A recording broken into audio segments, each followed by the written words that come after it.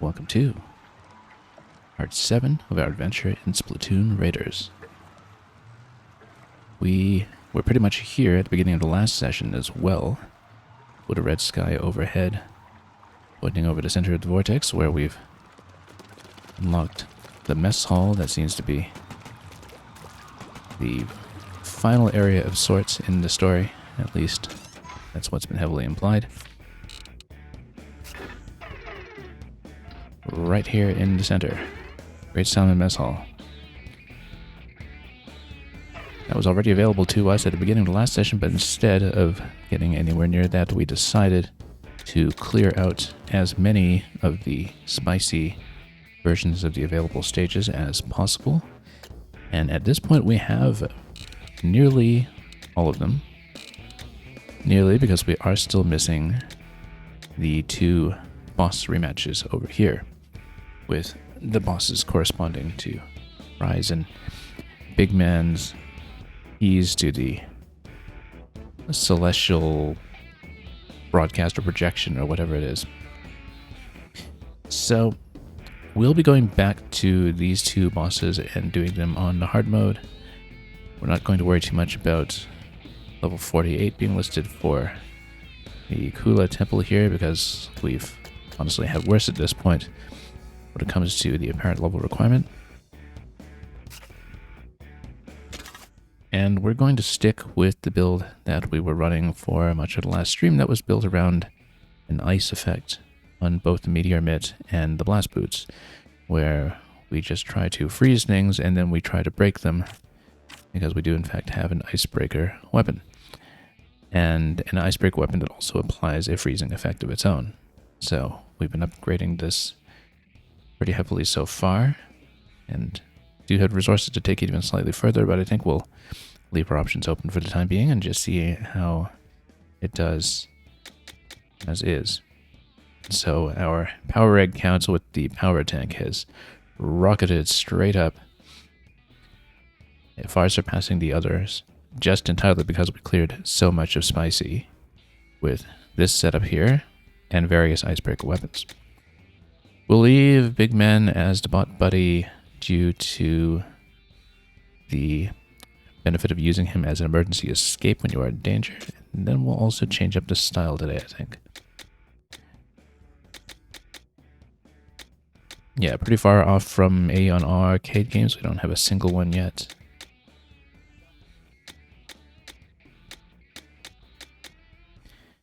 And let's see if there's anything that particularly appeals.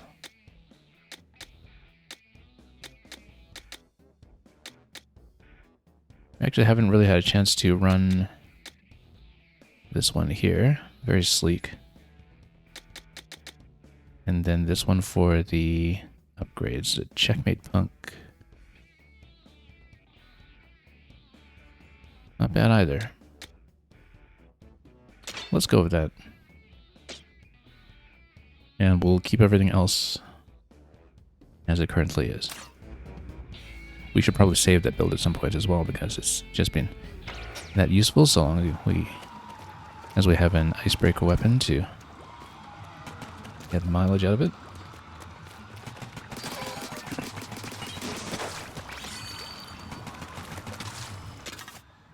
And I have to remember too that this benefits quite a bit from the dodge roll. There's a damage increase so long as we're focusing on the targets. Anyway, let's take this over to the pain course fight.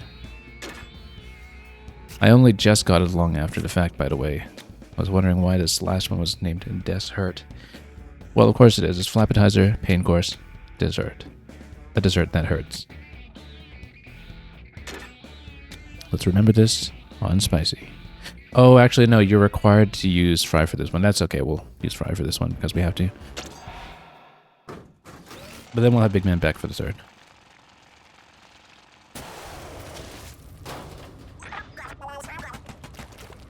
Okay. And let's just get comfortable with this again.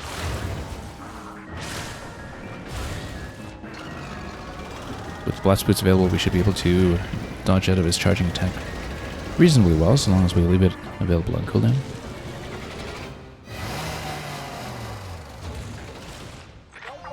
And here's the pain course.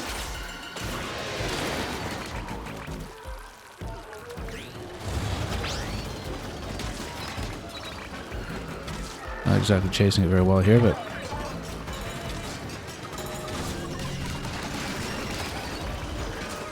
we'll chip away at it a little bit and try to get a phase change. Oh yeah, we also had to project those at it. I only just remembered.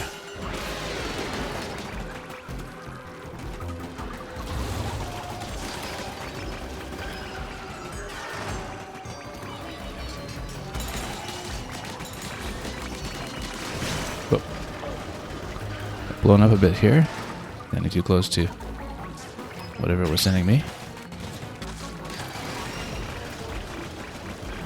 It's okay, I should go down pretty easily at least with the amount of damage that we're doing.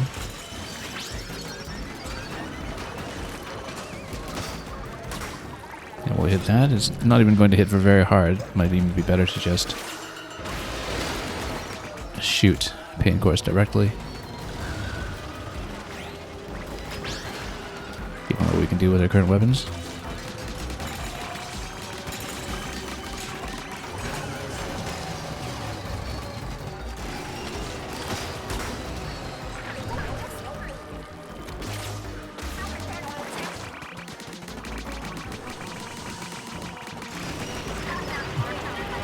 And we're chipping it down quite nicely. In the add phase for charging power eggs, we also just be able to get them down quickly if we can. So let's see it.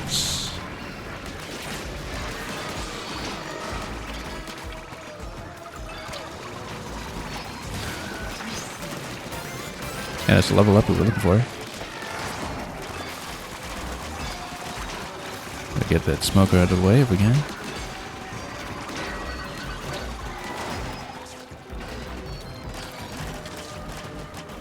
Yeah, it's well shielded during the ad phase, so we should not attack it directly. It's wasteful to do so.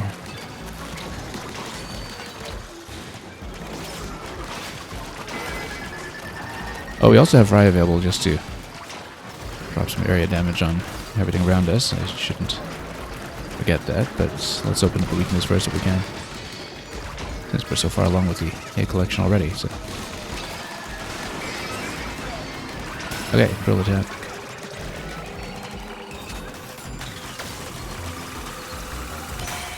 And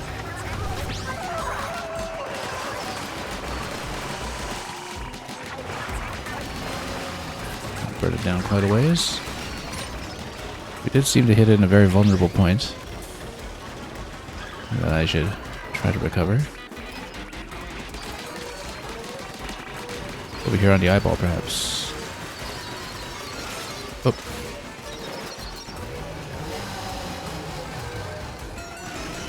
Doesn't let Burner escape too prematurely. And yeah, clear-minded, you're asking how is Raiders going? It's going very well. We're doing some rematches with the bosses before we get to the final area of the game, which we haven't seen yet. Okay, this is the egg phase. Let's get out. But yeah, it's going quite nicely. We've landed on a particularly effective setup over the course of the last stream or so. More eggs.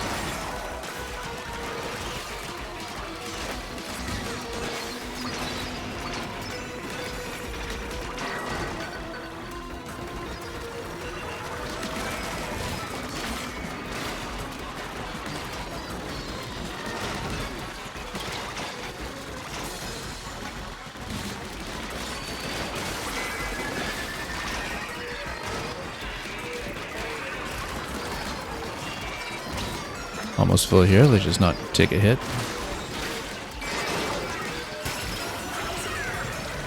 And then we'll drill it down for the next attack. Maybe go for the eyes this time. There we are.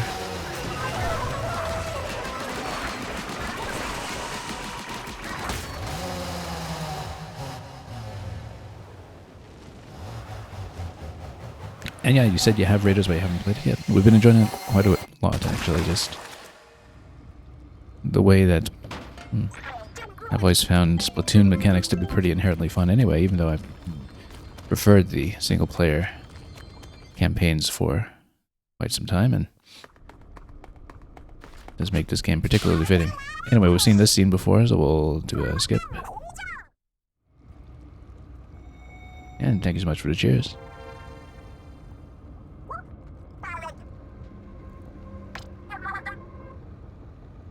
Oh yeah, we've seen this too. Let's keep going.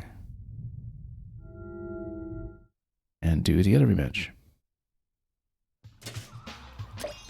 So yeah, if you're going to play this soon, be aware that we'll be heading into a fair bit of spoiler territory fairly soon. And that I have unlocked the final area of the game, and we're just really doing a lot of cleanup for all the hardest versions of the levels that are available right now before we go on to do that, and we're going to be finished with that quite soon with just one fight remaining. So let's get a quick upgrade on the character. And yeah, if you're okay with that, that's great. Just making sure you're aware.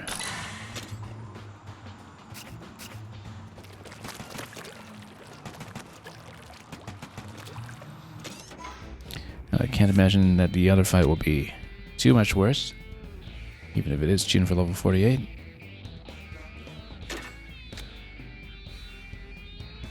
This time we'll have Big Man back. Now this fight I didn't really learn to dodge properly in its original form, and so we'll have to sort that out, because I was standing way up close and I wasn't really reading it properly. But I think we know now that we prioritize breaking the hammer.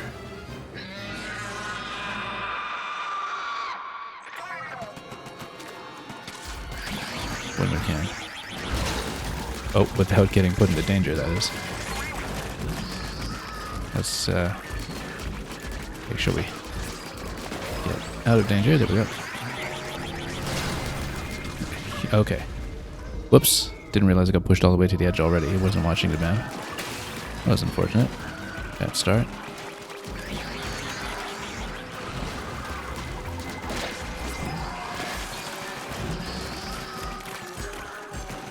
I've been hit by too much here.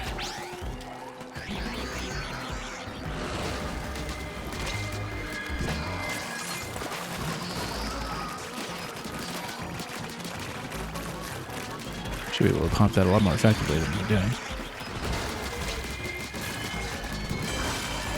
Okay, pump it, and let's go for the fins.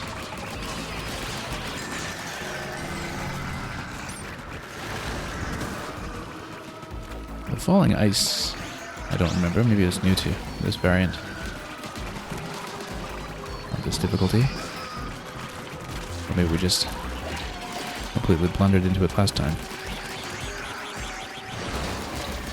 It does have a pretty clearly marked exclusion zone here. Make sure we don't get hit by anything else.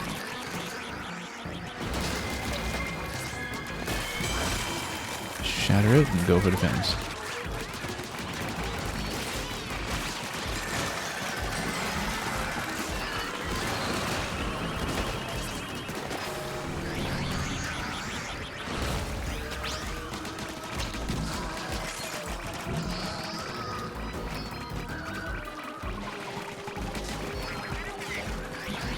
Here's some of these on the side as well.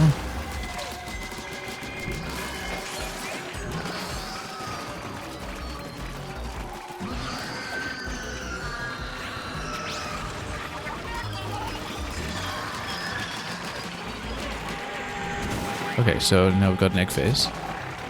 That's fine, that's not going to be too bad. Especially if we get the fly fish down quickly enough. There is another fly fish out here somewhere. They need to look for. Whoa, in danger. You know what? This is a big man moment. Just make sure we get rid of this stuff as well. Oops, still in danger. Oh, didn't even see where I was diving there. That's unfortunate. Yeah, not doing too well in this one, perhaps, because we're not defending properly. A 4-star slosher out of that.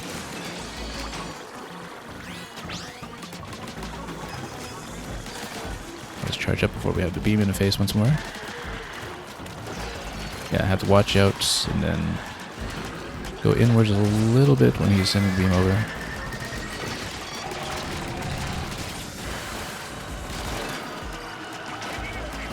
Go around some more.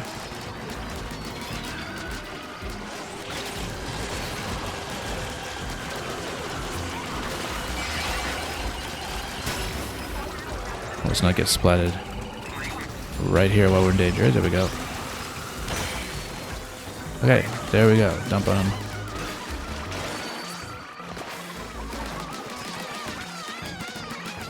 We'll save Big Man though. We don't want to use him just yet. We might need to get out of danger. So we're already 2 lives down, unfortunately, and he's not very far down in terms of hit points, so still have a lot of work ahead of us in order to survive this attempt. I mean, both of those losses were largely to carelessness, so swimming off the edge and all that. Whoop, danger. Let's get out with Big Man and just whack him a little bit.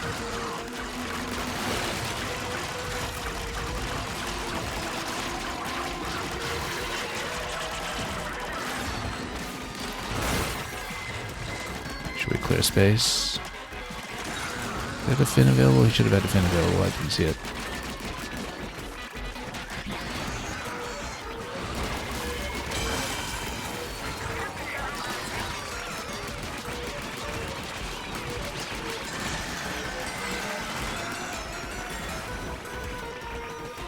Okay, halfway down on this point.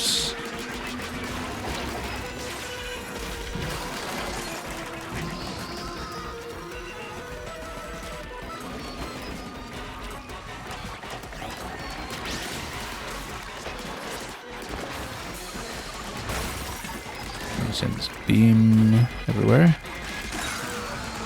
Hit the weak points where we can.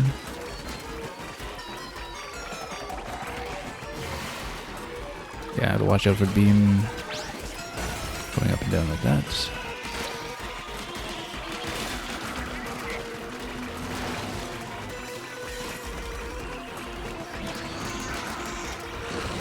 We need to not get caught by the rotating beam in the egg farming phase.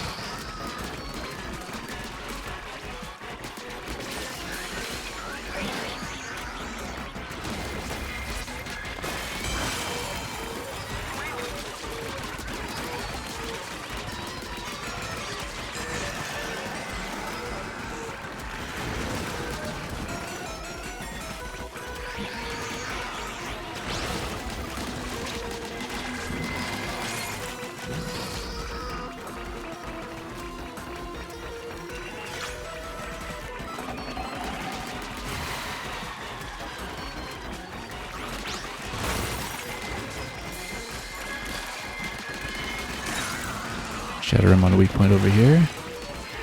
We'd like to get to the next egg farming phase soon, but we seem to be getting on with this pretty slowly at the moment.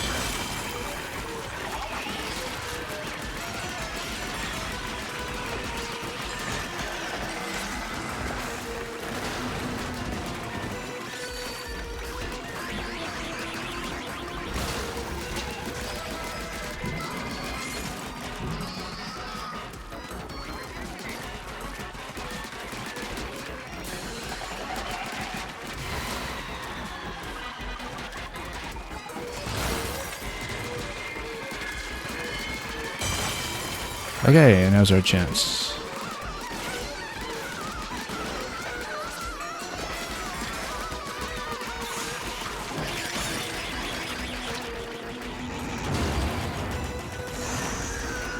Again, just saving Big Man for now for emergencies.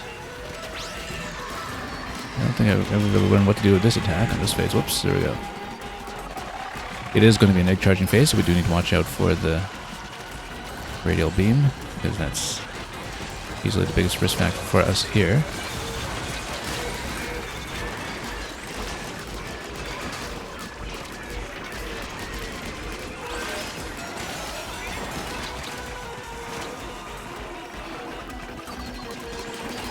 Fish out and let's rotate around.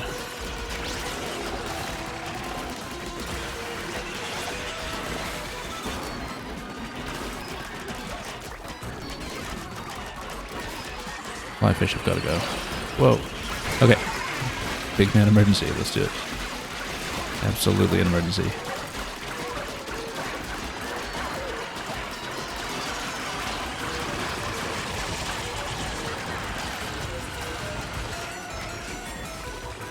Yeah, the big fly fish is still a problem on the other side.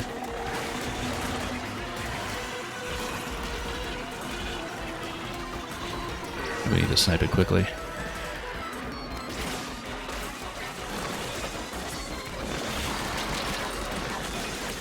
Oh, I think we're gonna lose.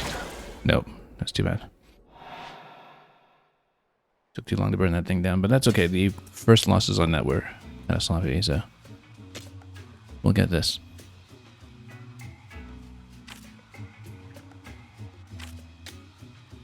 And I think we are going to keep the same setup. Even though, if anything, we were underusing the gadgets in that one.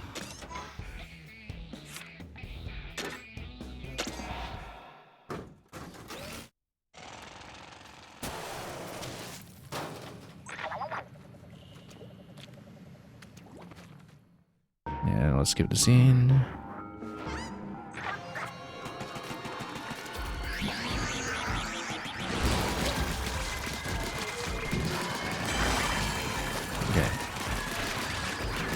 Go for that fin nice and quickly.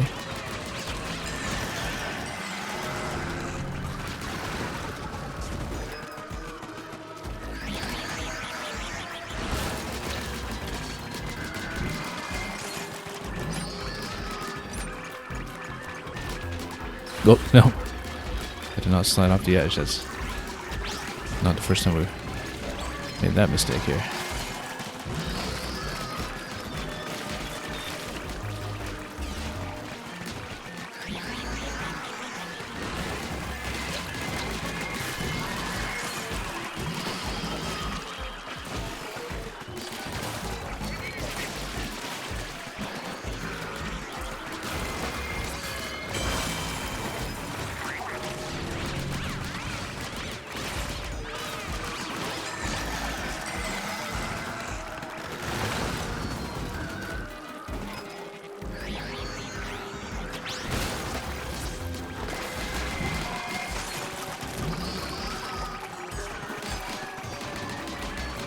I wonder actually if the Scorch effect counters the ice here. We haven't really seen elemental counter effects as such in this game, or at least we haven't taken advantage of them at this point.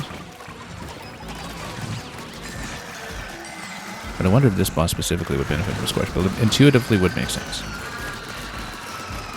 We just haven't seen any indication that that would be the case. Anyway, egg phase.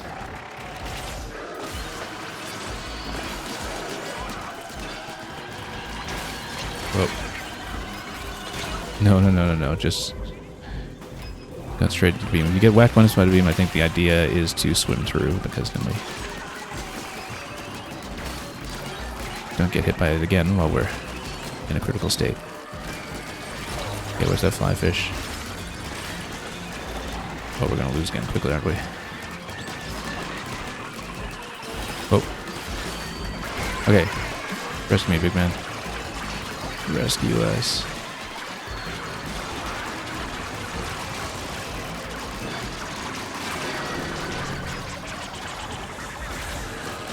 That was messy.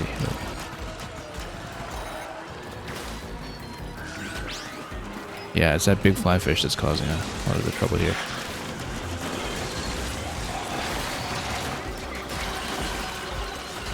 In danger once more. Let's swim and get out of it.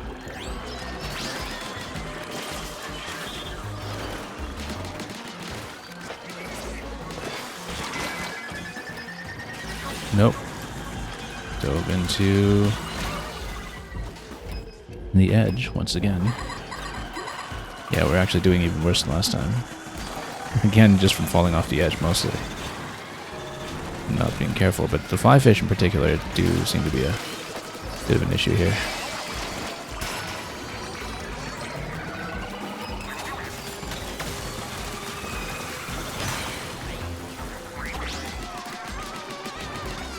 I mean, there's so much on the side to pop too.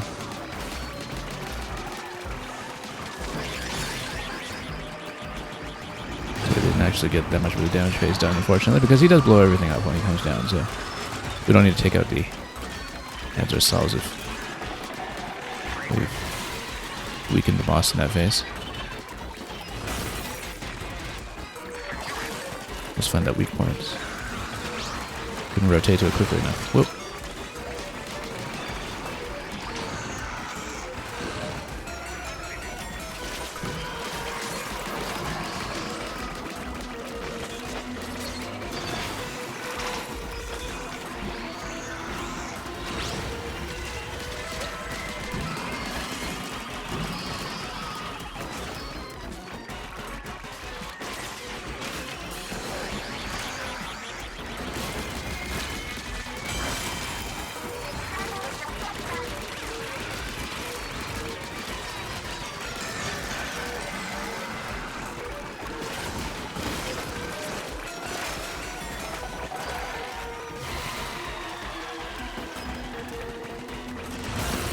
There we go.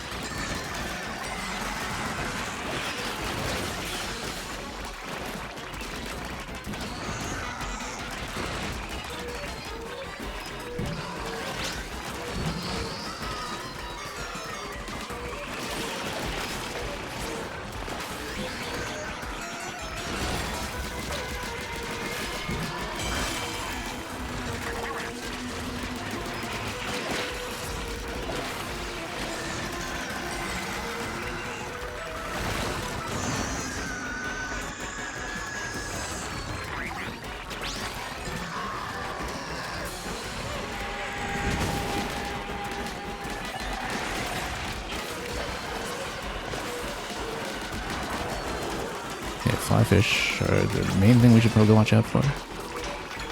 There is one that's aiming at us.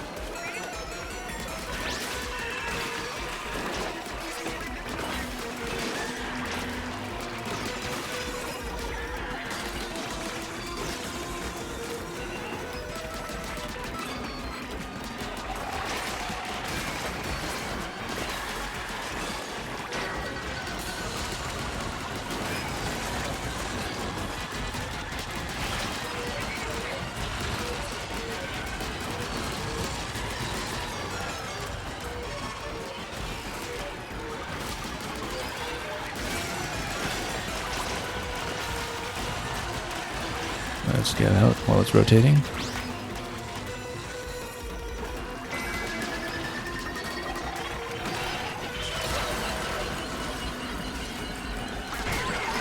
No danger, let's just get out.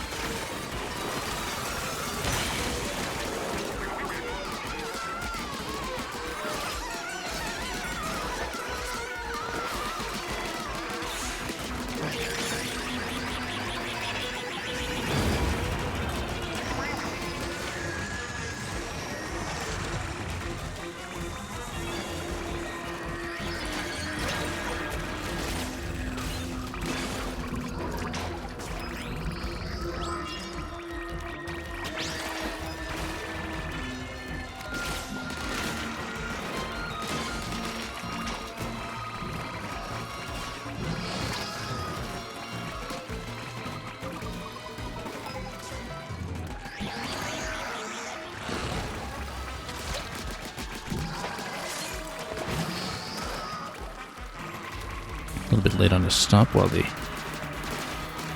hammer was no longer weakened.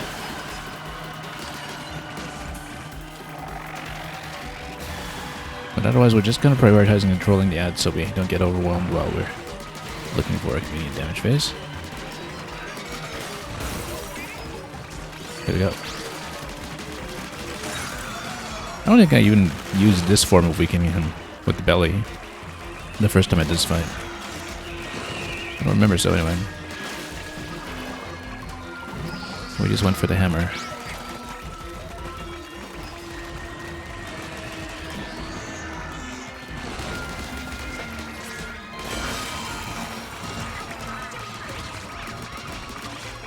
As long as we're careful, we should make it.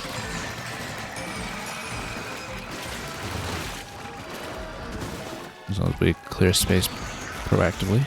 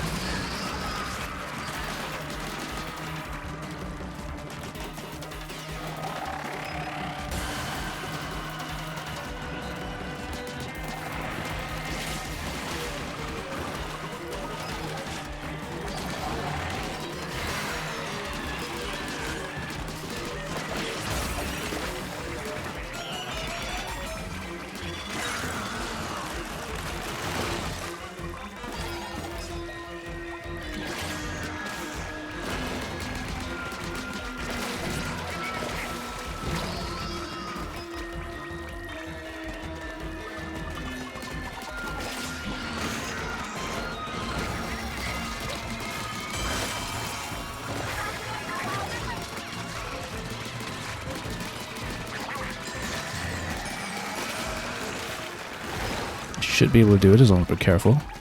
We do have a big man activation available to get us out of trouble if needed. Just need to watch the boss carefully so we don't stand in the beam.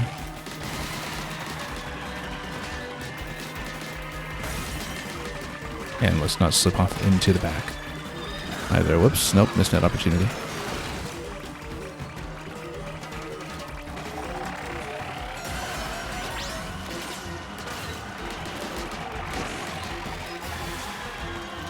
But if we can get him in the belly, I think we can stabilize him here. Whoa, whoa, whoa. Oh, hang on. I'm in danger. Let's get out of danger just to be sure. And you know what? We're still a big man form, so we can just chop him down. Chop him down. There we go. And Titus, welcome. Yeah, you got here rather early on in the stream today. And you're asking, are those the slow shooting dualies? I didn't think of them as peculiarly slow, but I can show you what they are once we get back out of here, or yeah, once we get back out. Anyway, that was the last spicy level, so we are going to get to the mess hall after this. We'll skip the scene as much as we'd like to see Big Man dance.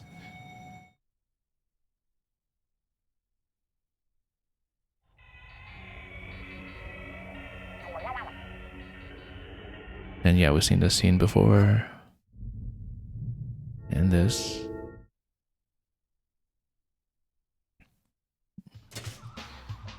But that is everything on Spicy.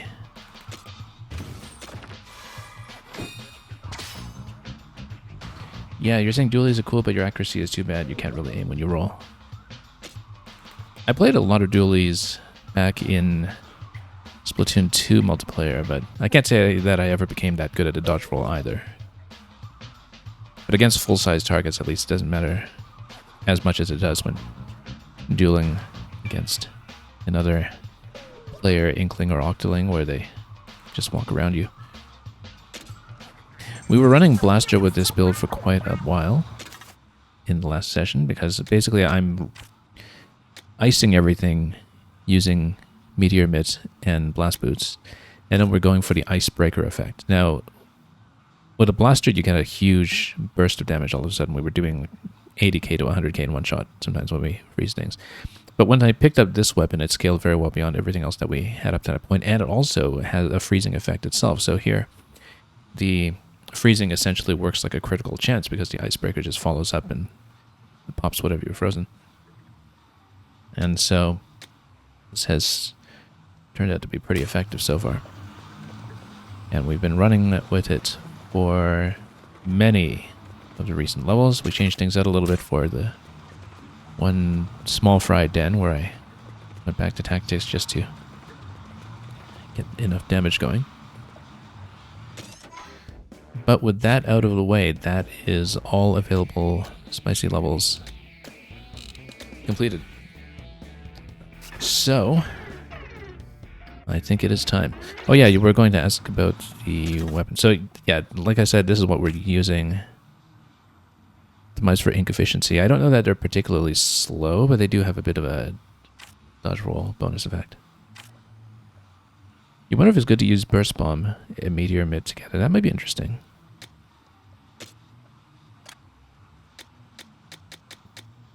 Or dash bomb and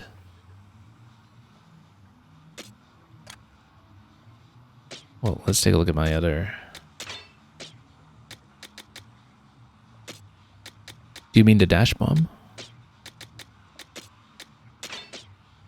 Or the blast boot? Yeah, well, no, the thing is I am using blast boot and meteor mid together, like as in, can you... Because the thing is, with blast boot, you can also build it to have a follow-up attack buffing your next gadget, which I'm not using right now, but was something I was considering. I found that meteor mid has actually gotten me out of trouble with Moz sometimes, because you'll see a Moz coming out right below me, and then I just jump out of its range. That's been pretty effective in its own right. Anyway, we are keeping this setup, and we will head to the Great Salmon Mess Hall. Yeah, you have exactly the same gadgets as me right now. Yeah, that's really the icebreaker build that I settled on last stream, and it was such a huge increase in what it was doing for damage output that we got through most of the spicy levels very easily. All in one go. Let's see what this is all about. Oh, okay, so you get multiple stages in this section too, because it's a zone of its own. That makes sense. We hadn't seen that up to this point, so I didn't know. So it'll actually be its whole unique area then, perhaps. Let's see the sea surface.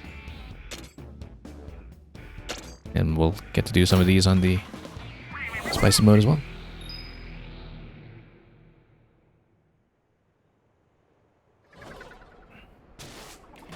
You didn't know I could get primo weapons before beating the game. Yeah, you mean the 5-star ones? Yeah, we've drawn 2 of them so far, I think. 2 or 3. But once I was hitting level 40 or so, we started picking them up.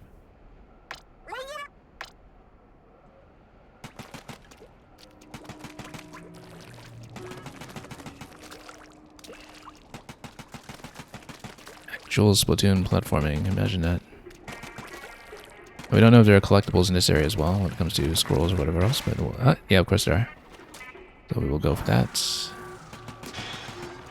I don't know if it'll give me a compass as well, but wouldn't put it past it. Would make a certain amount of sense.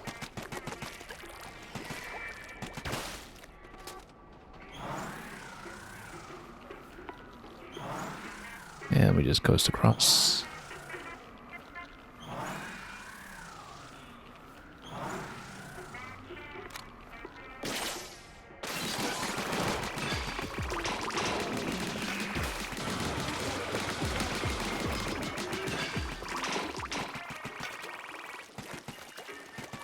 And of course, I'll continue to keep my eyes peeled for a compass just in case there is one, but reminiscent of Splatoon 2 here, jumping into a hole. Oh, should rather find another entrance. Okay. Well, there's a bit of surfing we can do here, so. But the hole is right there. Can we up anything? Some kind of upside down tower. A tunnel that one perceives as a tower. If anybody here is familiar with the Area X or Southern Reach trilogy by Jeff Vandermeer, or the film Annihilation, which was based on the first book as such.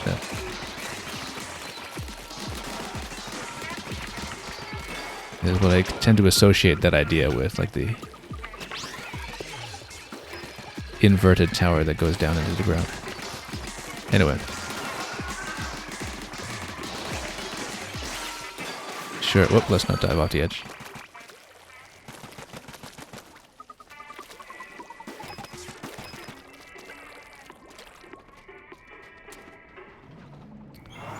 Jeff Vandermeer is a novelist who comes to mind quite often, actually, when it comes to Splatoon, because if you look it up, I bring this up a lot when I am streaming Splatoon, but basically,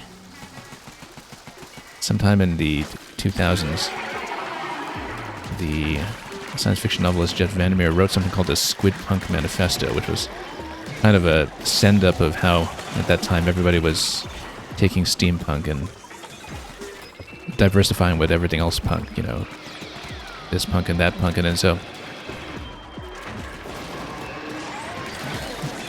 as a bit of a satire of that, he wrote something called the Squid Punk Manifesto, which you might still be able to look up and Google. And then, of course, Nintendo a few years later came up with Splatoon and literally made a Squid Punk game, which I always found to be very amusing. I think I might just be the one person on the internet who's brought up that particular connection. But last time I checked.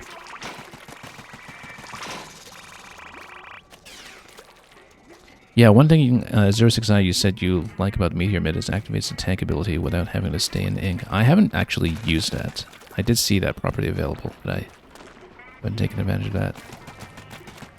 And Titus, you were saying you can also get the golden primo weapons, but you can't swap their parts around. I didn't know you could swap parts around. I assumed you could, just given how Splatoon part grinding typically works in the other games, but and how much customization there is in this one, but we haven't unlocked that system yet. And yeah, the power-up, when it activates tank abilities, I eventually figured this out as well. It means this tank ability is flashing in the bottom left, where you have a particular buff once you've been swimming for long enough. I haven't really used those deliberately at all. I haven't really planned around them. But that's what it means by the tank abilities, not the other gadgets or anything. Anyway, the entrance is blocked.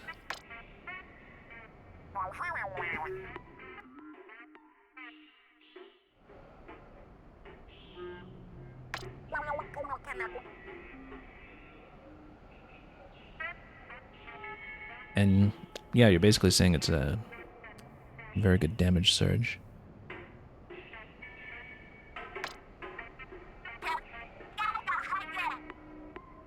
And yeah, Titus, no worries about not knowing that it wasn't there yet in terms of upgrades, but again, I kind of figured out that that would probably be the case, because a lot of things in this game were pointing that way.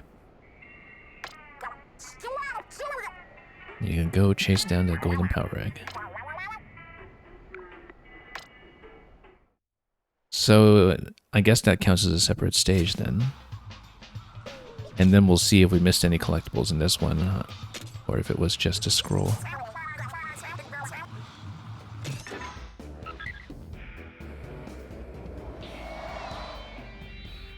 So this world continues, and yeah, it's just a scroll. I'm sure we'll get a spicy version once we're actually finished with this area. Upper tier, so yeah, it looks like you get to do these perhaps in separate stages instead of one long game sequence. But let's figure it out.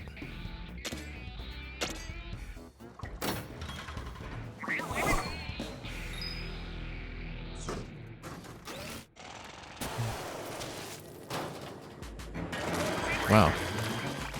What a haul. Very much like a final boss dungeon, actually. Just has that kind of look to it.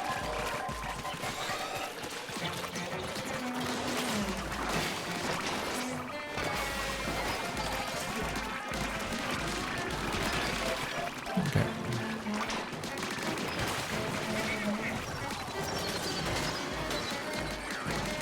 heal quickly again.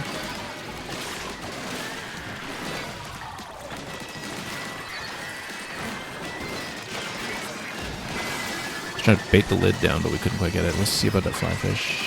Flyfish has got to go. What happens when the power rigs are full? Head to sub level 2. Oh yeah, okay. Well, I just realized this was actually one of the time sub levels. Was not paying attention to that at all. Well, we're way over level for this, so I think we'll be fine. As long as we don't get splatted too much. Oh, got a boss here. Let's watch out for that.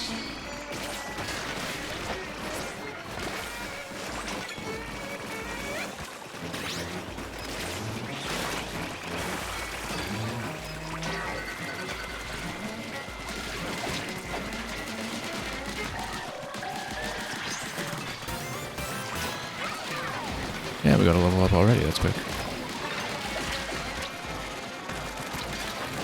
Splatolites solve a lot of problems when it comes to acquiring eggs off of the fish stick. Let's get some more eggs.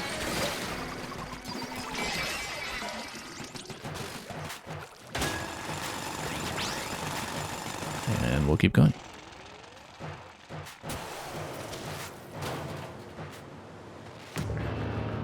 Season combo, that's new.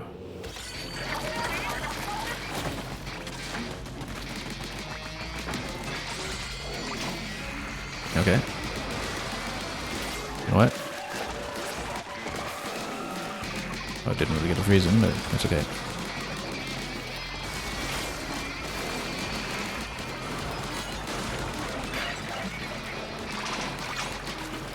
Alright, this one down.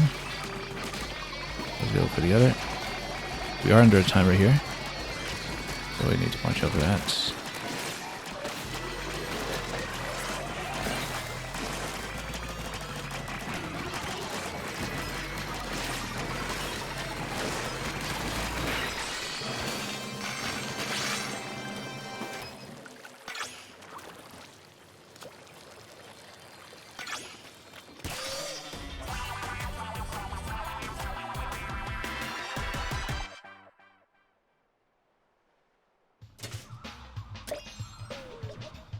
And we'll save up the upgrade points for more damage increases.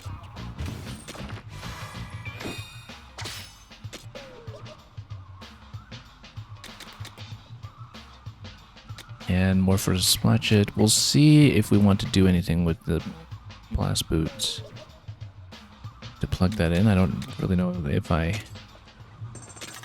have the point budget to free up for that in a sensible way, but we'll take a quick look here. Yeah, we need 3 points.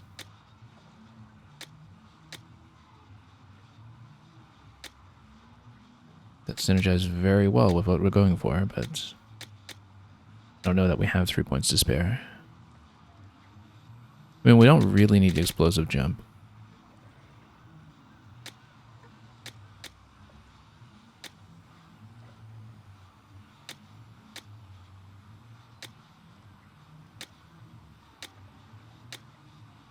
I actually think this will be better than the explosive jump, but we have 1 point that we can put somewhere. I'm not using the emergency activation, of course.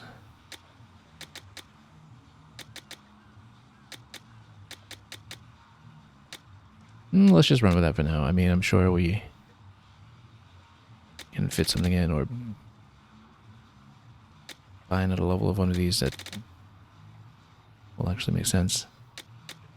But with the kind of build we're going for, it just makes so much sense to put in damage surge and really have the main weapon lead the damage here.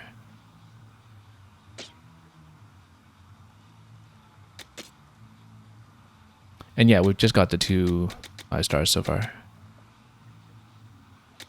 Haven't really played with the 4K at all, actually.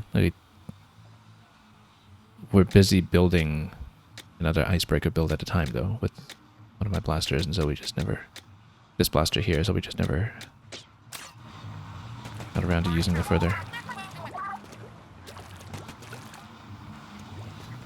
We used Charger a lot in the early game, but haven't really gone back to it since.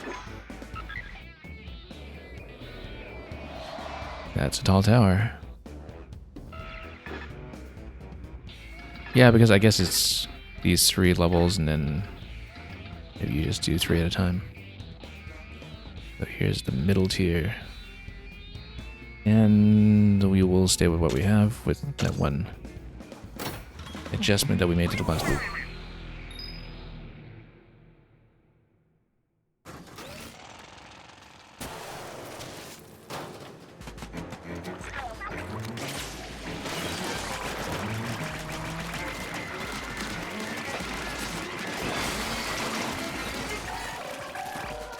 Okay, who's next?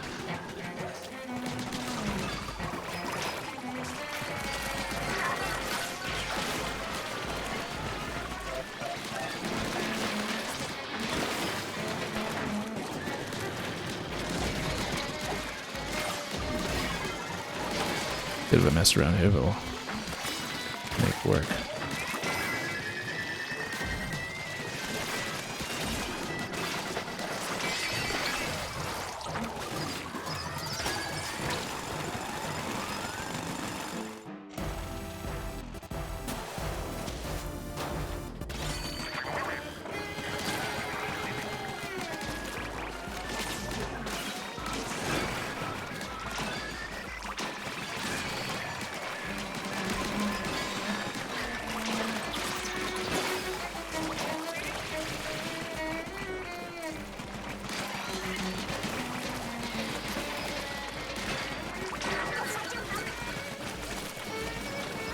Okay, where's my steel eel?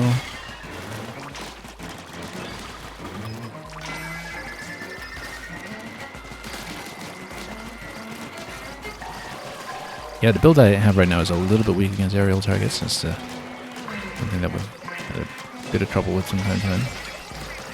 Fly fish in particular. And despite these being separate stages, the sub-levels do continue to be numbered in sequence.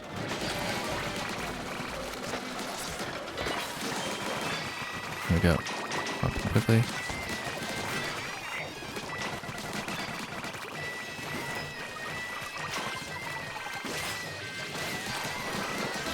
Yeah, because even if you miss with a blast boot, you can still get a damage increase afterwards.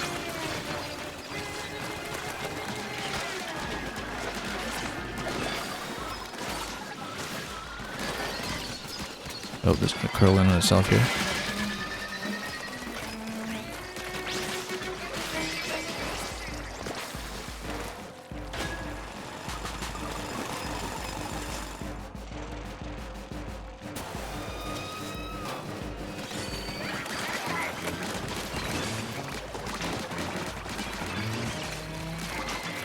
Okay.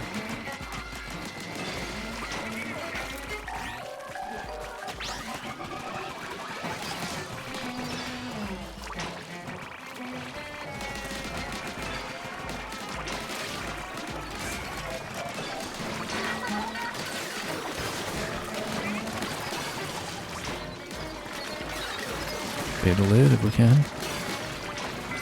There we are.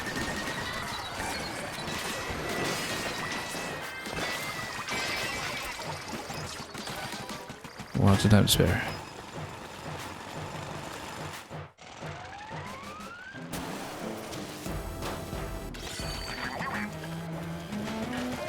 Okay, Flyfish has got to go first.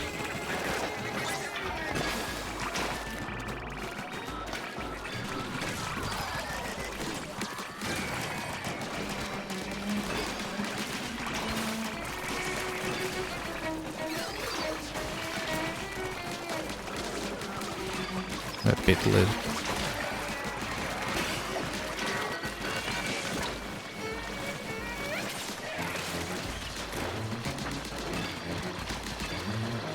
And a stinger. Whoa! Totally wasn't watching. Oh, too bad. I didn't even see where I was going there. Oh yeah, there's a gap. There's a massive gap here that I just didn't even look at. Because the screen was so busy.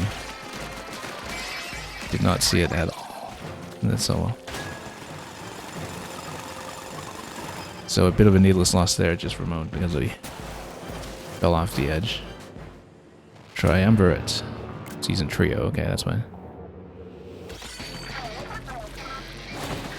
That's fine. Stinger's gotta go first. Absolutely gotta go first.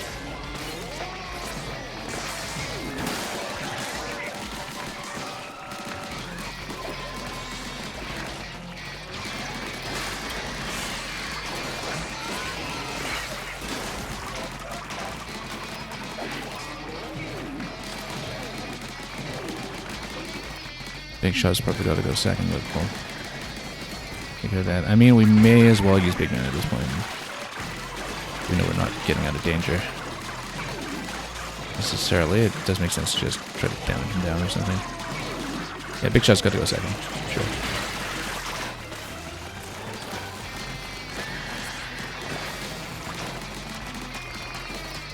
Swim through the lid here. Whoop! Nope. Didn't swim through the lid. Stay out of danger. There we go. 30 seconds left. We'll do it. Not even remotely a problem.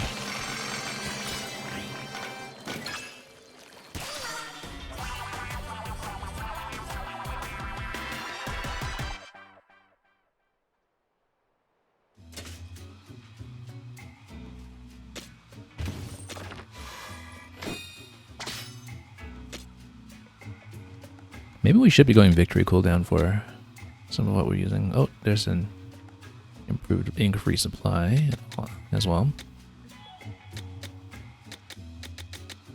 But let's keep going.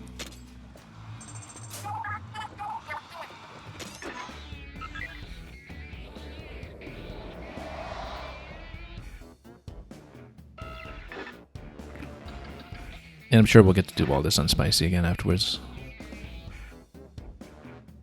So, lower tier. Well, let's keep going. Same setup. I think it's worked out.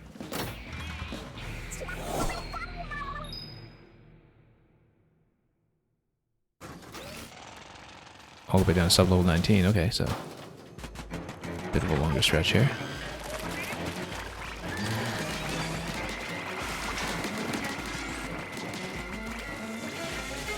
Live fish has got to be taken out quickly if we can.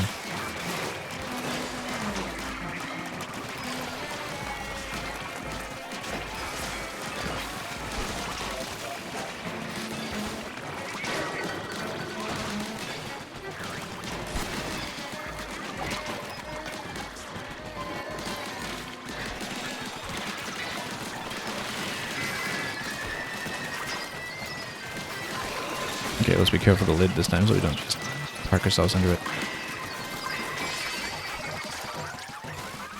Not that it mattered with the eggs filled up already.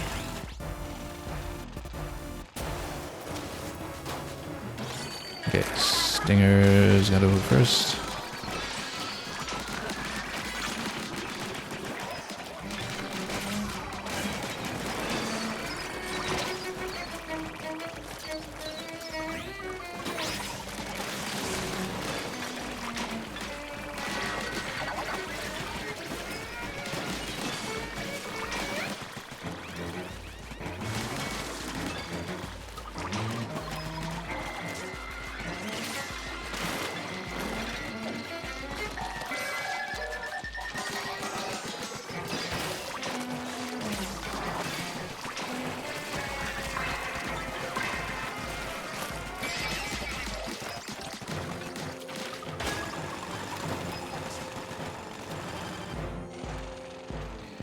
I do think that sweeping the spicy levels before we got here has turned out to be well worth it.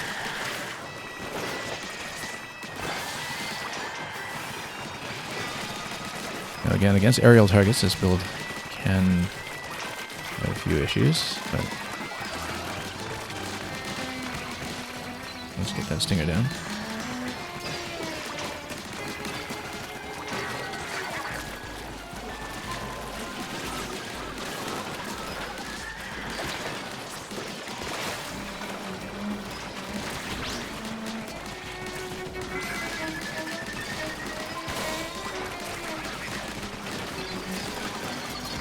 Oh, steel eel ramming me here.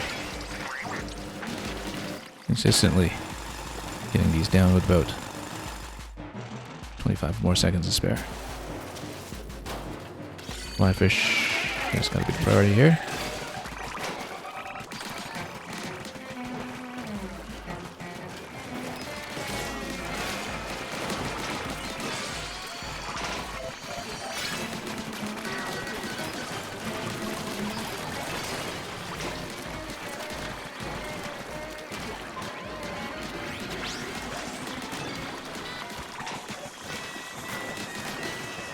A lot of lids.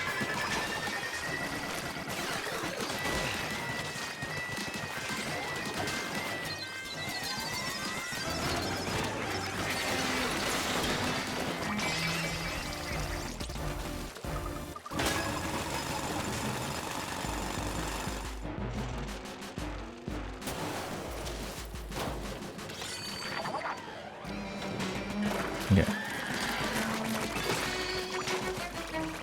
This is a bit of a task prioritization exercise in itself, perhaps.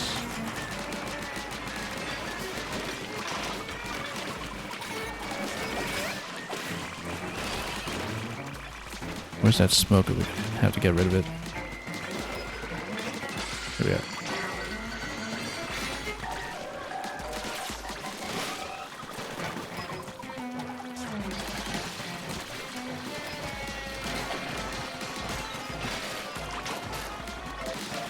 Close in on the stinger.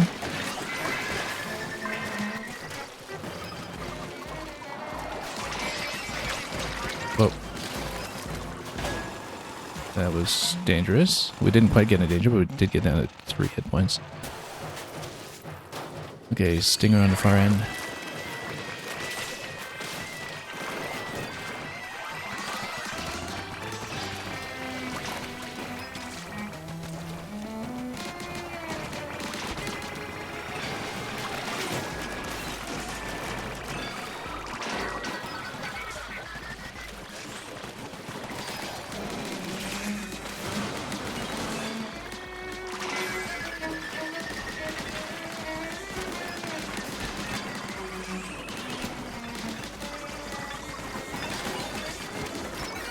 Take the lid. Couldn't quite get it.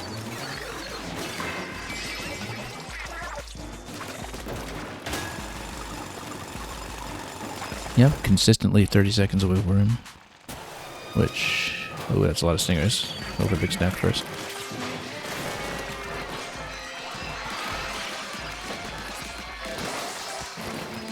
May actually make sense to go big man here, depending on what we pop into danger zone. Maybe there are too many beams to work with, and we'll figure that out. But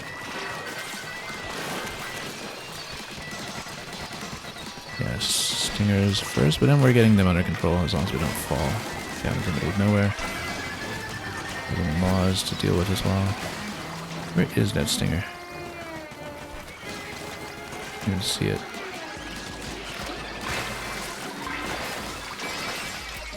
Oh, okay, good. I didn't accidentally pop Big Man there. I was about to hit the button for that, given that was perilously low. Smoker first. Causes too much problems otherwise. Out of the big maws. I think it's buffed up a bit.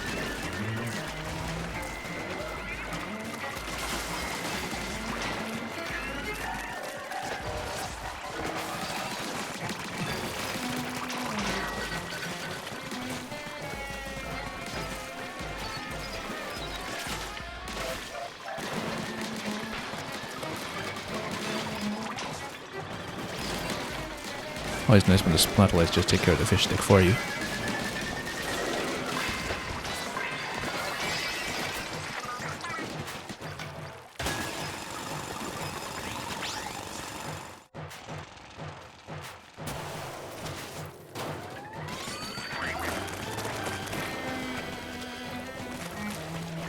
Okay, I got a long eel here.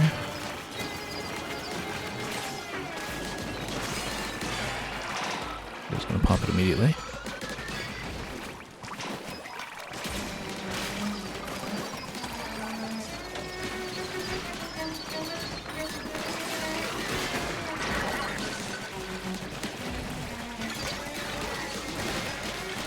Big shot's gonna cause problems here unless we don't deal with it soon.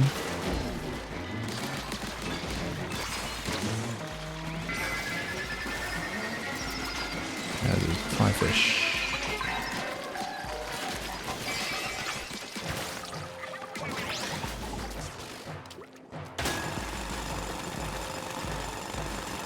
"19 was marked at the beginning as our destination. This really does resemble the Pikmin structure in terms of having the 20 level finale, but essentially. If that's what we're looking at.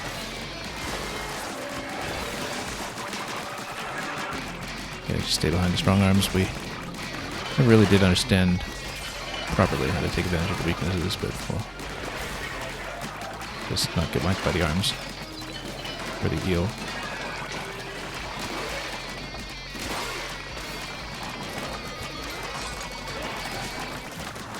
Yeah, you hit the arms that are not shielded. Ironically, for something called strong arms, the arms seem to be the weak point.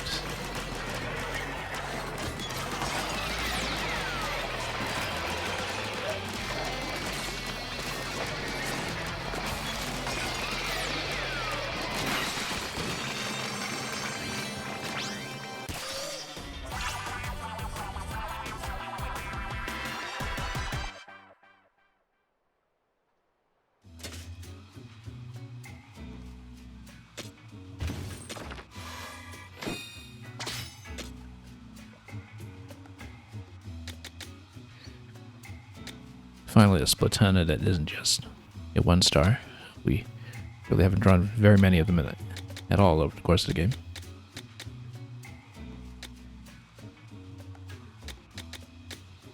And yeah, starting to get some decent refunds off of some of the redundant upgrades as well. Even further down. Oh, it's down to level 20, and that is seemingly going to be a zone boss.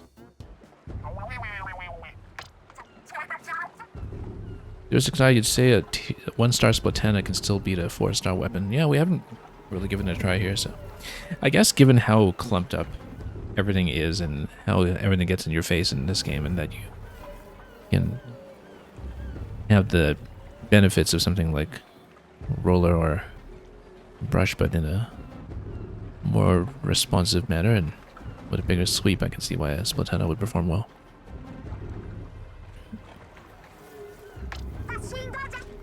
It seems well suited for this kind of mode in particular. I think we found that in Side Order as well, that Splatoons were much more useful than I'd given them credit for, because I've hardly played Splatoon in multiplayer Splatoon 3, for instance, because I don't have a good sense of how to run them. But in a horde mode, you can see why they might perform. Yeah, you're saying the close-up damage is really good and you still have lots of range. And you don't have that massive wind-up that you have with rollers as well, I guess. Which is the issue with roller, that you just have too much of a vulnerable window when you're trying to get it going.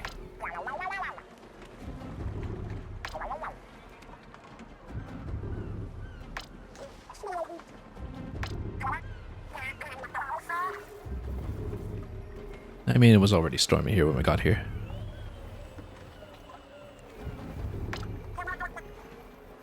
I love Shiver's exasperated expression.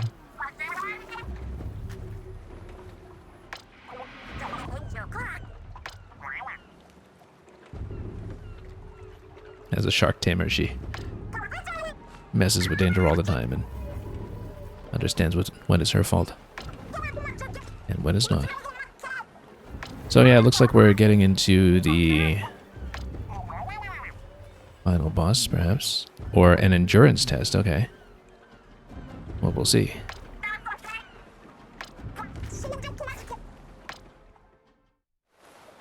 How much of an endurance test are we talking? Let's find out. I wonder if we should spend a little further on the weapon, since we have more points, but I want to leave a bit of cash on reserve right now because the damage is getting us over the line for the time being, and we might want the flexibility to buy different upgrades and change them around if we need to do that to get over the line for what we need. So anyway, the throne room, you can't call for help. Not that we've done it at all over the course of this game. Yeah, look at this, goes all the way down. Well, let's see it. I mean, yeah, sea surface is here, throne room is here, everything else would be classified as... What would it be classified as? Okay, yeah, these have their own category that we hadn't seen before. Okay. Let's find out what this is all about.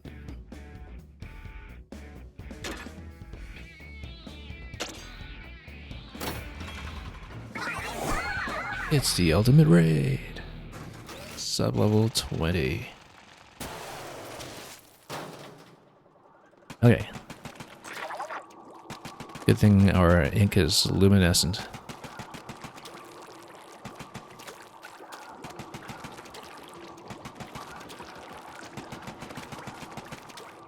The walls get inked as well. Is it going to chase us back out? Oh, no, that's right. We have all locks taken care of, so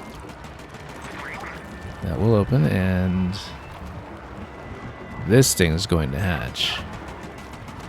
This thing is going to hatch, and we are going to blow up whatever comes out of it. Quite an arena here, too. Look at this. Oh, yeah, because we came all the way to the bottom. Tier after tier. Let's introduce ourselves.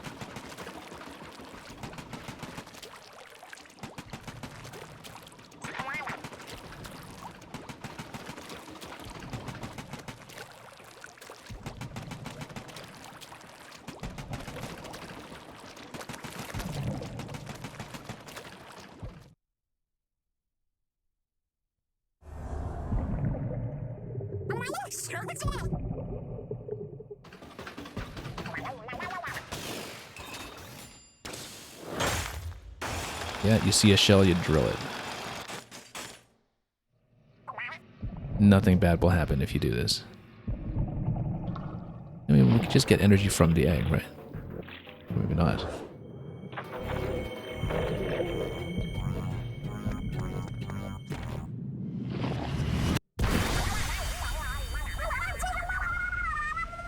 So, do we get his help still? We'll find out. Also, is this affected by who you take in with you in the vehicle?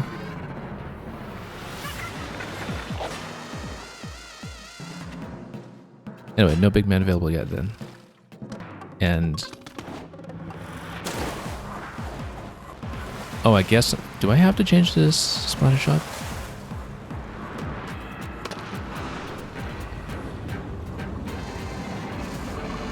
Well, let's find out. So much for a freezing effect.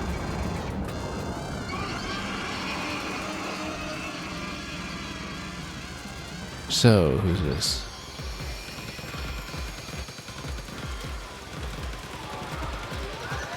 That is quite the crown. Oh, I guess we should.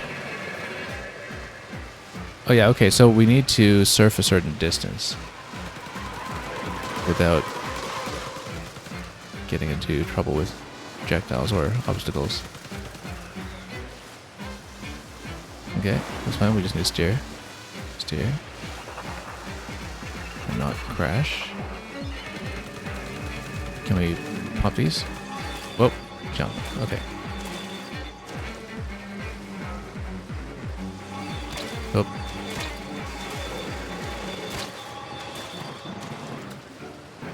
And I can heal up back in the usual way. And oh yeah, you can pop these, okay. For some reason I thought you couldn't.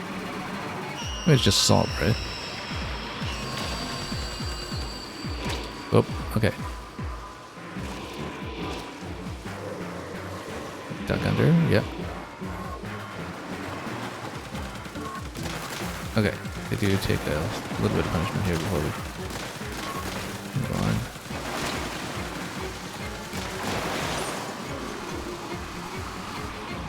We'll charge up some ink. We just need to survive this.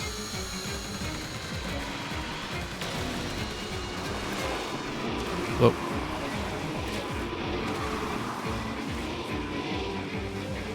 I see no reason not to just stay in swim form the whole time. For a segment like that. Then we need to catch whichever missiles are coming towards us. There we are. While also jumping.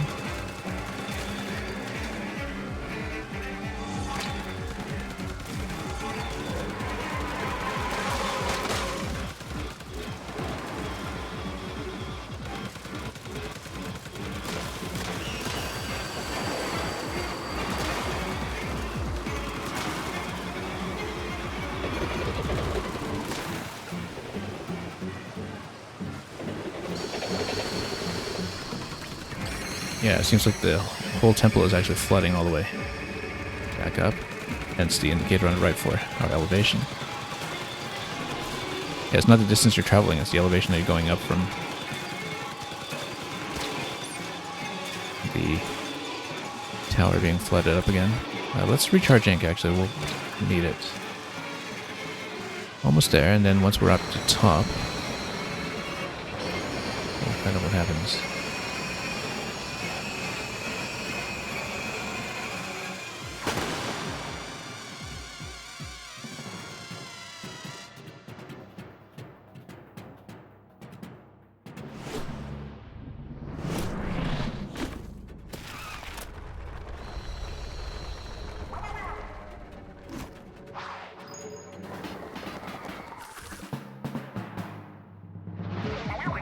So yeah, maybe it's preset that it's big man that comes with you. Maybe. I don't know if it matters that it was one we chose.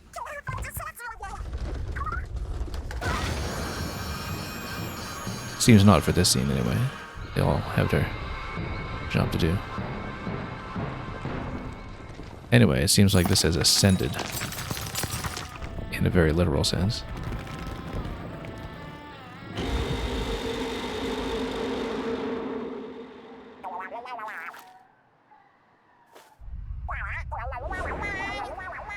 That is larger than expected, but I guess. Did we sing and dance?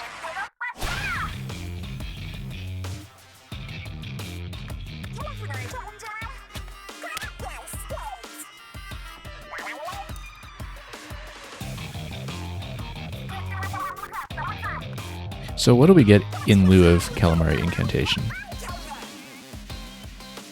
Which is usually what happens when we have a threat of this magnitude.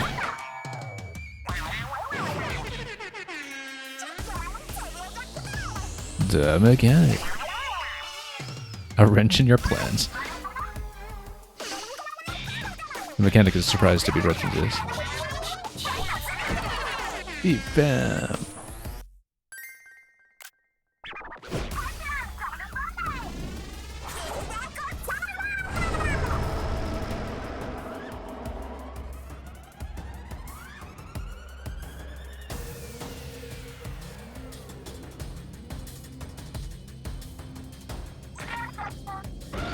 Okay, so what do we do now? Let's, we're back to our dually setup. That's great. Rise on a sky high dig. Oh, we gotta escape. Yeah. I think we just stay alive until...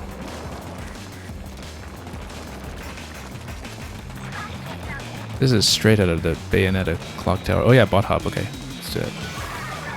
Totally forgot about that. Even though I guess it's pretty typical for Splatoon campaigns to end with the signature mechanic the way to Splatoon 3's. And it would quite a feature for Small Fry.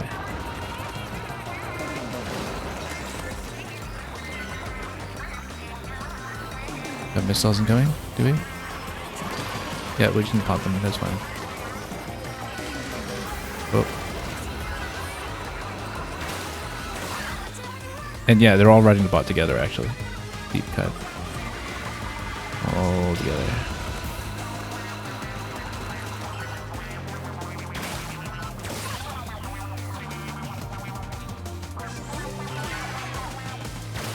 Okay. All this stuff first.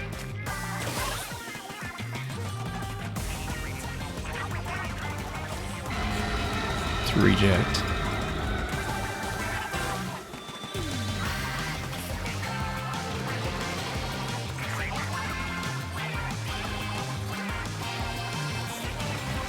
So why the 95 over there? Let's see what's going on. I feel like we were supposed to pop those earlier. Oh no, they just spawn. Yeah, I don't know that we can actually do anything to disable the spawns actually with popping the Higgs in advance perhaps. Okay, let's just pop things.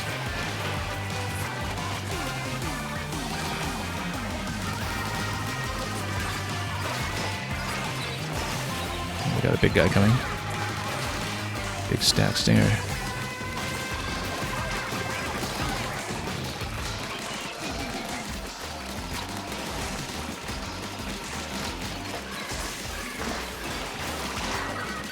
Yeah, we do still have Big Man as the main pilot, so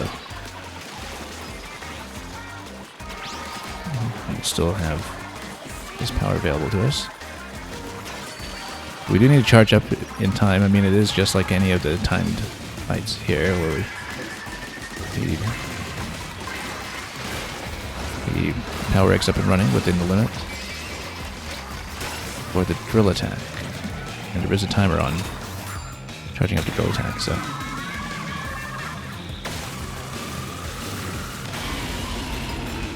There was a number on that earlier. I don't know if we can make sense of it, but I rung the right head's bell.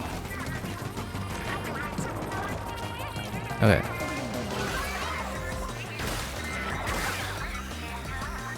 Can we just go to this one directly as we can? Should have made my mind up about that earlier, perhaps, but that'll do.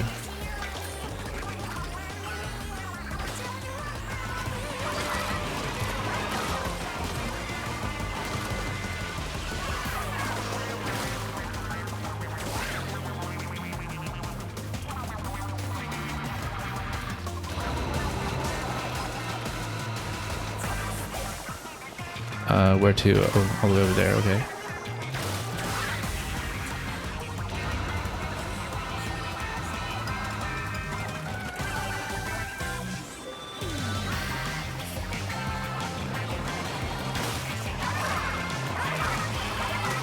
Well, the finale tracks in the Splatoon Adventures never let you down.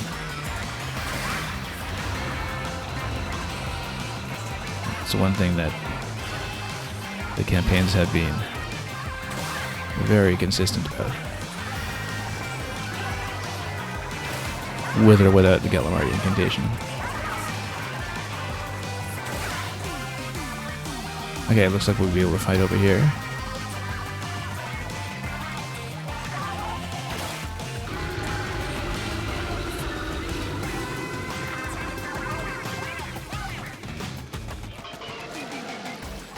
Over there. Oh yeah, that's the timer. Yep, that's right. That's why you need to beat it one in the timer. I understand it now. Yeah, because if you get the eggs down quickly, then you'll have fewer spawns.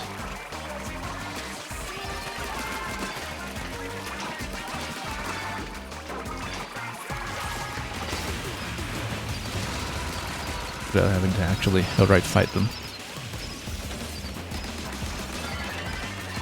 Not that fighting them has been too big of an issue lately, but...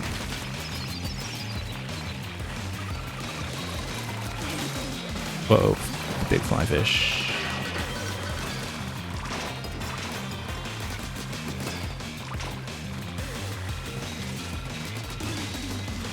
This, by the way, this kind of fight is actually where Charger would come in handy. You just pick everything off from a distance. Great. Got it early. Very beneficial to get it early like that. 40 seconds remain.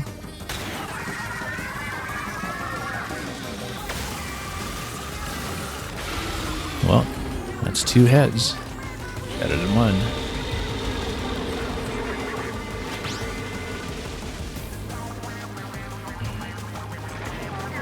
Okay.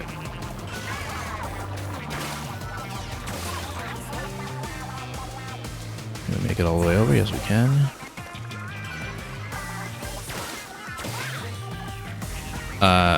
Actually, maybe not. Hang on. How come not? Did we... Is something I was supposed to see here? Hang on. Platforming needs a little bit of fixing here while we figure out what I missed about the path.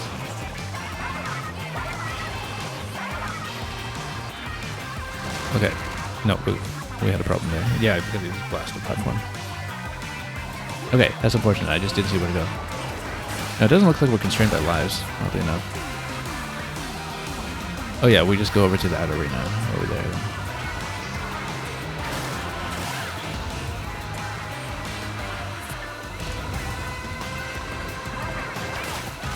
Whoa.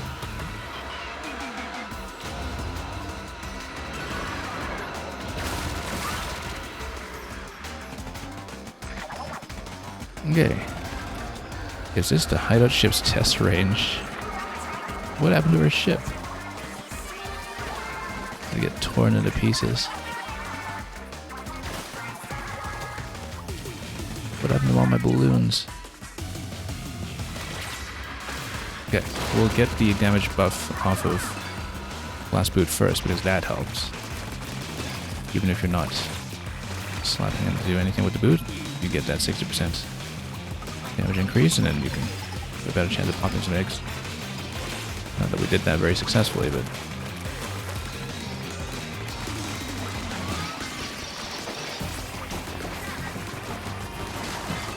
Okay.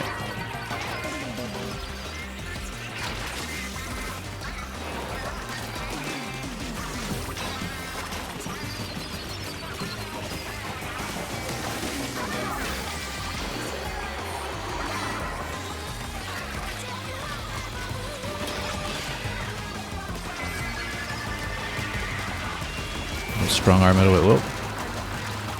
We do still have Big Man's power available if we need it. Yeah, just on the arm.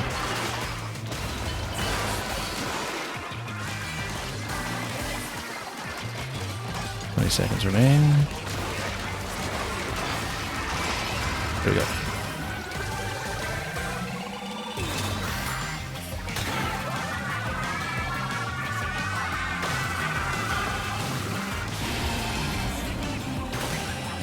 Okay, what's next?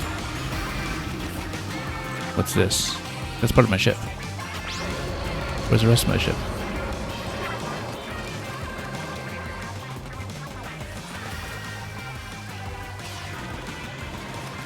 Okay, so this will be also under a timer, and then we need to do something quickly. If only we have power eggs. Are there no power eggs to be found? Well, what's coming to the rescue?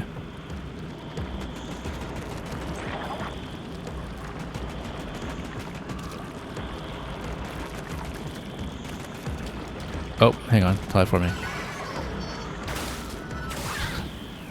I caught on to this a little bit late here. Let's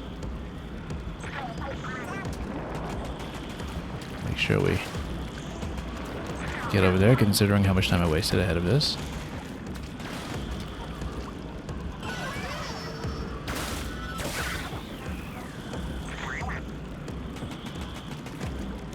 Is that what? Oh, that's the hideout ship. I'm guessing we revert to something before the point of no return. You know what? Let's use the crane. Let's use the crane. Yes. Where's my top floor here? Hey, wait, isn't this the top floor? Where's my crane? There it is. And then now we'll have all kinds of trouble picking things up. What are we whacking with a crane? Let's find out. Put your heart into it, mechanic.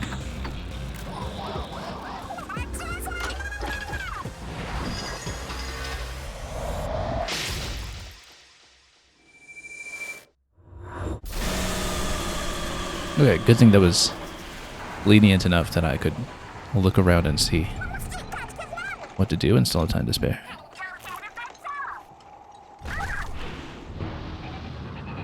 Next phase.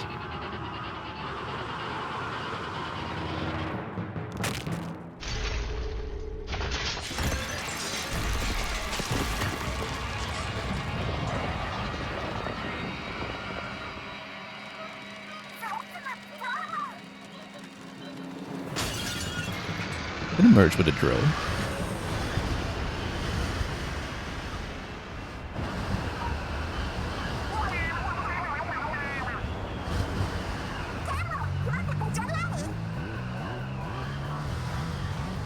Okay, is this the victory lap phase? We'll find out.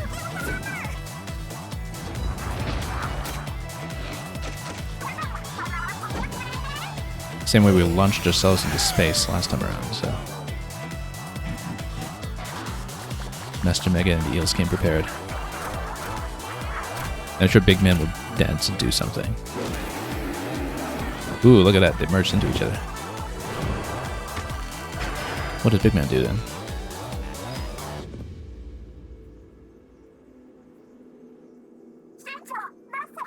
Yeah, it's the plan.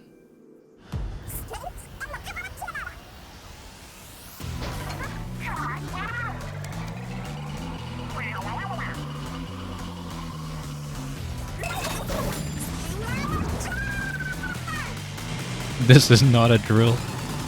This is not a drill at all. Not one bit.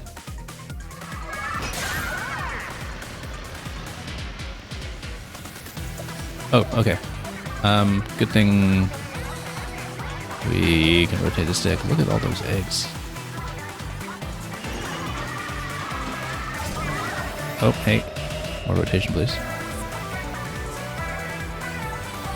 Already wrecked my right stick with Denshi Attack. We don't need to. Do it with my left stick too.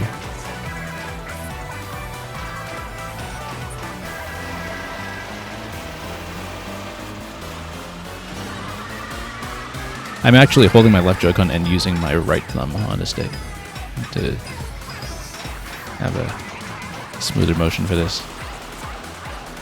I put down my right controller and we're operating the left Joy-Con with two hands to get that done. It is the opposite of Kirby Planet Robobus drill, that's very true.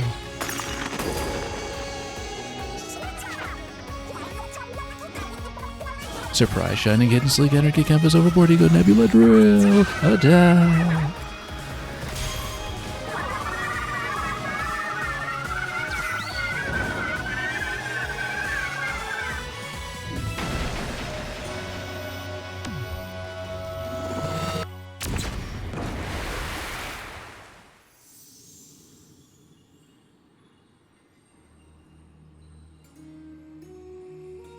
Yeah, now we have to rebuild the ship.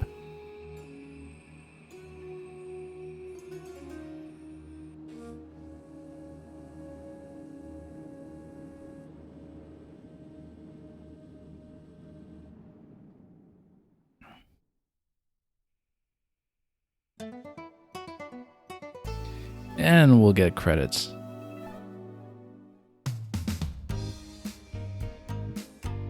Well, that was fun. Thank you for the GG. We'll, of course, stay on longer since we're early on in the stream, and we'll see what we can mess around with from this point.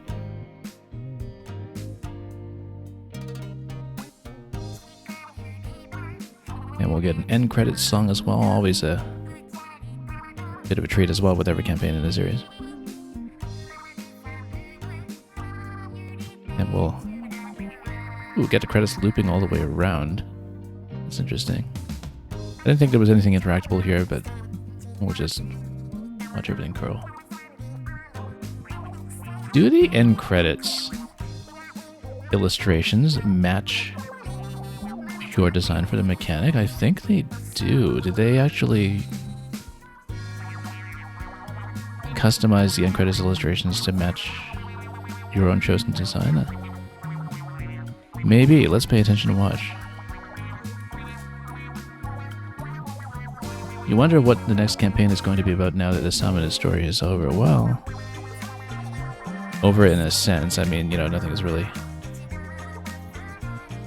done with sometimes. One does wonder what the future Salmon run is going to be now that Mr. Grizz and the Salmons have been dealt with.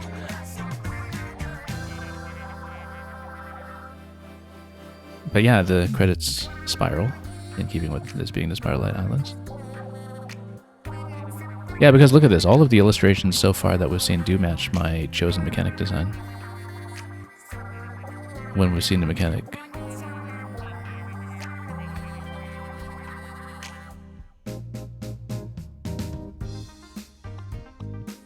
Cello soloist, extremely important when it comes to Salmon Run motifs.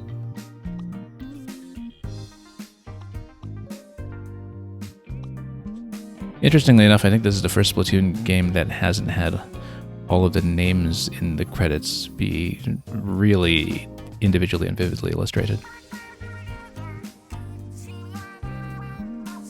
Because in the previous campaign, you know, I always came out of it thinking, if you're working for Nintendo, this is the thing you want to work on if you truly want to see your name up in lights. But we get a good bit of artwork too.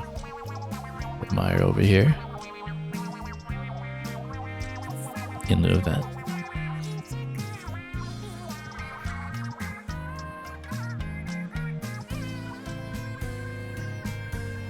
So yeah, we might as well talk about it a little bit more while we wait for the credits to roll, although we're already kind of in a special thanks. Had a lot of fun with this, obviously. I mean, like I've been saying throughout, Splatoon mechanics are just kind of inherently satisfying, and it's just a matter of how they reframe and recontextualize them, in the case of this game, with tons of interesting and customizable gadget setups. In particular, not even that many gadgets, just 5 per class, but with enough mixing and matching, and moreover with enough diversity in the upgrade system in terms of how to budget the points, kind of like they are all each individually a Paper Mario badge setup or something. That you just go through this with a ton of agency as the player. It takes a while for kind of classic Splatoon platforming to become relevant to this game. But when it does, after the second boss or so, I think that kicks in nicely when some of the classic platforming elements and such come back into play, and you need to be more spatially aware of things other than just walls and ramps. So we get, hey, thank you for playing, and we get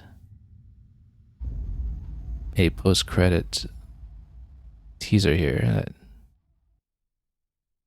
seems to tell us that there is more to be done, as we would expect. And so, yeah, we have Splatoon Raiders here, but our hideout ship is completely intact, so let's see if we manage to go back in time, or if something else entirely has happened, or if we just rebuild this after another month. Anyway, there's the clear on the throne room. 15-minute fight, I didn't even realize.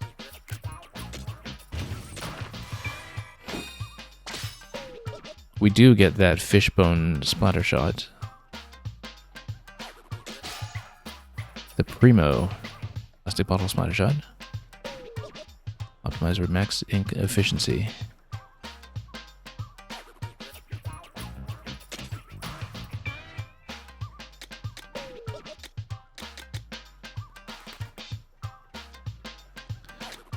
And in terms of his properties, yeah, Lifesaver, Speed, and Ink Pro, so all the basics. And what did we even get off of the fight itself? Nothing that unusual.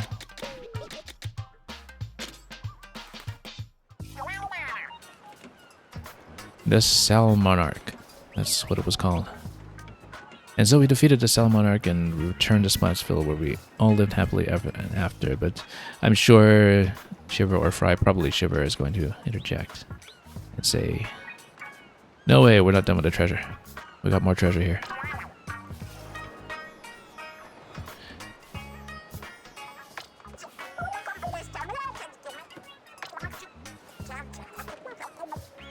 What? did you come to the Spiral Light Islands to begin with? Yeah, clearly there's more to do.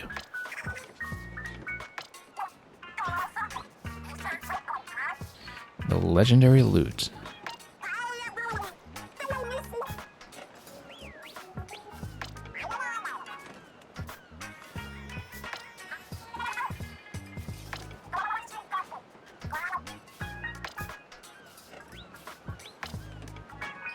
I'm glad they value the mechanic's opinion so much.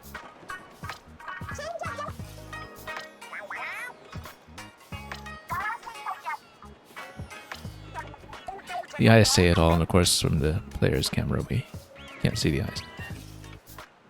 Oh, Big Man's totally going to get roped into this. The treasure calls us. So, let's see what awaits. Whoa, look at that. Now the spiral is gone and we have even more islands. 3 small remote islands. And then you do want to clear them with a different tank setup. Special relics lie waiting in the 3 hidden ruins.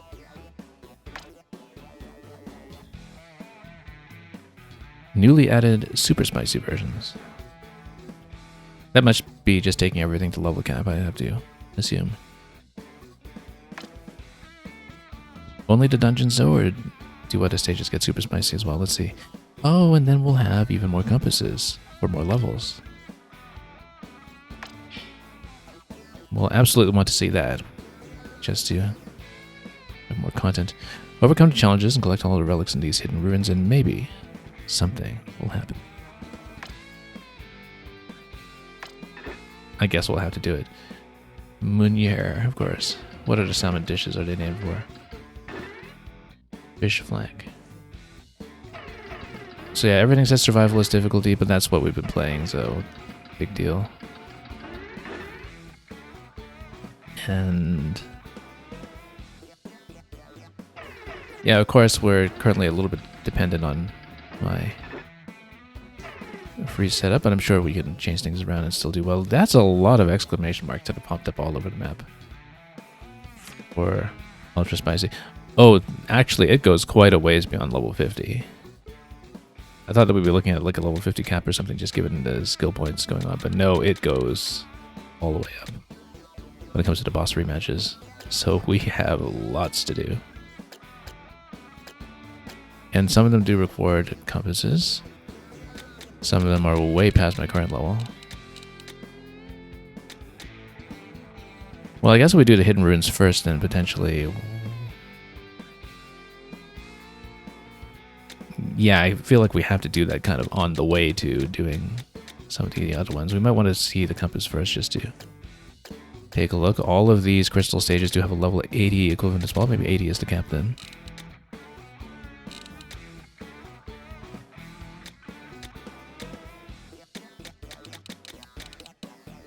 Yeah, okay, so there's quite a lot more to this. I don't know how much of it will stream necessarily, if I want to stream 100% of what I do in this game or not, but because this looks like it's a pretty sizable undertaking in terms of just, you know, replaying the entire game. And moreover, getting up to the appropriate level to replay the entire game. Although, you know, Spicy came together really quickly, and so maybe super spicy won't be too much of a problem. I think what we will do is we will take our current setup into the dens, and let's fill in the dens in order since we're kind of over level for them anyway. And perhaps they will also have a spicy and super spicy difficulty to come, as I would expect. But before anything else, let's see about some of the other exclamation marks on the ship, since other things may have opened up here. We will still save our skill point for more to do, but what was new on the tether whale here? Oh, interesting. Didn't even see that previously. I guess it wasn't available previously. And maybe I'm not getting the exclamation mark on other ones here because we haven't bought the 4-star ones that give you access to the 5-star ones. Actually, come to think of it, yeah, I thought there would be more outfits. New hairstyle. Is that just a starting one? When you're a total mess? It is. Okay. If you want to be disheveled like at the very beginning, we'll leave our current one in place though. Much as we want to show off that we're in the post game. Let's see here. Outfits. Yeah, defeat the Talmonarch. A lot of question marks remain here. Oh yeah, this is just the starting outfit as well. We'll stay on what we have for the time being, but then maybe we'll swap one of those after. Anyway, we're going to stick with the current setup then. And at least do a over 10 clear first, and then we'll see if we want to swap things around for the other 2 tanks, depending on how we loot things as we go. And yeah, that seems like maybe the best next task to do today, although I'm also tempted to, oh hang on, see what at least one of the compasses would unlock as well. So okay, so we have part upgrading. Oh, so you can take the individual parts and you can relax even more slots, even though we've capped out the 40 slot budget now. We definitely want to build that. We can afford both of these. Weapon power chunks and spiralites shards. Okay. Anyway, let's do this. So yeah, it looks like there is a pretty substantial endgame crafting system.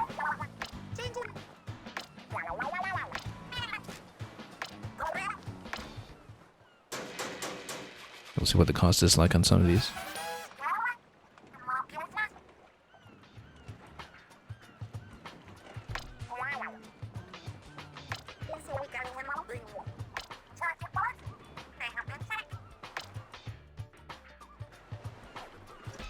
And, oh, I actually don't have enough Spiralite to afford this now, but let's see about the part upgrades.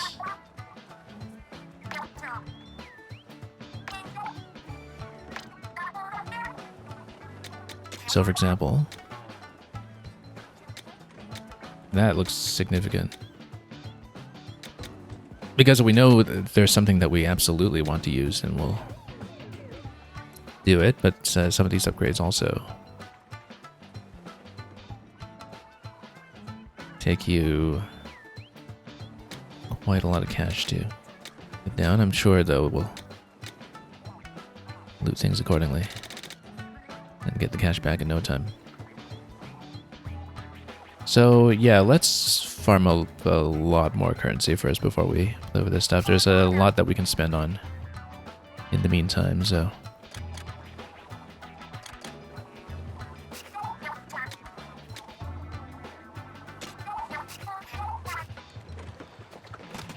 let's play some stages.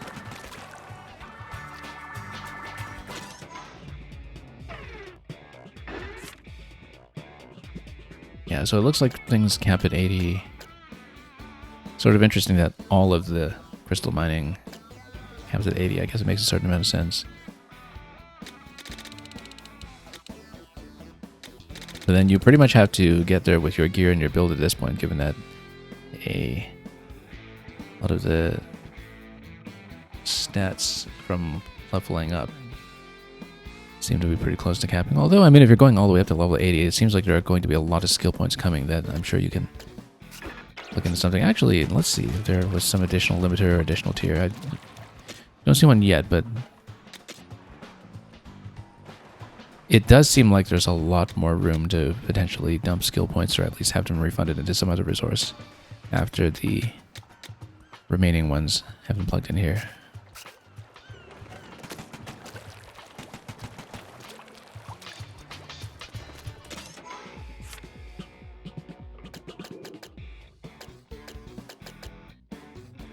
So I am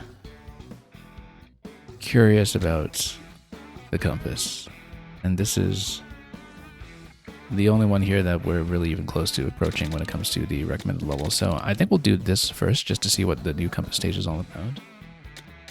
And then we'll push all of these ones. So let's try some super spicy. And of course we'll have to see how we do when it comes to the damage output as well.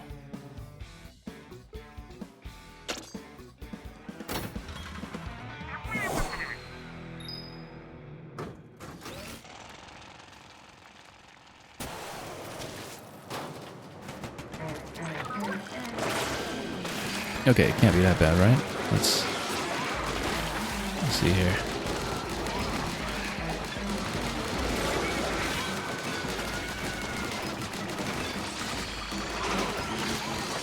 Okay.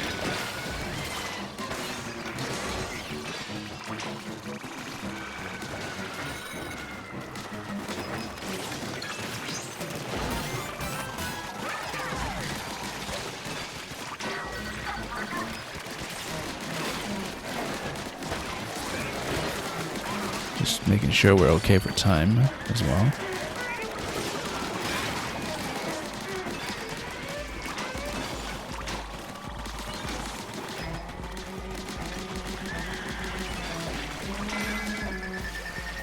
I think we'll be okay.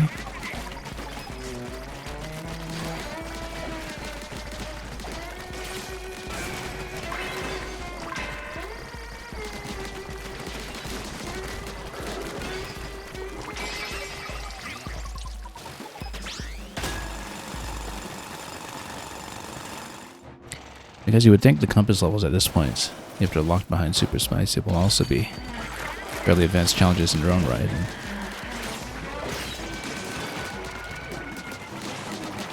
so we'll see what I think goes with that. What its equivalent of Girl Power Station is going to be.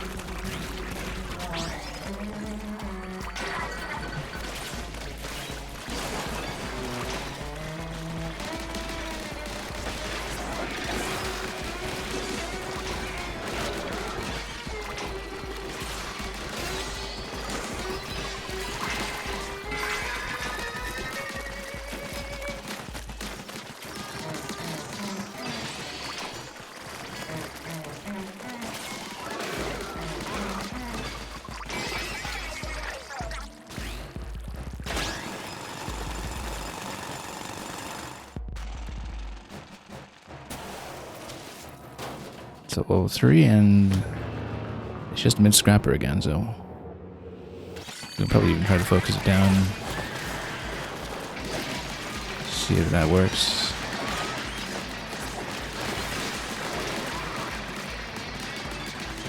Probably should get some of these elevators out of the way, though.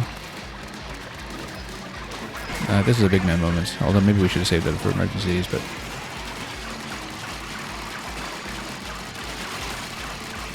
burn this down if we can.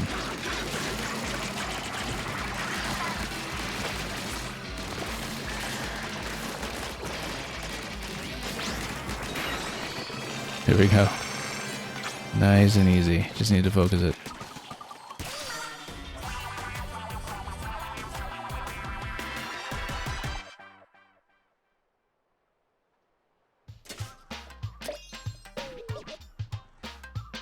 And we'll get to bump our damage even further.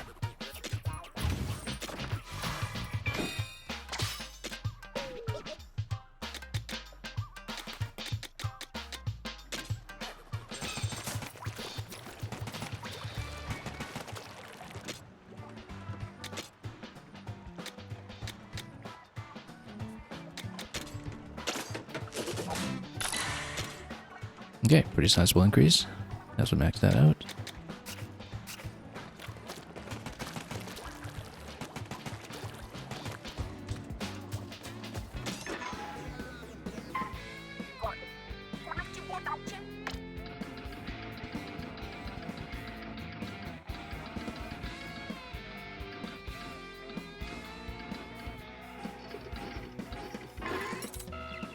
Full course power feast. Okay, so we just used the power. Used the whole power kit altogether. Now we'll have to get used to whatever pre-assigned buttons we have for them. Spin wheel, splash it, meteor emits. Okay, let's just use everything on cooldown and hope it works. Remaining 75, okay.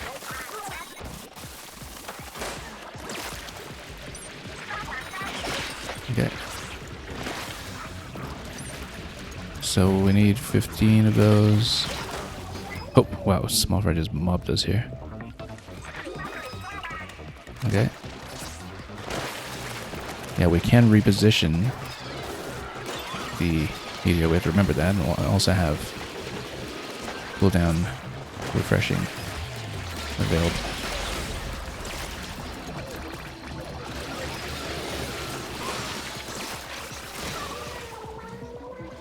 Spotted by a hatch. We're at 7 out of 15. It's okay. Still learning this for the first time and understanding how it works, so that's going to happen sometimes.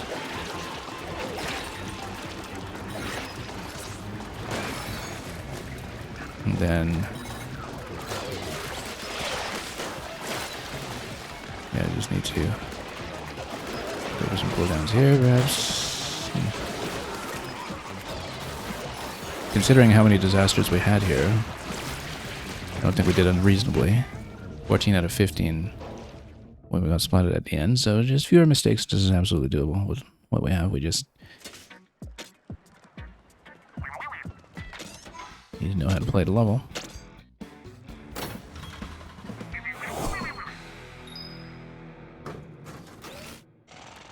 And go for the hourglasses when we reposition, whatever possible.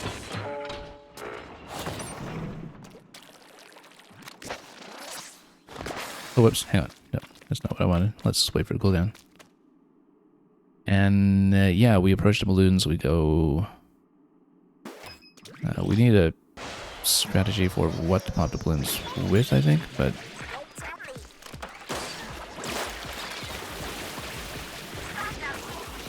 And then... Actually, we should be using the spin wheel to close in some distance.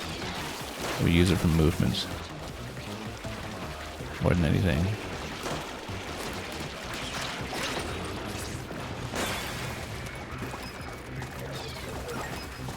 And then we can swim until we get into a better position.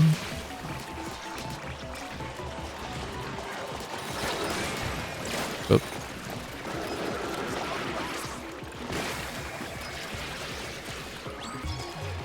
Out of 15 here.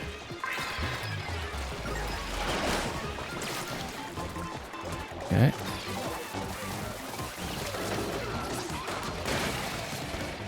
Totally missed that.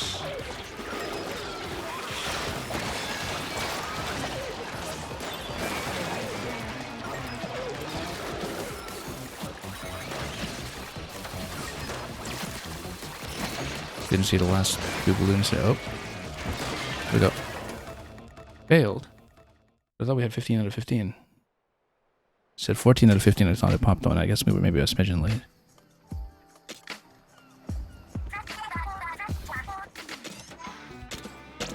I don't think training elsewhere first will do anything with this level, unless of course it scales with gadget damage.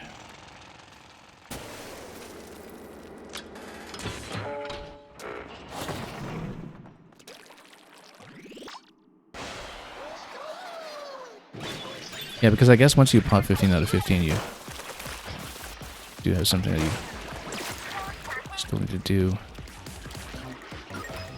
to get what you need.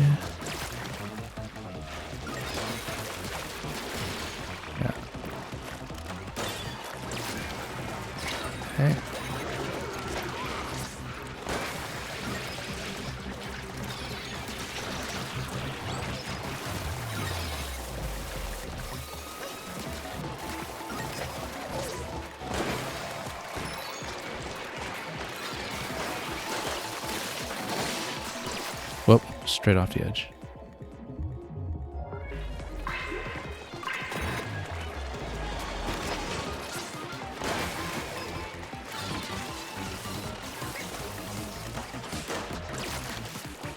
Okay. Oh, I was trying to catch a balloon, any balloon with the meteor mid there, and unfortunately I think we did kind of flub it. We just need to grab the book in time. There we go. A bit rough, but actually rather lenient if you know what you're supposed to go for. And that's a significant skill tome that'll get us the gadget damage health up right away.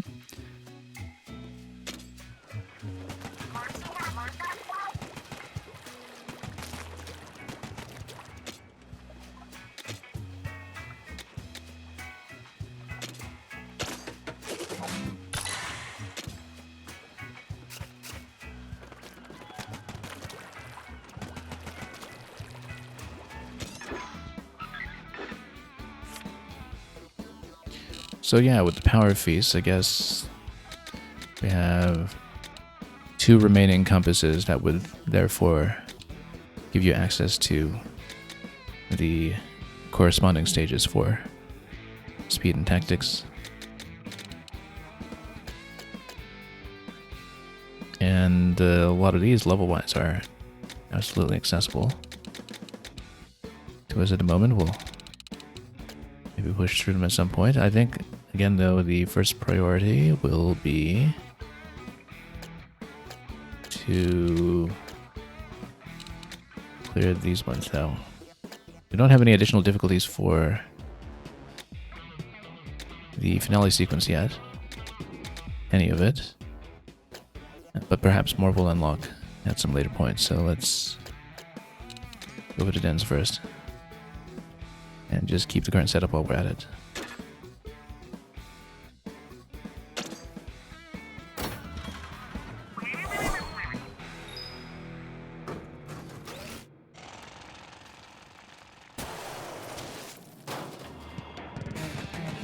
Okay.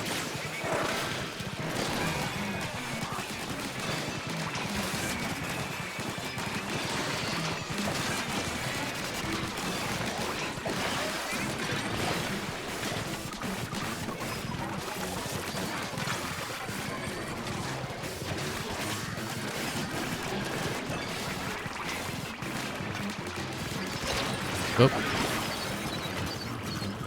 Good. We got a danger.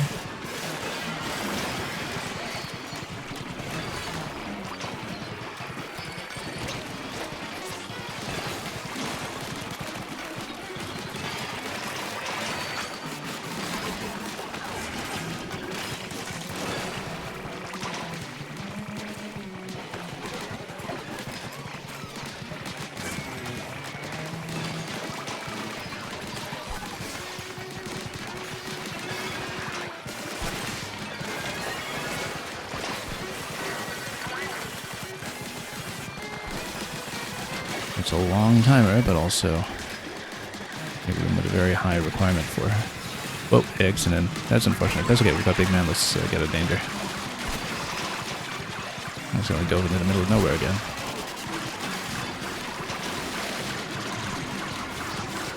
And get us a good bit of the way to the quota. We need to deal with the fly fish.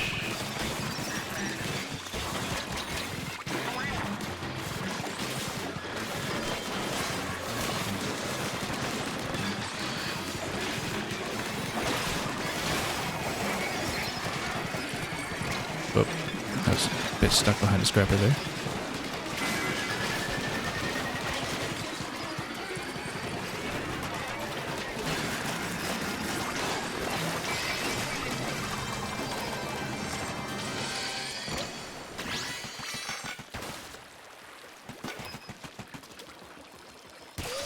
That's it, just single floor.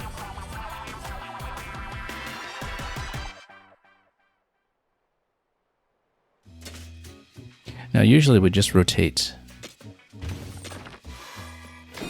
to the different tanks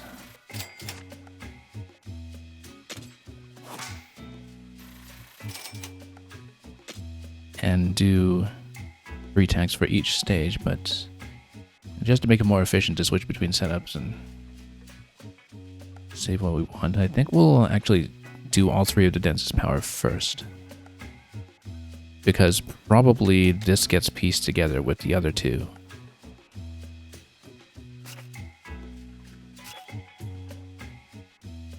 There's no effect yet because you have to assemble it. Probably by doing power tank in all 3. And so, naturally, I think that's what we do. Unless, of course, you assemble it by doing 1 dungeon with 3 tanks. But anyway, let's...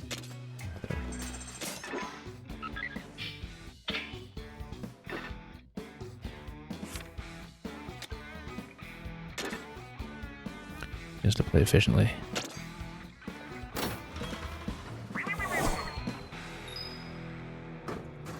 I mean, I could imagine this being a jump for anybody who had not just played Survivalist difficulty the whole game, perhaps, depending on how exactly the scaling is when jumping between, because of course I have no idea what even goes on in the other difficulties from not having seen them.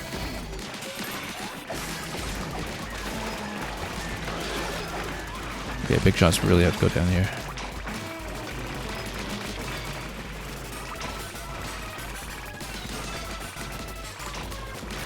Now the thing is, even if we don't have this massive freeze-based setup that we've been running with, we can still do pretty well with the other tanks just because of the quality of our main weapon.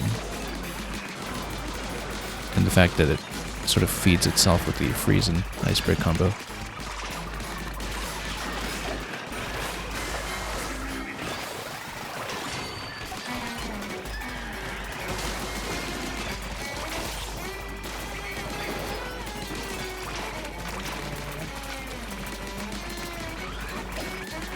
We'll save Big Man for if we're in trouble.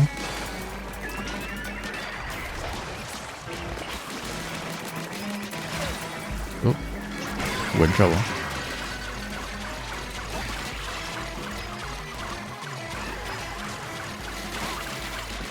Didn't hit very much with Big Man here actually, but we'll clear the periphery and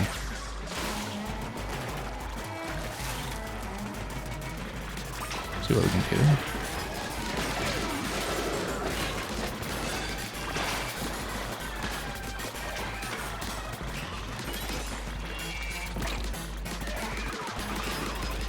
Gotta take out the big stack.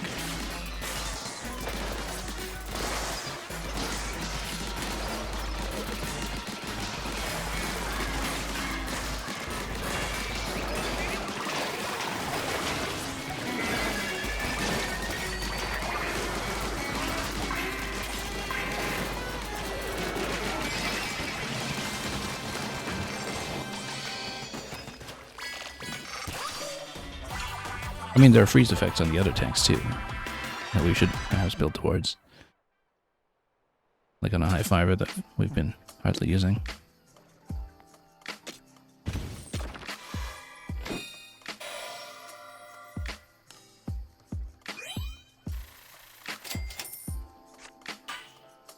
And one more in there, maybe we turn it into a compass.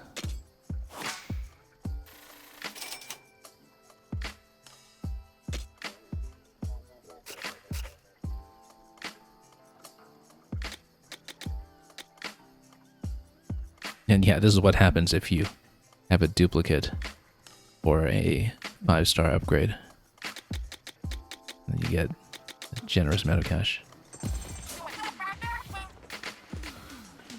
Have I thought about doing some construction around a hideout ship? Oh, I guess we can't afford that other one now. For weapon properties. That's okay, let's just keep going.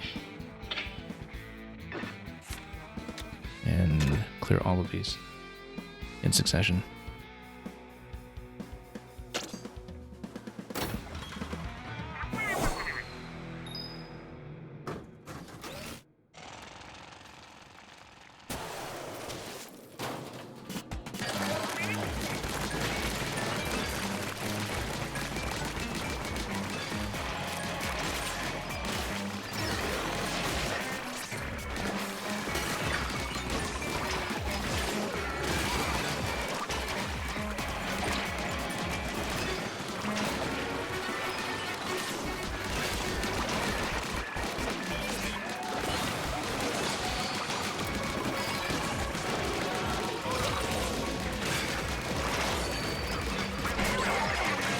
Let's just get out of danger with Big Man for a moment.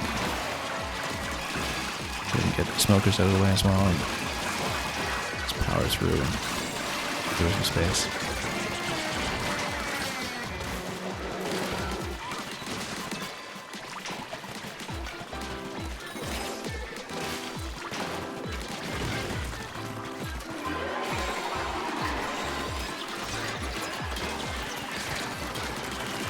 Oh, strong arms here. Get him in the arms when you freeze him. Have to be careful with that. Nope. Got caught. I was trying to swim out of the way there, but we were too slow. It's okay. Plenty of time, plenty of lives. We'll be fine. We'll be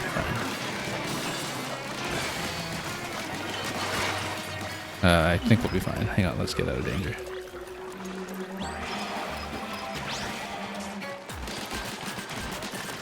And smokers are becoming a problem here again.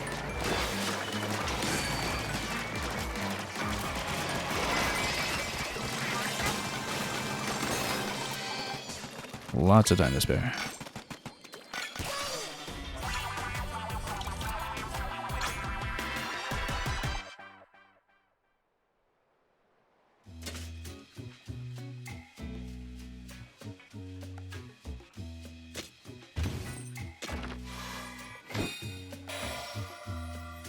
Oh, actually, that's a pot with a lid. And the value has gone up substantially.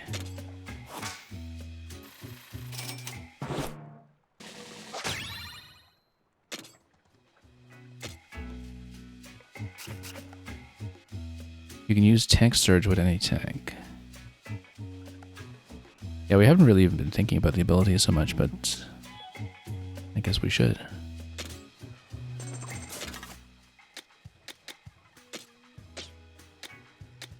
Because how can I even read about that? What it does. There we go.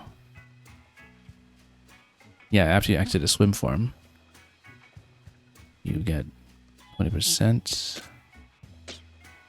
And then if you put on a relic power for that, well, let's say we do, just for the sake of argument. Then it doesn't say how much, though. That's okay, we'll probably mess around with it. We'll have to switch to something else, though.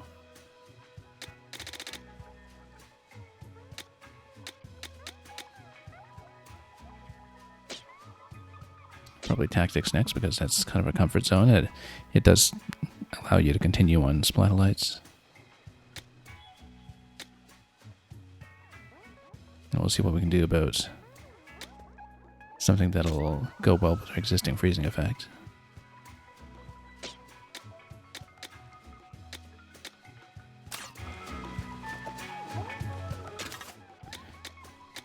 Well, in that case, let's go with this.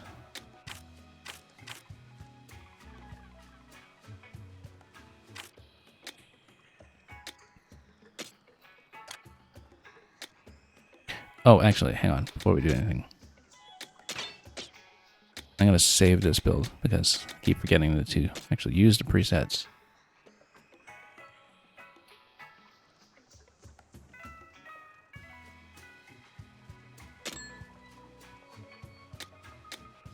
And the preset does everything, including the motion sensitivity and all your controls, and so that's nice to see.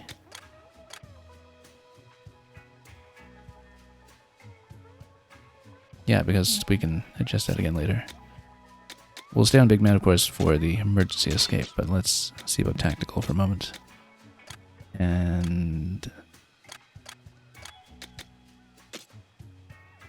we'll keep our Splatolites.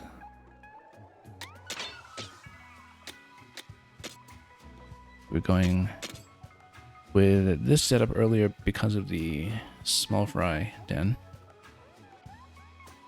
Oh yeah, 069, that's right, I could have just tested it in the test range in terms of the power tank increase. Oh well, that's fine. So this has a fermentability. We actually have the point budget for it if we want. I want something a little more dynamic though in terms of giving me some escapes or movement, or we were previously mostly going bomb balloon. We actually haven't really used a torque screw much at all. That's why we have so many points available on it. Because we just never really looted into this very much. Let's give you some movement though, which is potentially important. However, the high fiver will give you a freeze effect, and that might be what we want. So if we build into it, we need to build it first.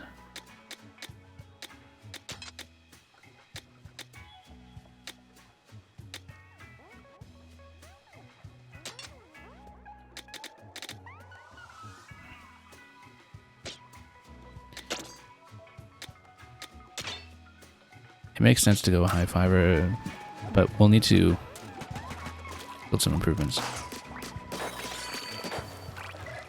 Particularly the freezing effect.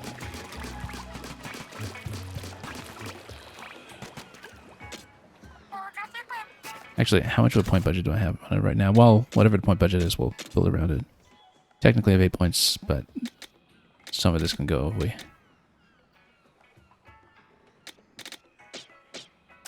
want to use in the same way. So let's see if we can develop some parts. Vertical reflection for aerial targets. Lines up sounds pretty good as well. We'll definitely want to freeze though, so let's do that first. While we have the cash for it.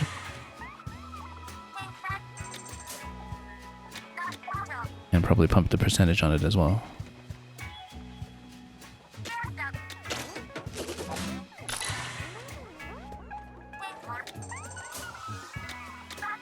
And then there's going to be an additional tier beyond that. Yeah, it's new to everything here that sometimes you would have one additional tier. We do 5 points in that, then we would have 3 points for something else. Let's see this, just in case. See what we're dealing with. That is significant.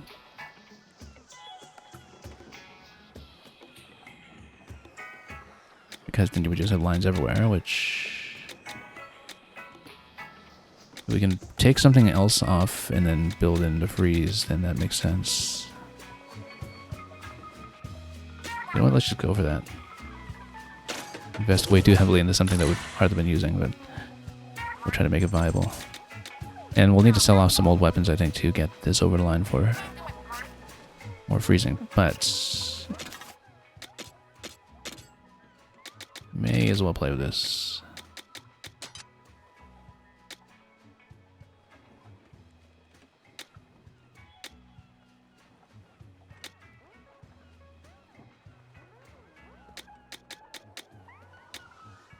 So we want the freezing effect for sure, but we need to figure out which points to take off for it.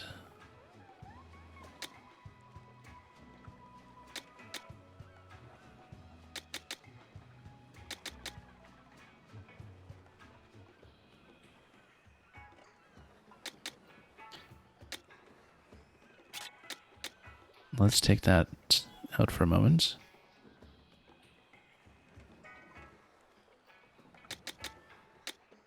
The direct line damage might not be the most critical thing here, but of course we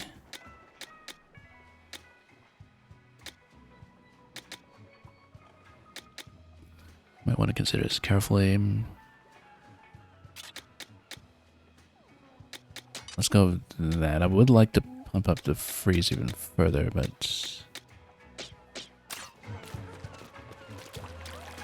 we'll see how it does.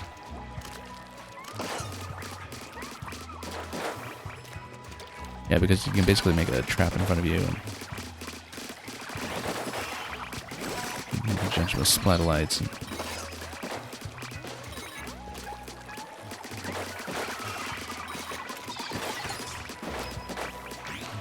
Let's see what a current setup for the turret is like as well, because I, again, tuned it for high damage to take down the small fry. But that isn't necessarily what we might want to go for.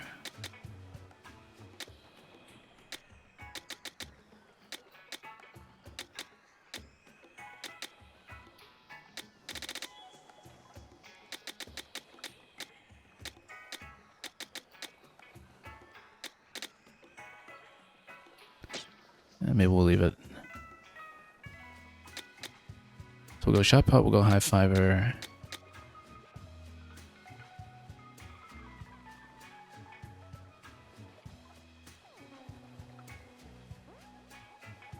I just kind of wonder if we want to swap the controls a little bit here just to make it a little easier to activate on demand.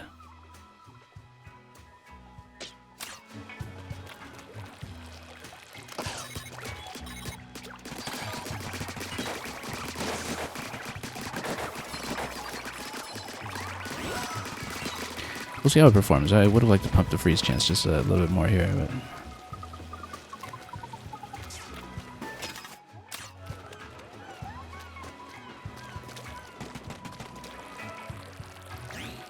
let's just take it in and see how it does. If it doesn't do well, then it doesn't do well. We invested very heavily in that high fiber, though, for something that I've barely been using, and might very well be underrating. Now, we don't have as many escapes this time. That's something that we have to keep in mind, that our movement is much more constrained.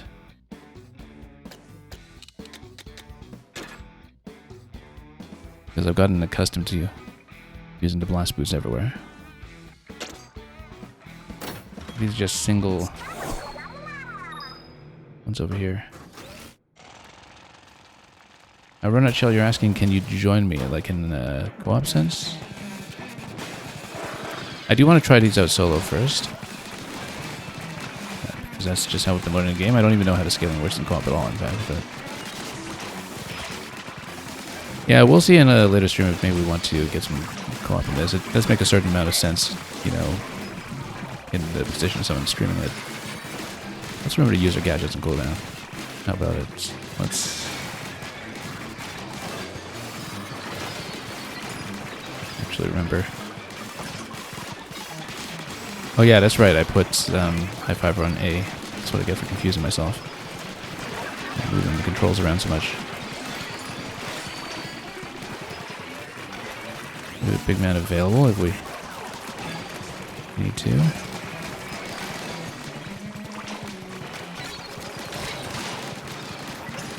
Whoops. Got stuck.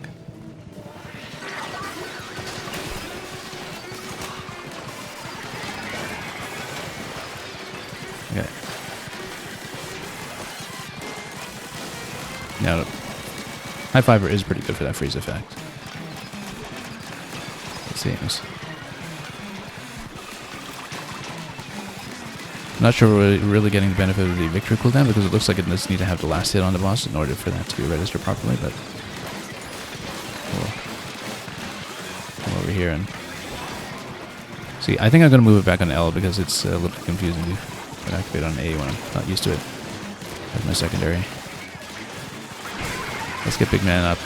We got 50 seconds. I think Big Man can probably squat enough here by himself, really.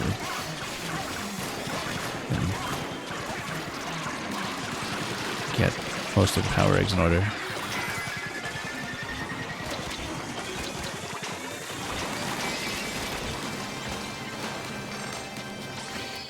Considering how poorly we played then, it worked out surprisingly well.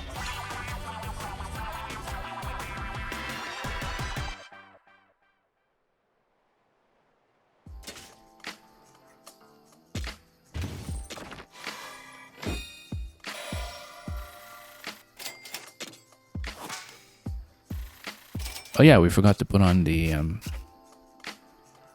other effect. We forgot to actually manipulate the relic powers at all. I just didn't even think about that. We don't need grilled squid necessarily.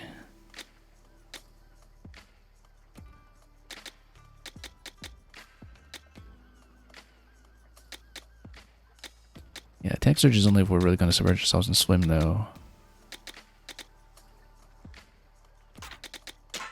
First of all, let's swap the buttons.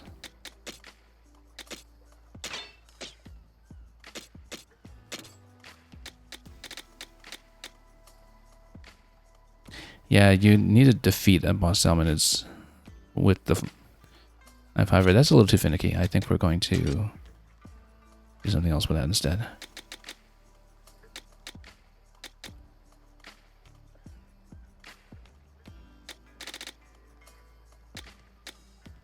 minutes remain.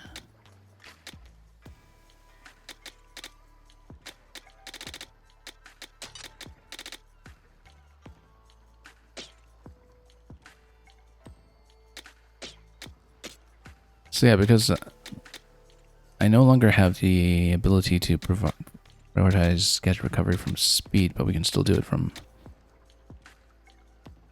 the finisher, which with these mass fights I think is actually going to be pretty useful. Oh, we only have one available. Yeah, you know what? We'll do it.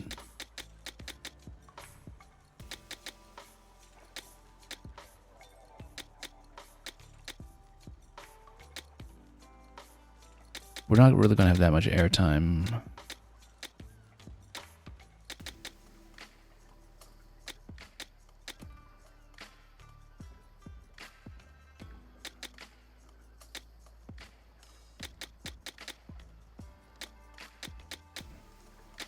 You know what? We'll leave it. Does have a bit of a damage effect that is to our benefit here.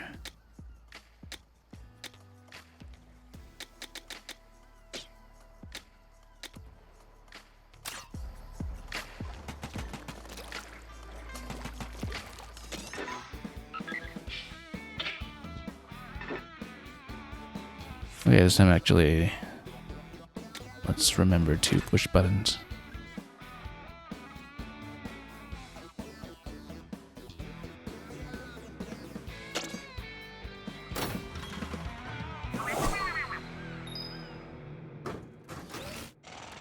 We should probably build more improvements for the shot pod as well, but that's okay.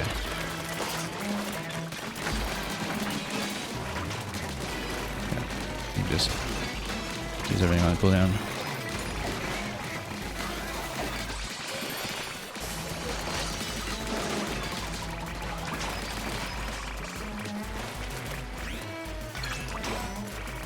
Primo duct roller. Interesting. Oh, that reflected in the completely wrong direction for what I was going for, but that's okay.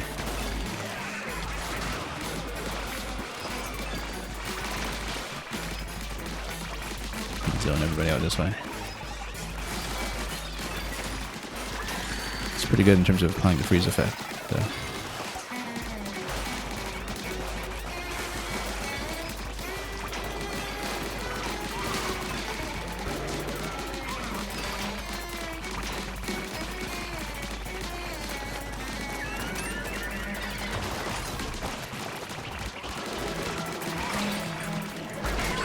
Okay, we're in danger. Let's just get big man.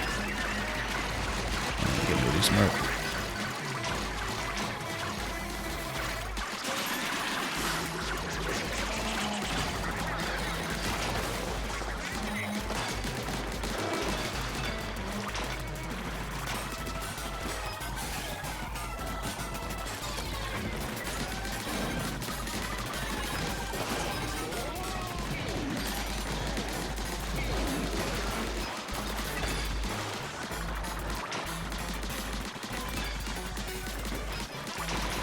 Yeah, the damage output is actually quite nice on this, which has been working out.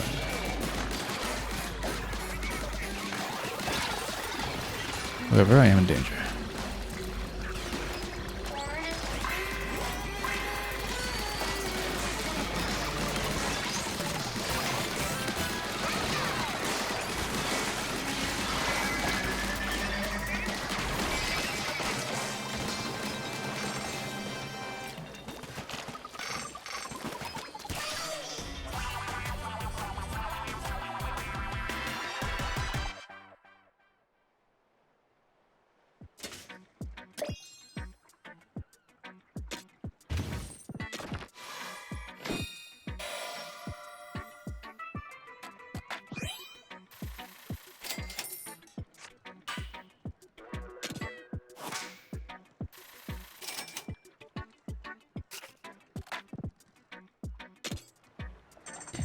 And we'll take a look at the last piece there as well. And for that matter, at the duct roller that we just picked up, if we can find it. This one here. That is quite some damage.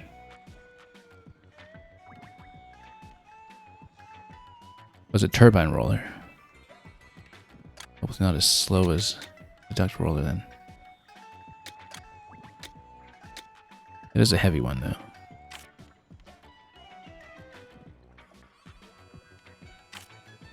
But with an endurance effect.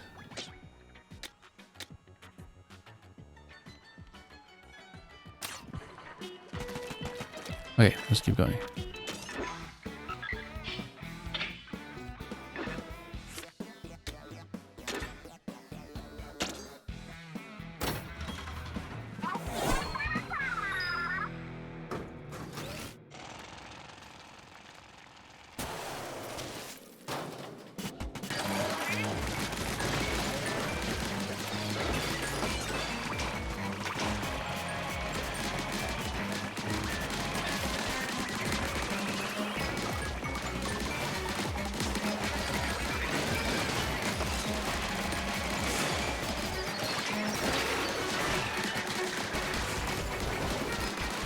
Sometimes I want to jump, but because I'm moving with the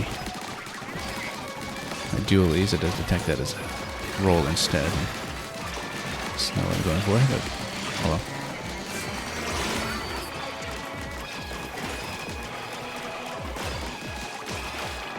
What even happened here? Oh, that's a 5-star duration up. Okay. It's shiny because it's loot. We do have Big Man available in case of emergencies. We're going to save him for emergencies.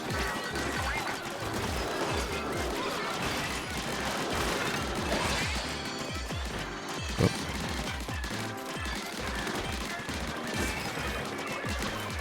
Just in case.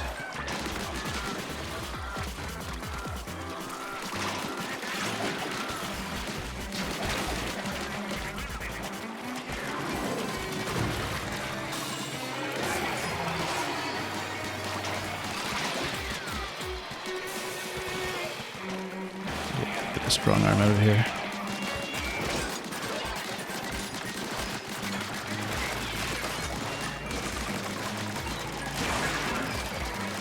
Whoa, Smoker's gonna get powered up.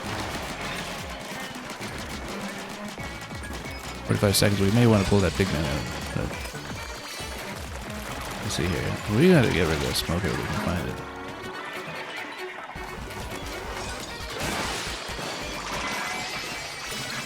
Oh, there we go. A nice flower umbrella too.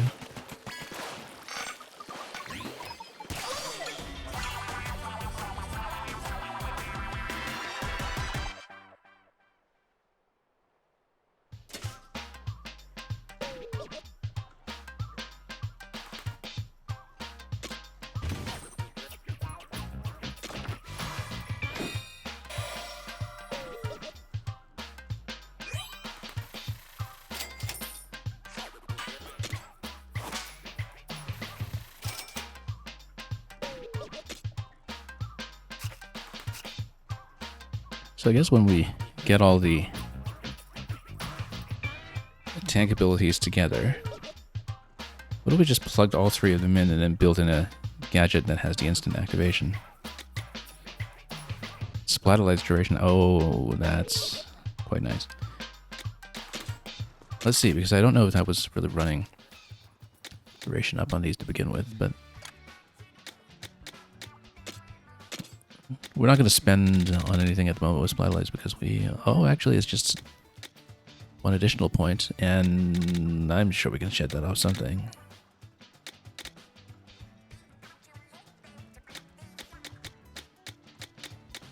Or even just put an upgrade on it to squeeze it down by 1 point. Just to make it work. Or really just upgrade anything to squeeze it down by 1 point.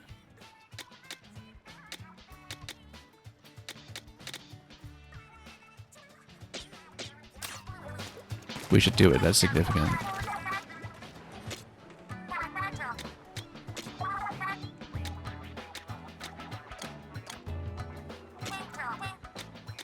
Really just needs to be anything that we're using.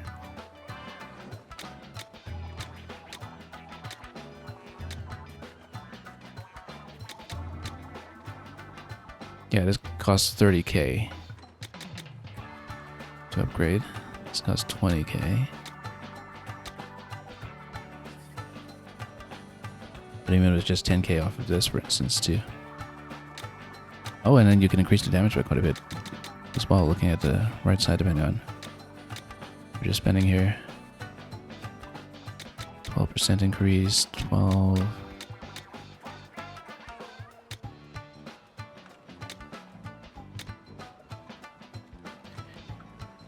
We should, in that case, actually upgrade this one once I sell off a little bit.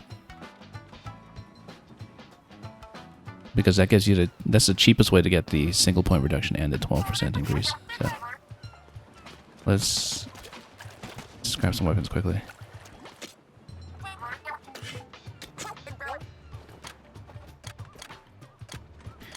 At this point, I think pretty much everything under a certain level goes. I mean, you know, we can keep some 4 stars as a keepsake or something, but eventually we'll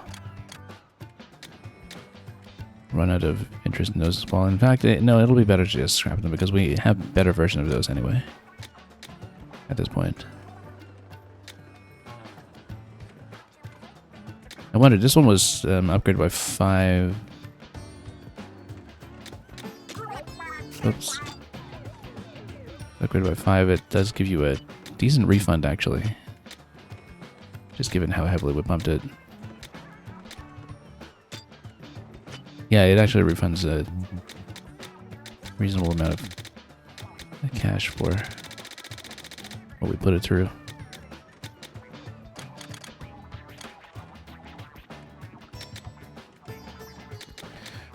Well, in that case, let's just take out everything under...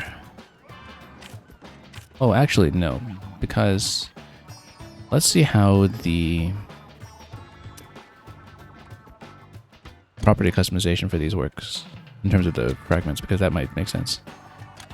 What we should do is we'll definitely get rid of all the 1-star ones because they don't have any properties to mix and match. Titus, you're saying tactical tank is cool, but none of the gadgets actually help you paint, so you can swim away during raids is tough. Well, it depends, because I found the bumbloons are quite good for that, in fact, because they blow up all over the place, and they also let you kind of step out of danger for a bit. You know, you launch one, you can just kind of slide back a little bit, then you can ignite it, you clear some space, something in front of you. But it's true that I've been running the auto splatolites a lot ever since I got them set up, because it just made too much sense to do so. I think at this point we just scrap everything that's 1-star, because there are no properties to worry about, and I don't think anything is so good in damage that we would want to use it. Although some of this is tempting.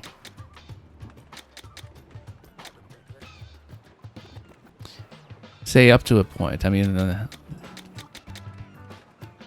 we'll just select this. But in the first few pages, just in case we need the damage output off of some of the top line weapons, we'll take some of these off. But then let's say up to level 45, just arbitrarily. And we'll just get rid of all that stuff. Without even looking at it.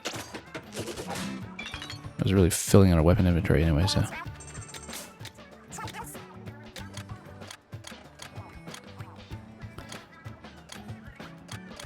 So what we want to do is we want to get to that one part upgrade that we were looking at on Splatolites. Just this one right here, I think. But let's think about it, because it may even make sense to spend on something like the Mega Power Raid collection, because the thing is, we might not always want the Splatolite damage up, or we might get a better one. It might be better in the long run to be spending on something that we know we'll be using pretty much all the time on Splatolites instead. So actually I'm going to spend the full 20k. I think it makes sense to do it. And we'll contract this one down instead.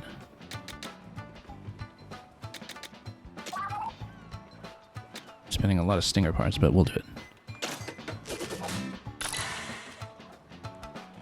Yeah, you're saying you might have to try the balloons again. For a very long time in this game, I was running shot pod bomb balloons. For a very long stretch. Before we wound up with the power setup that I have to be very effective instead. Also, we can now get gadget damage up to the cap. And I can see how it is actually going to be from the gadget upgrades from this point that you continue to spike your power behind this base multiplier.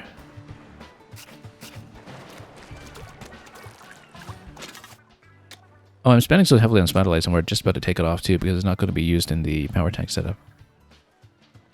I said that too, but oh well, that's fine. We'll build into it anyway. It's too interesting. And then I think we'll save our current setup here just in case we want to switch back to tactical for something, but then at this point it makes sense to just switch to speed. So, yeah, let's just get the presets going. We'll have one preset for each until we want to do differently. And again, this is still going for a freeze build, essentially. Speaking of freeze builds, it does make sense then that if we're going speed, that we actually still use high fiber. Although I love the fly line. Yeah, blast boots will remain in place, of course.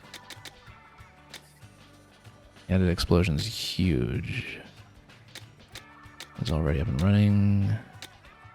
I actually still have 1 point that I can use for something. Or upgrade something and free up a point, but we'll leave this as is. I don't think I have a 1 point improvement on anything right now that actually makes sense.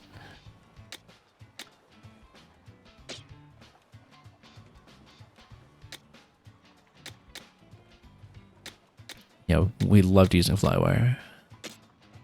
I better take a look at what effects these have. This is... we didn't even look at this.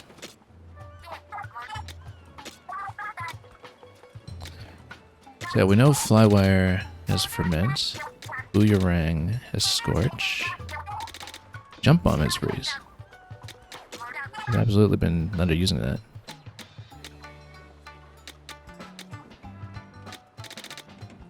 Maybe we should try Jump Bomb.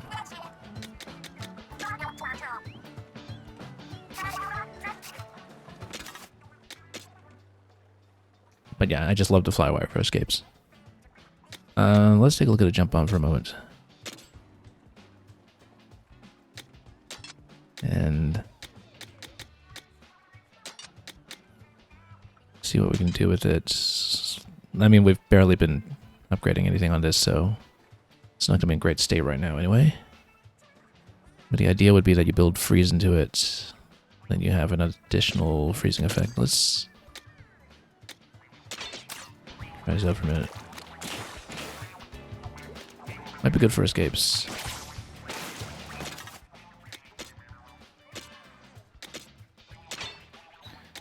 And then we'll maybe stay on Flyline. Not Flyline, High Fiber rather, for the remaining one. I mean, we don't necessarily need all three of them to be on freeze. That's only going to be so effective, but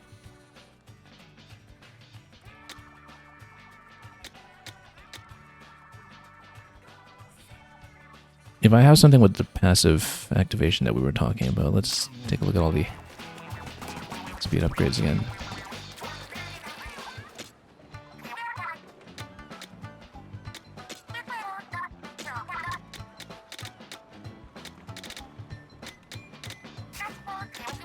Just to see if any of these have the tank ability as well.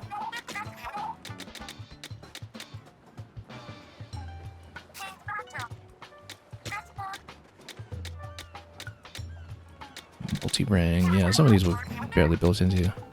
Tank ability activation is on Flywire. Actually, that's a pretty good incentive to take Flywire. Although we need to take 10 points off of it. That's probably fine. Because then we can just dump the other two activities on the other two abilities rather on it, and we'll have all three going at once. Let's sell off a bit more and maybe upgrade Flywire. Let's... In that case, I actually want to redo this a little bit, because I am accustomed to Flywire on L as well, which... I mean, only so many of these can go in L.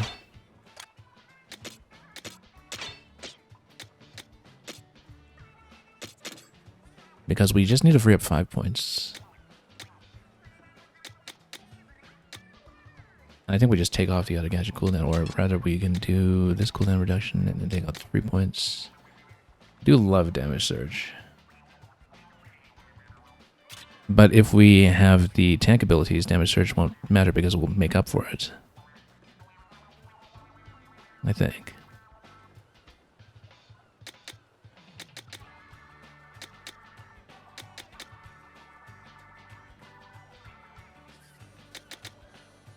Yeah, because I think we have a damage effect off of this one, right? Yeah, we have damage surge off of boots already.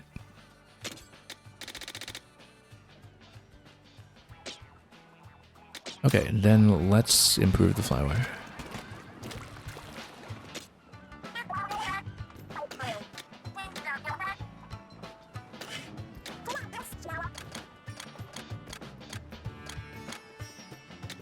And yeah, just blow up a lot of this stuff. Actually, because many of these 2-star ones just have the single dot level ability anyway. It's whoops. Oh, we could have gone the multi-select here. That's okay. We'll just manually and just get a little bit over line.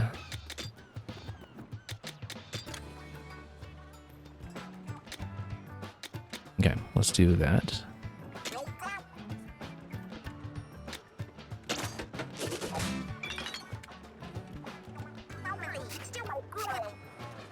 And then go parts. Here we are.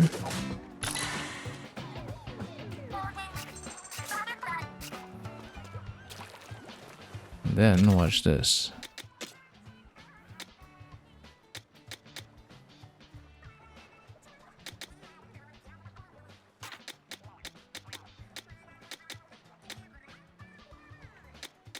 Yeah, we were trying to do fast recovery for everything on this build.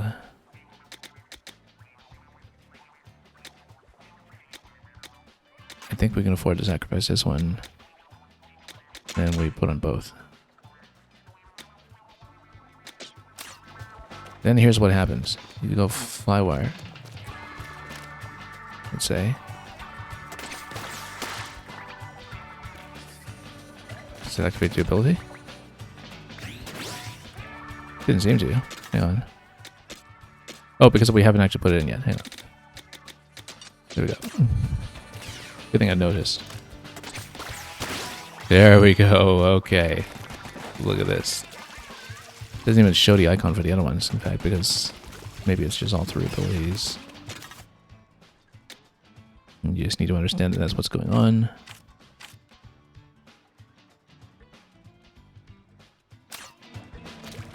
Okay, I think this will be fun. And yeah, 5-star dualies would be... Got them a little late into my last sitting with this game, and so we've just been staying on it today because we haven't gotten anything better. Not only is 5-star dualies, here's the reason we're running them. You get freeze and icebreaker. We just got this right out of the box with this weapon. And so essentially the freeze chance becomes a critical chance, right? Because you just fire away at something with the very high rate of fire into dualies, and you break everything you freeze immediately. It's wonderful to watch numbers pop, you know, just 25 to 30k out of nowhere. And then, like, I mean, look at this thing. Even with a 4% chance on a freeze, I think it's still pretty satisfying. And then, of course, with dodge roll, you get even more out of it. Okay, let's play. And let's see how the setup is actually going to work.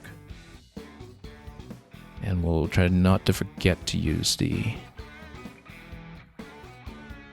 high fiver as well, given that we don't have splatter lights anymore and we need all 3. Oh yeah, we don't have splatter lights anymore. I'll actually have to manually collect the eggs.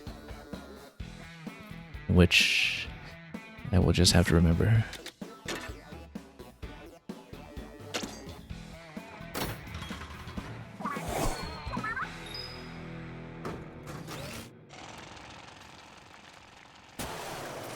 Okay.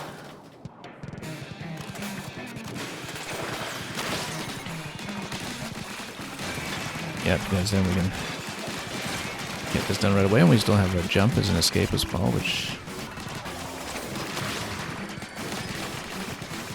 kind of makes sense just to use Flywire on cooldown, in fact.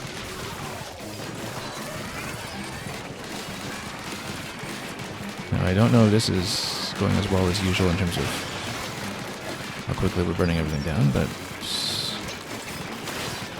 yeah.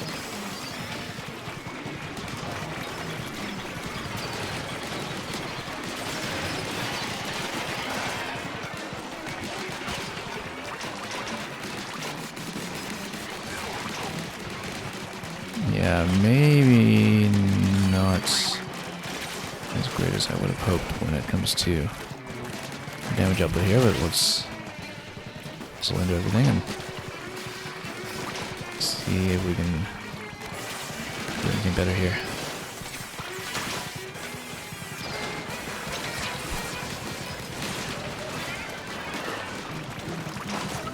Oh, didn't even see the drizzler. Or that I was in danger. That was unfortunate.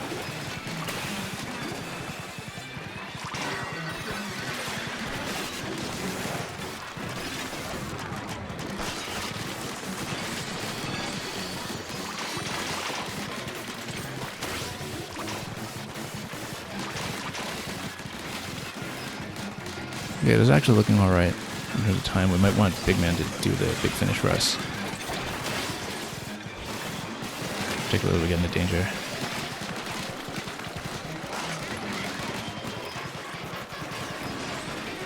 Yeah, we're down enough on time. Let's just use Big Man for the rest.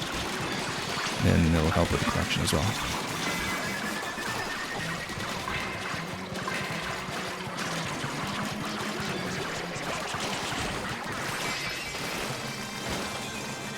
Okay, still learning how to play it, but it's an interesting setup.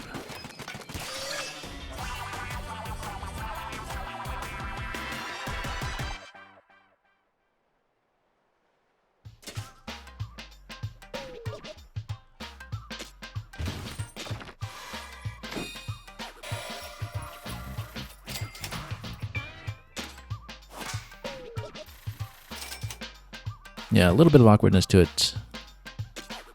I'm playing this way just because we haven't dumped the splatterlights in a while. But we'll work around it.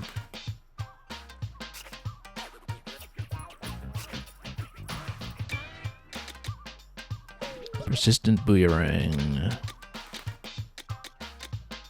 Let's continue.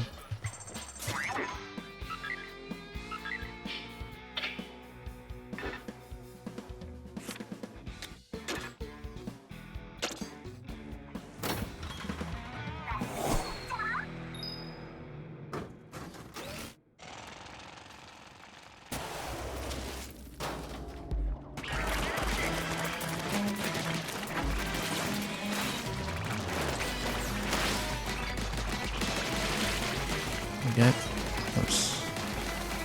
What we need to do here. Really just need to pop everything on cooldown, basically.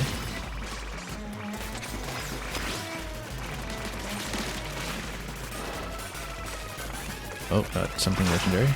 Explosive reflection.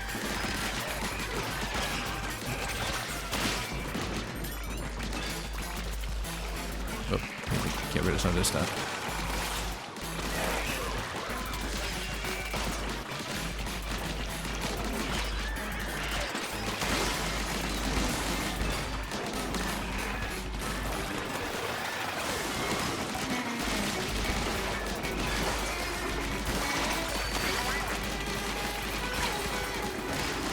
Okay, in danger, so let's just pop Big Man and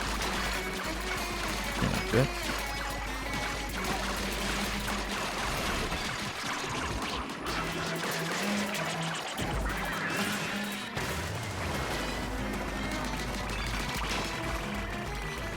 Might have been a little bit early impact.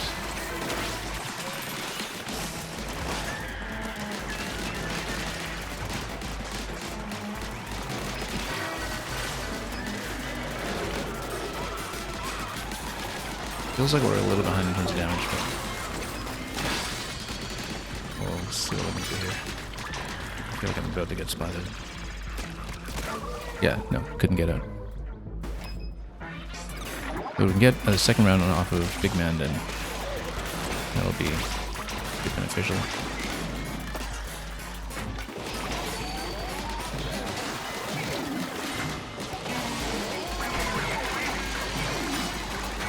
About 20 seconds will make what she's using.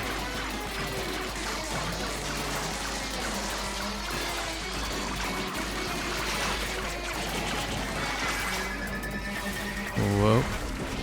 Hang on. Out of position. I just needed one last egg too. That was very unfortunate. Okay. We really just need to collect anything up here. Come on. There we go. That was nearly a big choke. But we got it.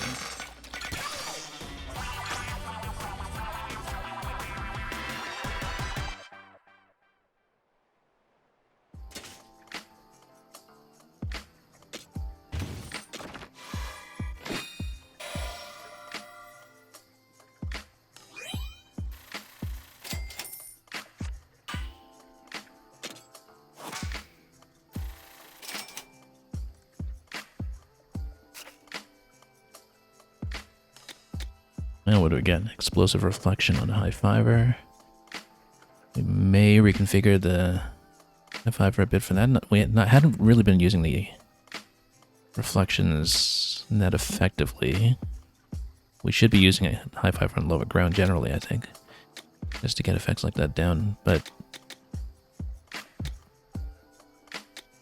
we'll see what we can do.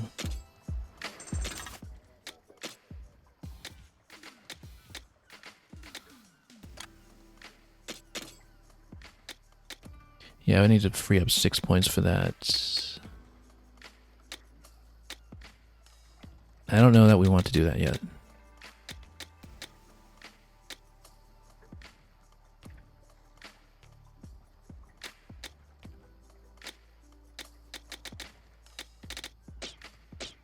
But again, maybe I'm underusing that property of it. Okay, let's do one more.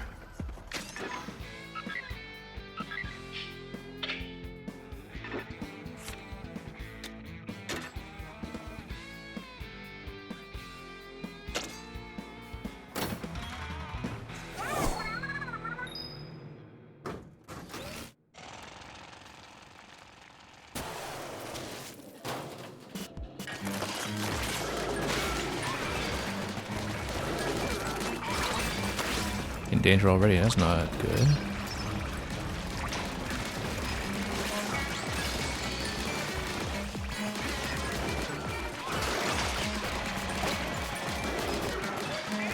Yeah, let's just be careful where we're standing. That's a big part of it here.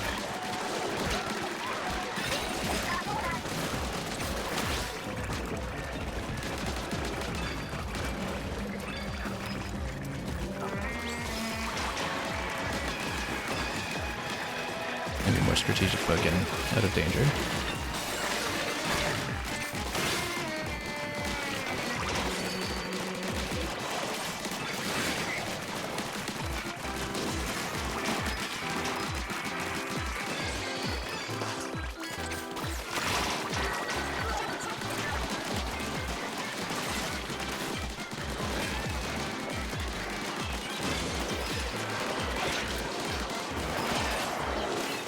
Do a much better job of flanking the scrappers, I think.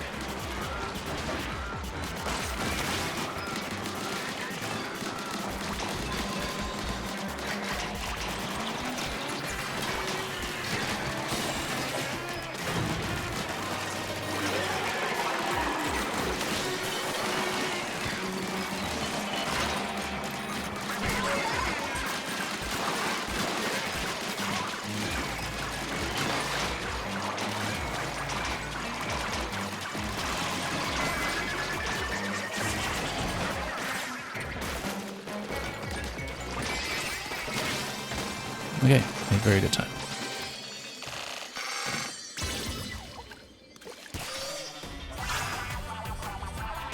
Primo oil drum slosher. We need to take a look at that. That could be something interesting and new to build around.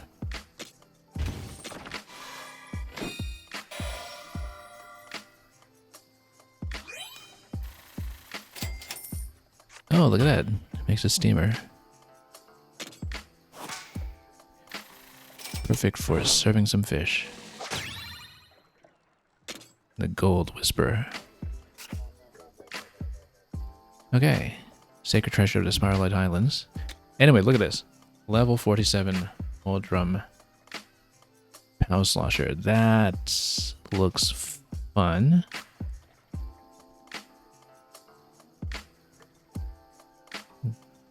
Pretty big base down on this gorge as well. We may want to consider building around this to play with it, but let's see what happens first with the next level, and then yeah, because the thing is, I do need to bank up a lot more resources first to really kind of invest in a more fermenting oriented build, perhaps. And we should take a look at how some of the weapon customization works as well, since we still haven't built that. But yeah, this is one to keep handy, perhaps. But I just love the freeze breaking build that we have going on currently. So, okay, every last treasure from the hidden ruins. And what does that give us? A kingfish's ransom.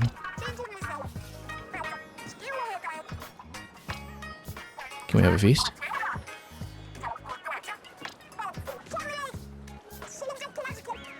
It is not time we got back to Splatsville. Look at that level 80 indicator on half of these zones.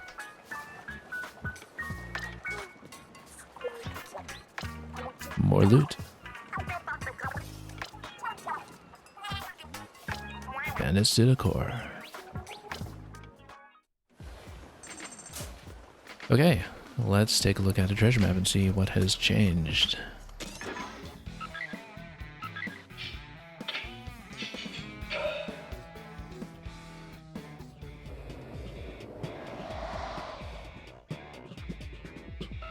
Goes even deeper.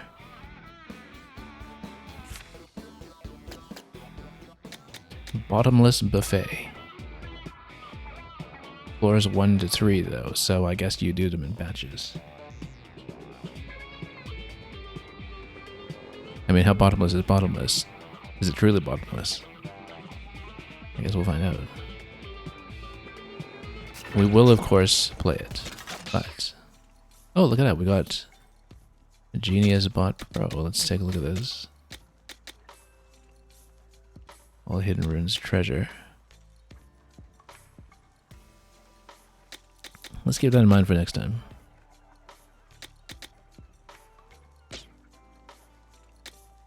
Well, we've got time. Let's dig in. Go back to the aura setup. Although I do wonder with the tank power thing that we have going on now, whether we want to make some changes for the activation. Before we do that, let's save this setup as well, just as a preset.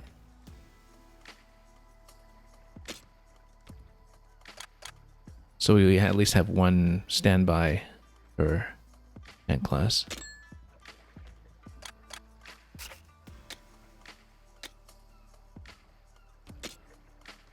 And let's go back to 1. And then, yeah, because I mean we have the relic powers at this point. Makes a certain amount of sense to just put everything in here.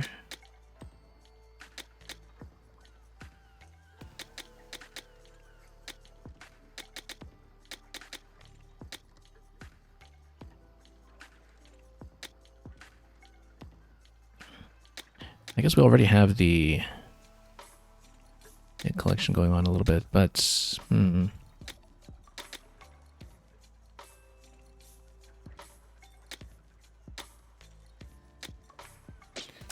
me take a look at some of what we used here.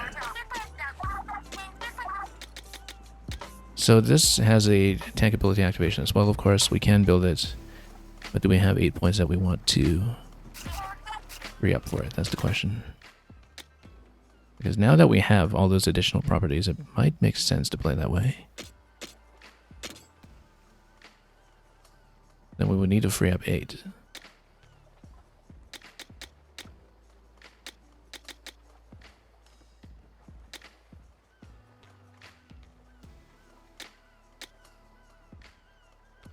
Like we take off 2 here, 2 here.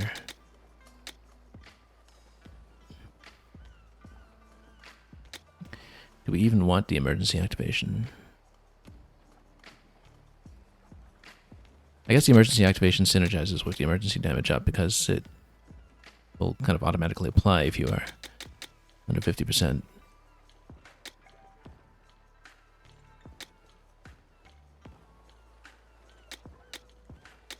I'm just wondering if we have the points to spare here. Perhaps we start investing in upgrades. I mean, if it's mostly the additional property off of it that we need, then maybe the explosion damage up doesn't matter quite as much and we can take it down, but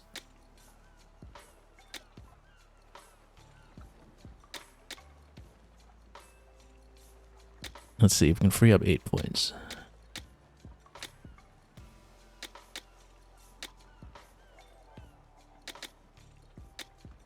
So we take this off. I still want the faster jump. It's a little too critical. Maybe we take the emergency one out. It's not even the base damage that matters that much for this. And then we want to shed another 4 points, let's say. We really want to shed that much. Let's see what else we can take down. Cooldown reduction we can reduce a little bit.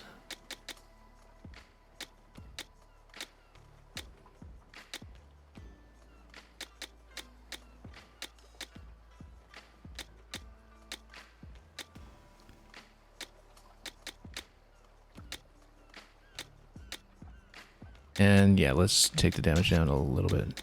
Hopefully this still works out because it's mostly things like the freeze effect that we want off of it. No, we need to actually build that thing, so let's do some more scrapping.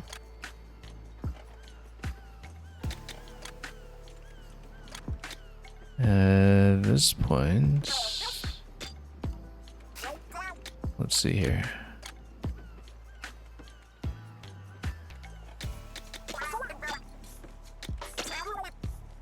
We'll leave a few in place.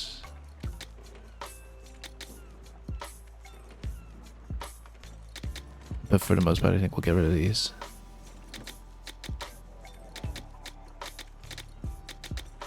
Yeah, I mean, we don't need a 4K when we have a much better 4K.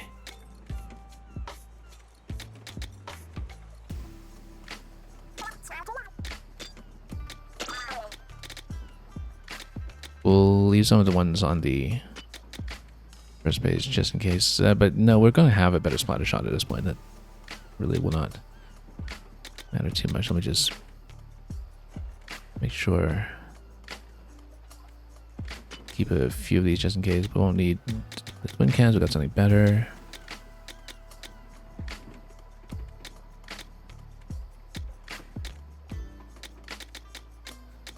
And at this point, I think everything else would be fine. So let's scrap it all.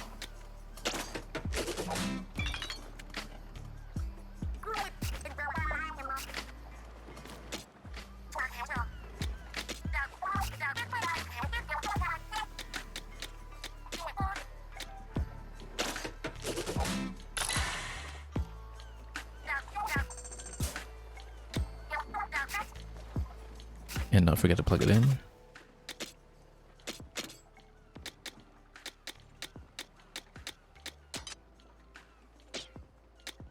then we put in the relic powers accordingly. I still do want some gadget recovery, particularly on the finisher.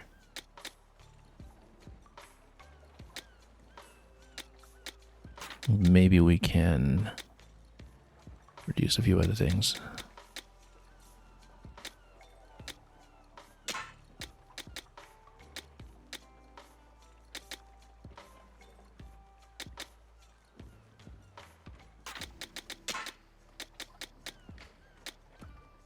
I think we still want the speed. Although the danger recovery becomes more and more critical as you get deeper in, I guess. But movement speed is also really critical. I mean, you know, we'll have a decent game off of some of this stuff, though. Well, let's run the setup and see how it goes.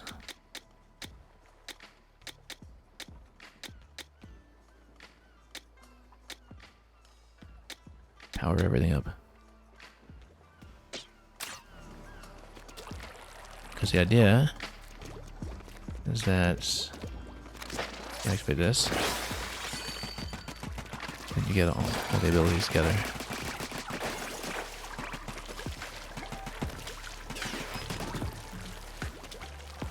Okay, let's see about what we've newly discovered here. Bottomless buffet. Can't call for help, not intending to. Let's see it. 3 floors. How low can it go?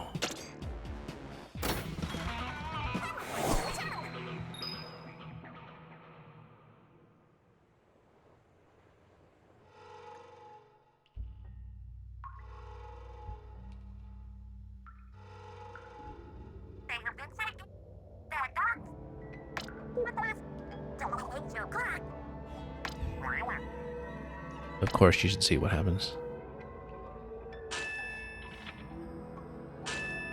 We'll summon them all to a feast.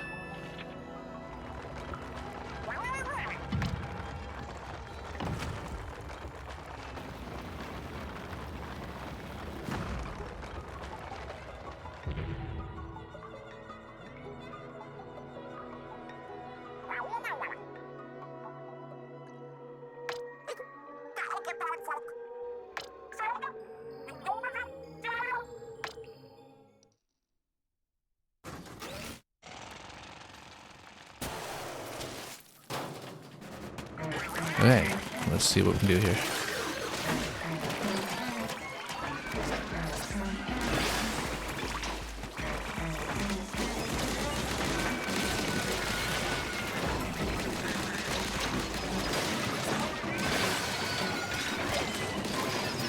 Catch the end of the steel eel here.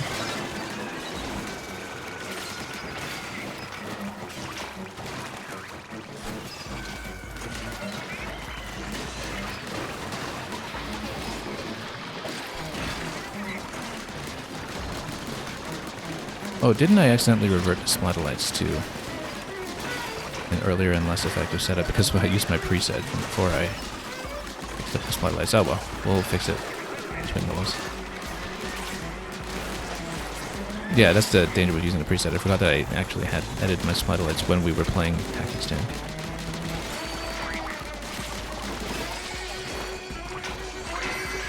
So my Splatoon might be in a bit of a suboptimal state right now. We'll see what we can do.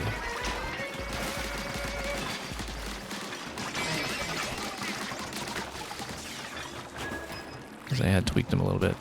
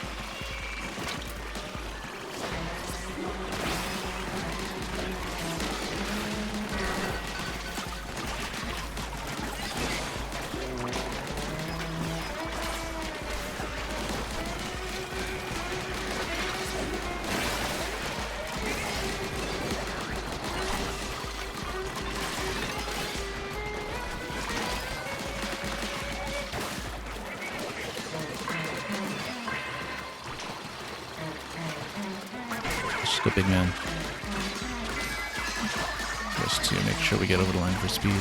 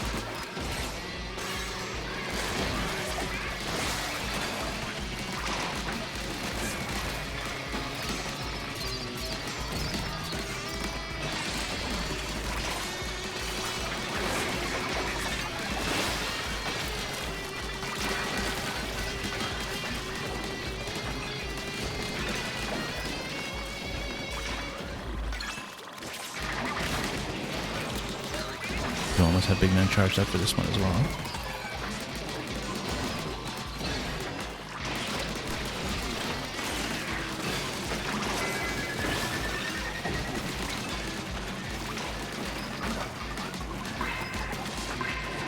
We find out him now.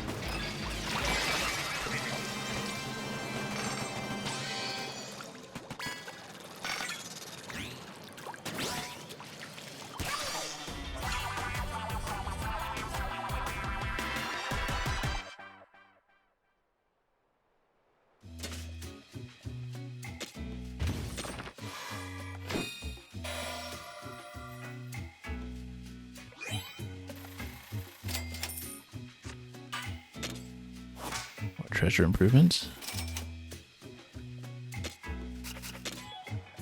Okay, now, what was I saying? So, splatter lights earlier, let me just see. We actually did have a bit of a tweak. I'm trying to remember. We just switched two things around on it. I'm just looking at the central icon for splatter lights. Oh yeah, no, that's all we did was the one additional point for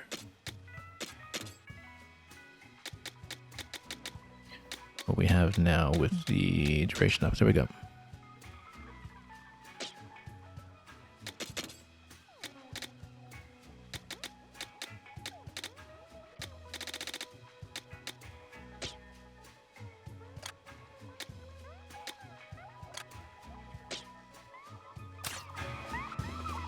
Okay.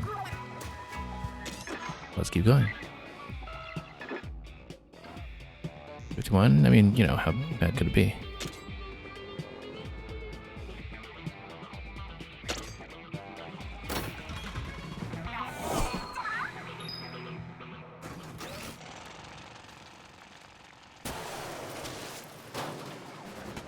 Okay. Look how there's a bit more variation to the platforming design of these levels too. Starting to resemble the side order levels a little more, in fact, with things like the balloon in the middle and just such interactable elements like that. Oh, and intro already. Let's get out. I get smoked.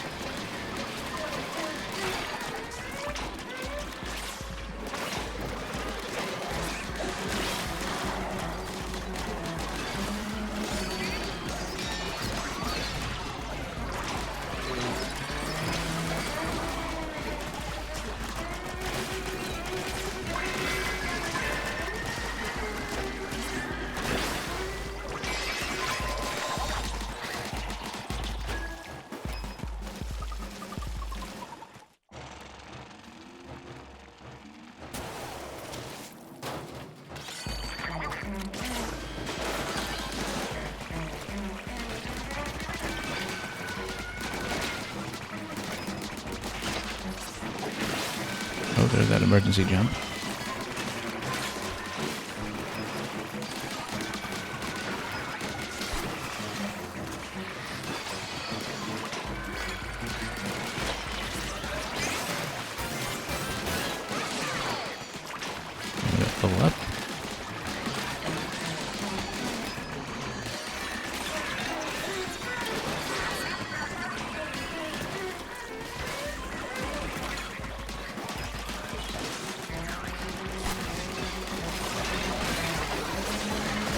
Now we know that Meteor actually struggles a bit against Steel Eel because the timing can be a little off the eel positioning. But luckily we got out of trouble. Fortunately, no charge of Big Man at the moment.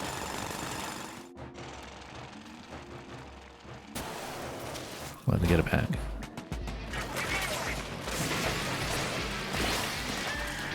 Oh, fell off. Not great. Oh. Couldn't get out of there, too. We frozen the scrapper, too. I just was trying to blank it, and then we just overshot completely.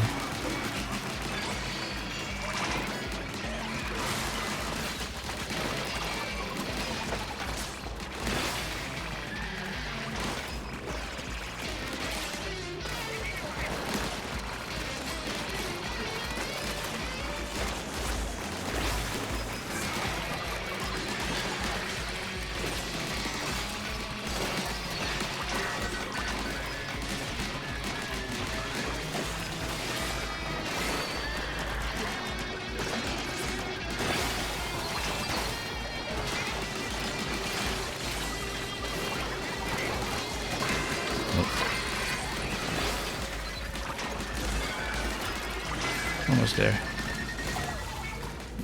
But running into a little bit of trouble.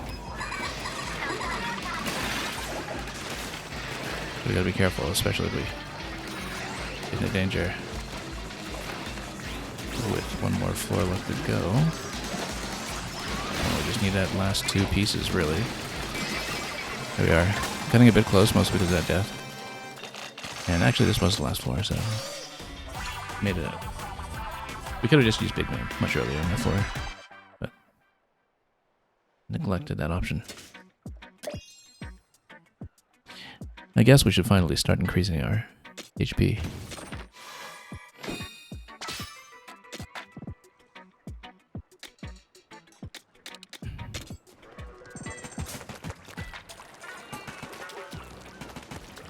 Yeah, once we have the resources to really build into it, we should play around with that slosher, but not yet.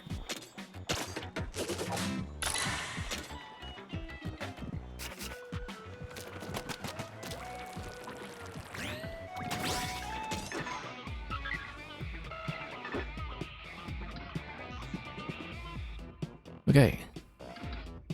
One level incrementally at a time. Almost makes me think that we'll have... Well, we know it'll go up to level 80, but it's going to cap out like everything else, if not beyond. Between that, you would have basically 30 by 3, and you would have 90 levels plus more. So this is, I guess, the pit of 100 trials.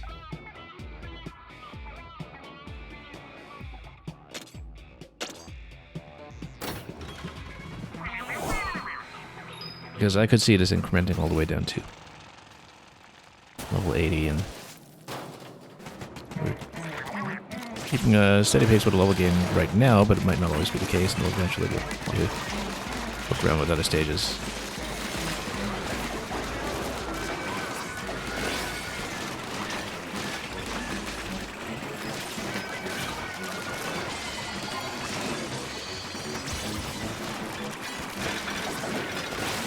Something legendary this way comes, enhanced knockback.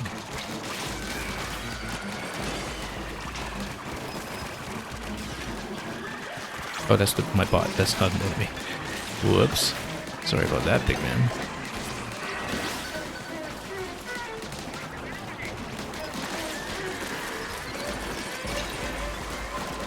Oh, we don't have big man charged up yet for getting out of danger. Better get out. Okay, got out. Surprisingly.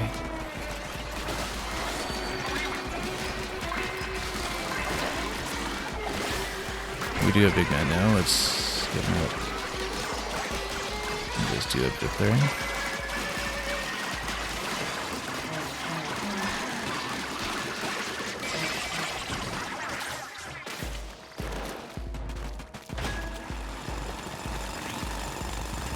Playing a bit dangerously there, but we'll proceed.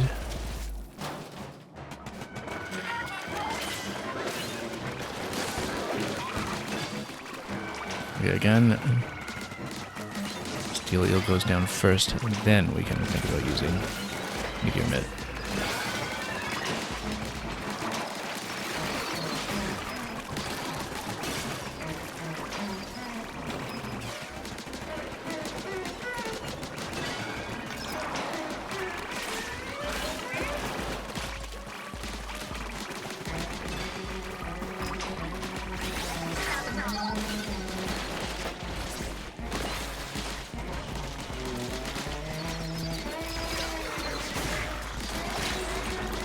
Oh, danger. Nope, I'm caught.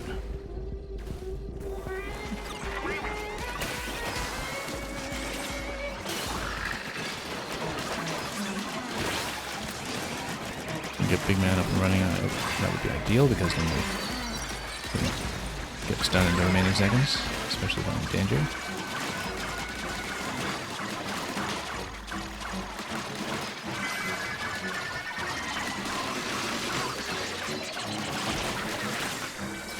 Whoa, fell off. That was not good. Considering... Oh, we're 7 seconds off. I can't kill anything here. Let's... Barely get out.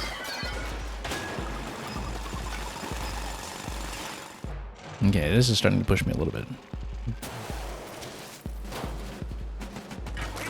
Flying fish has to be priority.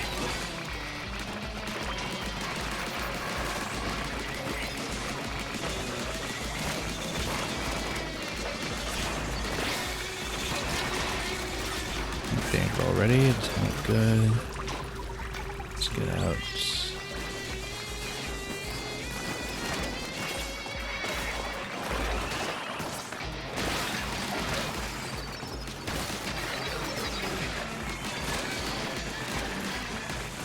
There's a fly fish all the way over there.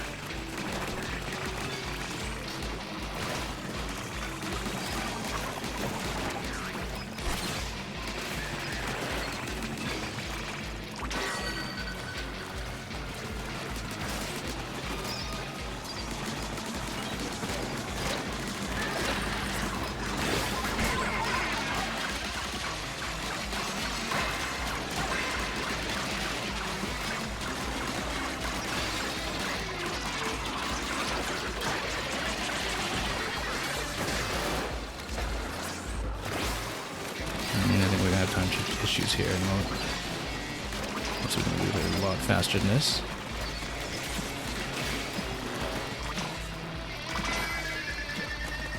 Six seconds. Oh, come on. There we go. Okay. This is starting to run up against the limit that I built for right now. We need to start upgrading some of the gadget damage, I think, too. Really do this properly, or the weapon damage, I guess, as well. Put more resources towards that. Because we are getting a bit outpaced.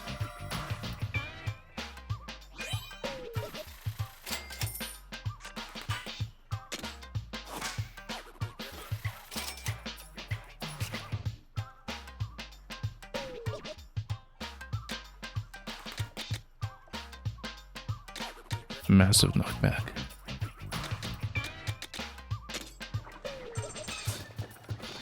Yeah, this setup is running up against some natural limits here.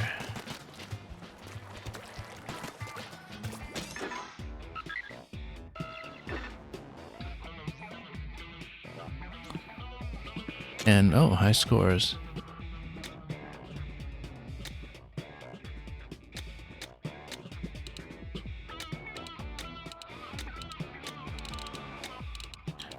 Okay, but it's just for the bottomless buffet. And what are the tanks that you have? But then, if we've been running dualies, where are my dualies? There we go, yeah. So it tells you what your record is all time for each class. Solo and multiplayer, and by tank.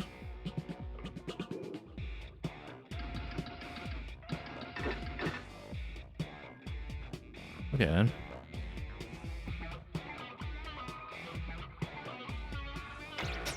Well, let's see what we can do for our upgrades first. Let's see if we can do some gadget damage.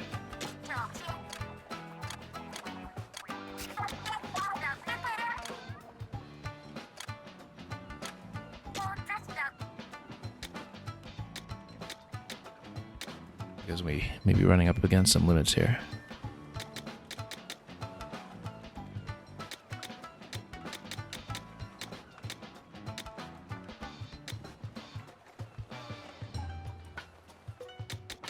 I think there was a better tier of freeze available as well that we should consider.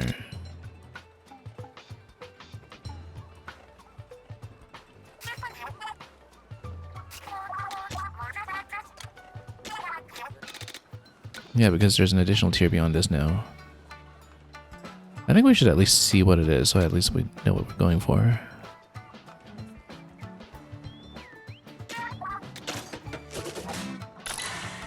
Because the next one should be the 5-star, but then, yeah, it is an 8-pointer.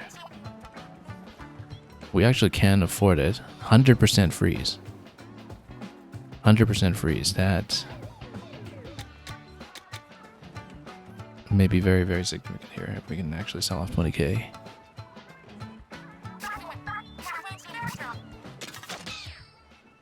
Heartbeat Prism, what even is that? Probably just, well, let's figure this out. Not defeat the Summon Arc. Oh, reach level 50, yep, we have that.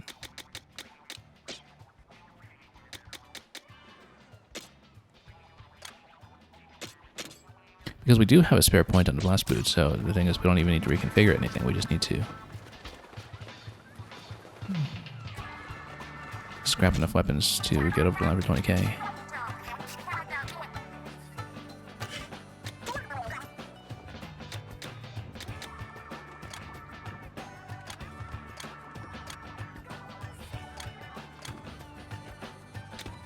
Yeah, some of these properties might be something a bit more reusable to, oh, first of all, how much does this cost? Also 20k. Weapon power chunks, spiralite shards. Yeah, because some of these we might want to scrap them for the chunks instead. So I'm reluctant to sell off too much.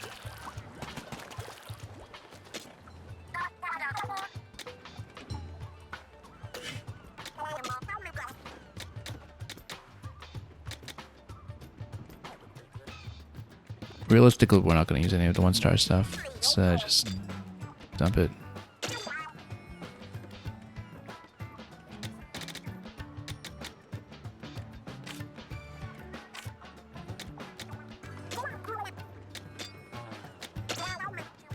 Still not much to work with.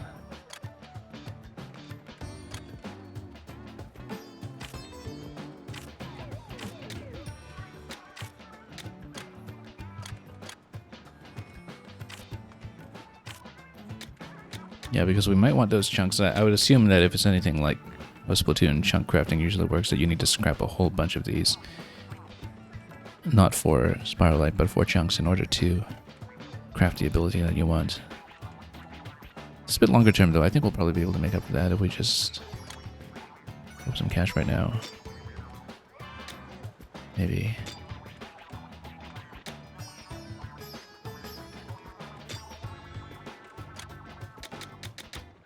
Just get over the line for what we need.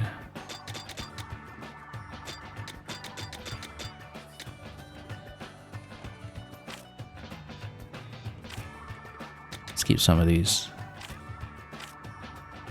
I mean, it may make sense to load up an icebreaker for a future ice setup like what we have here.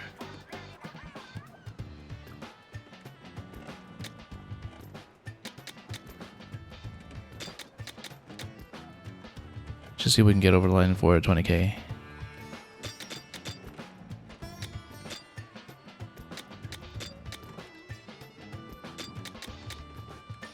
Yeah, we can regret losing all this ability budget later. I mean, we'll be looting lots more stuff over the course of the game. But 100% freeze is just too good to pass up.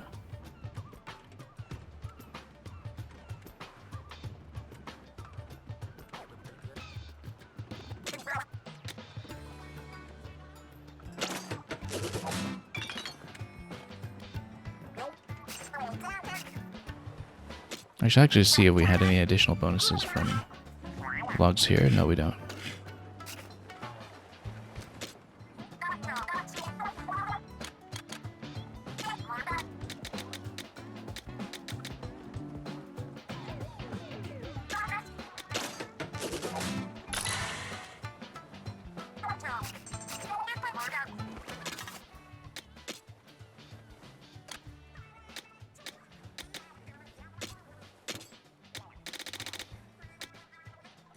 I mean, if we have 100% freeze on this, we don't even necessarily need a second freeze effect. Off of something like Meteor Mitt.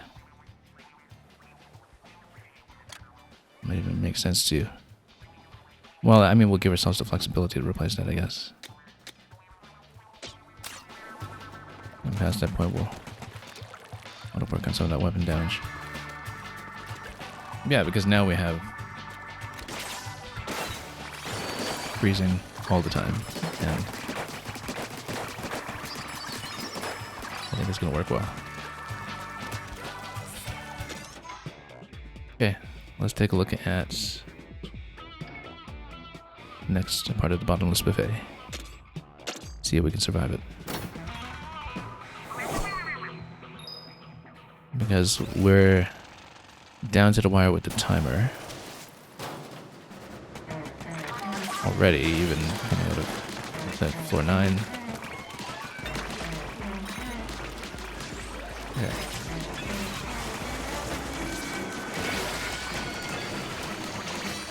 %, freeze also kind of works as a form of damage mitigation, if you think about it. But we just zone everything out around us.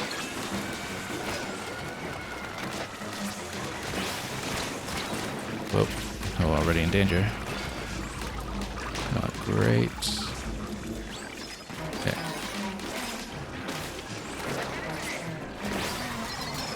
Still heal.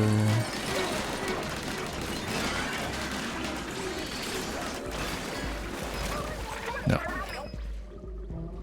Reinforcements. Yeah, we haven't really been on target with some of these hits, so we need to be doing a lot better here.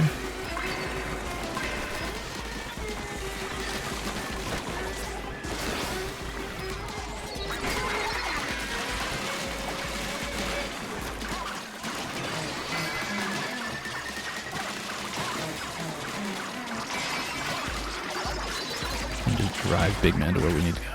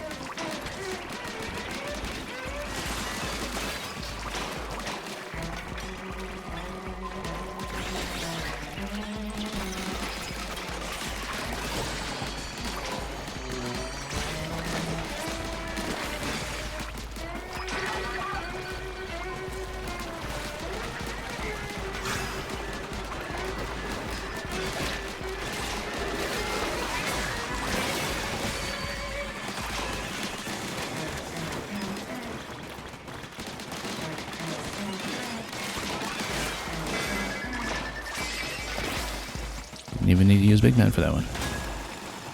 We'll have him available right at the top of the next floor. Might even want to use him right at the top.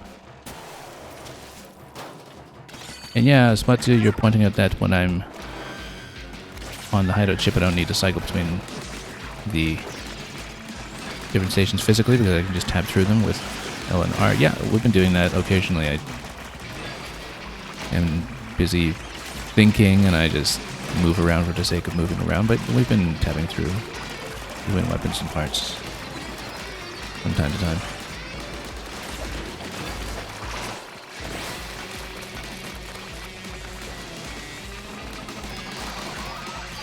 Oh, didn't I say I was using Big Man off the top here? We might as well. I like keeping him for emergencies, but we'll make sure we stay ahead of the timer here.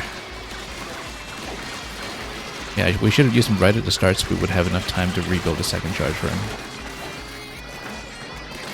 And then have that available to get us out of danger if needed.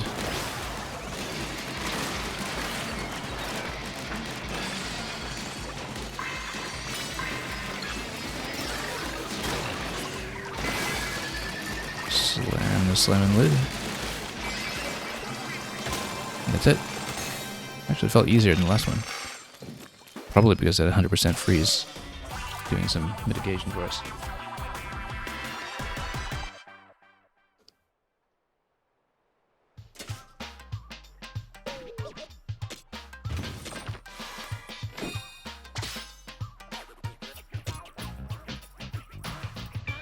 Look at that Splatana.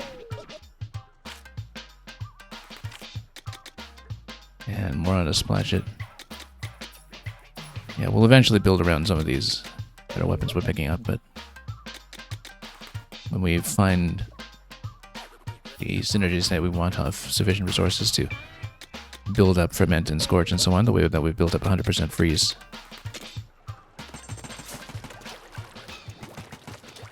Because if we can essentially guarantee an effect that synergizes properly with a weapon, then things go well. And it was a pretty clear gain in damage efficiency that we had off of that cluster compared to how we did with 739.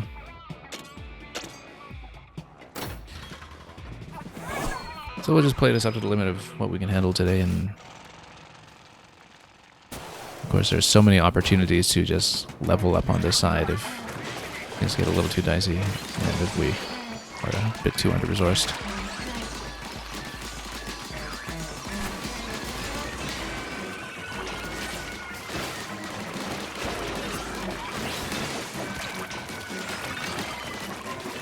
Can't see a thing. Oh well. Nope, Steel Eel, let's go around it.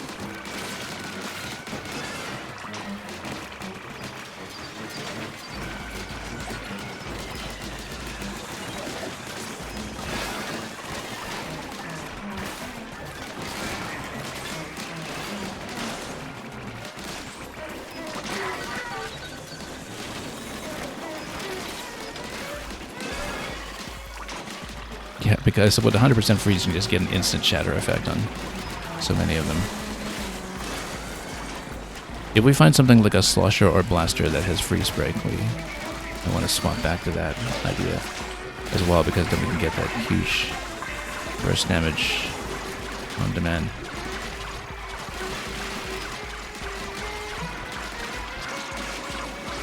Because the activation percentage on that freeze was really the main thing was missing.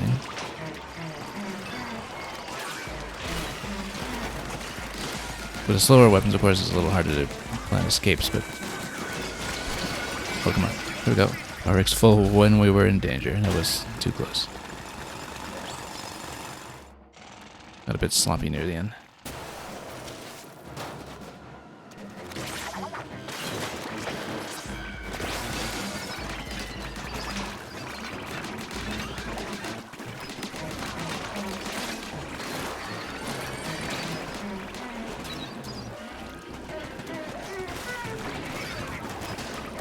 Should have used the dually effect there properly.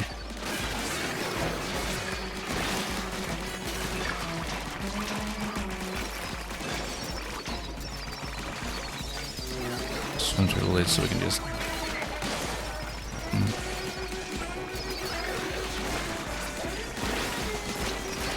Whoa, danger, danger. Yeah.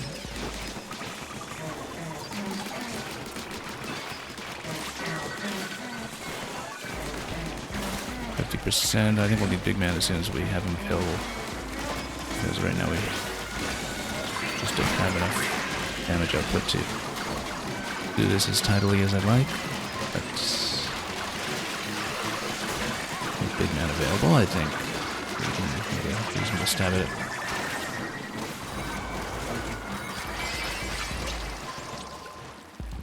A little bit tight, but managed it.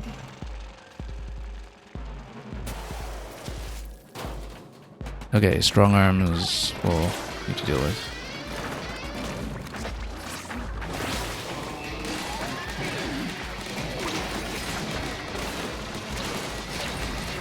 Oh, in danger already, that's not great.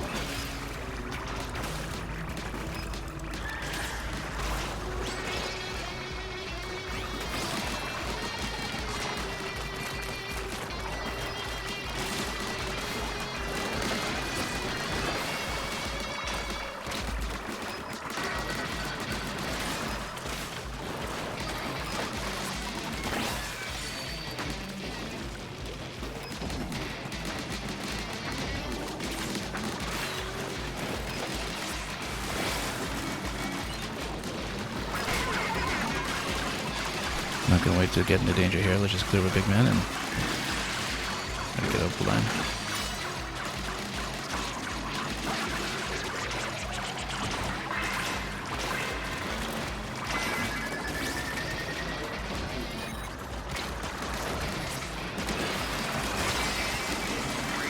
There we go. Lots of time to spare.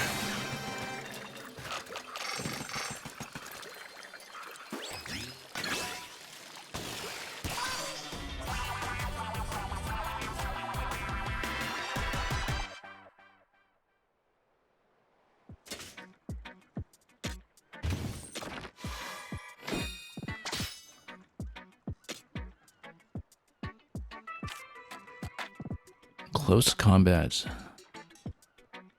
Level 3 on this for a splash shot. That's probably going to be pretty useful.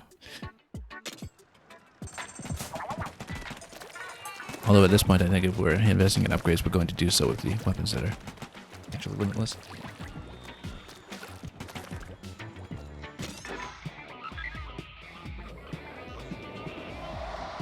That's a big new section available here.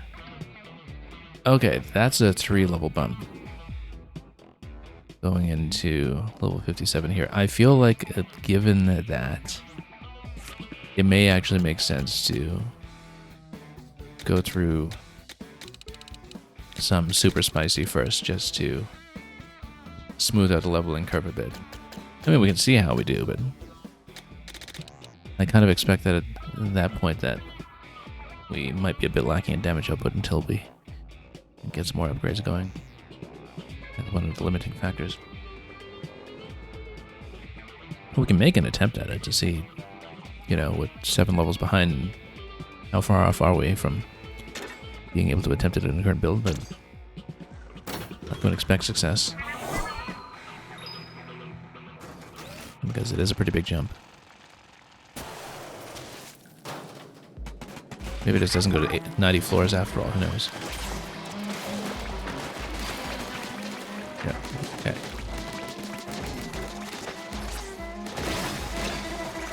Everything's kind of spread out a bit more here, actually, with the initial round of spawns.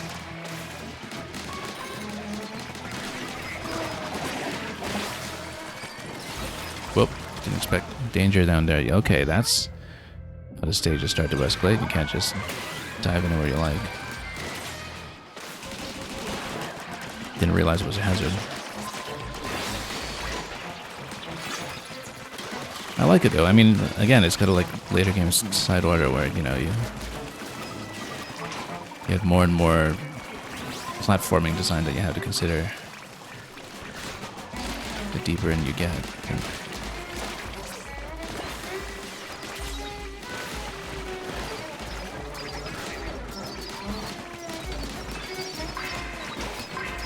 kind of wonder what other platforming ideas we'll see as we get deeper. And now, of course, the damage threshold is looking like a potential problem here. Of course, part of that is because of that death we took. That set us off a little bit when it comes to timing, but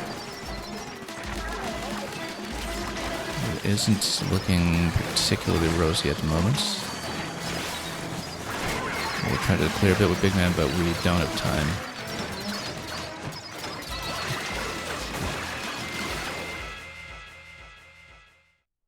Okay, that gives us a sense of what we're in for.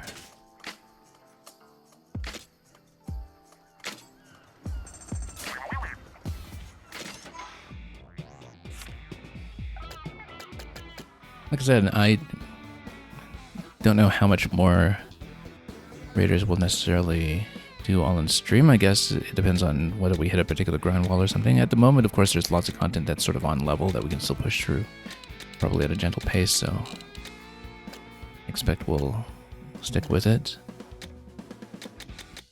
But I do wonder how much of an undertaking it is going to be to clear out that much at rest. I certainly will want to prioritize the compasses as well. But it may make sense to just kind of clear everything that is up to one's current level and then bank up a generous amount of resources to proceed from there. Because then you can overlevel this a little bit and continue to push.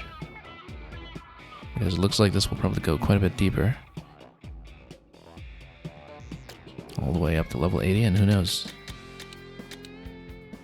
Maybe even something beyond that, so...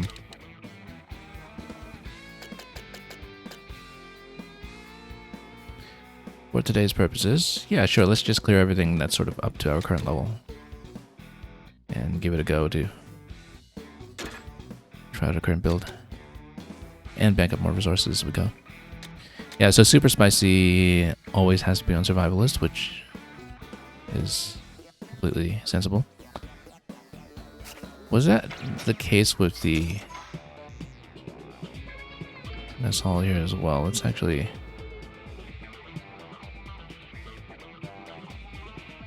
take a look here. Well, it doesn't say... yeah, no, it says Survivalist difficulties. Of course it is. Which just means that it's akin to everything we've been doing so far. Okay, let's see some of the basic stuff.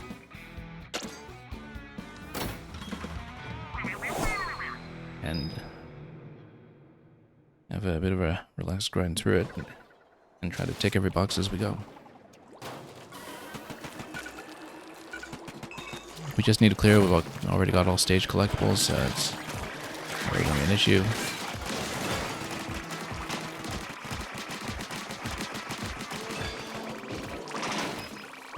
Nor are we pressed for time when it comes to racing to deal damage.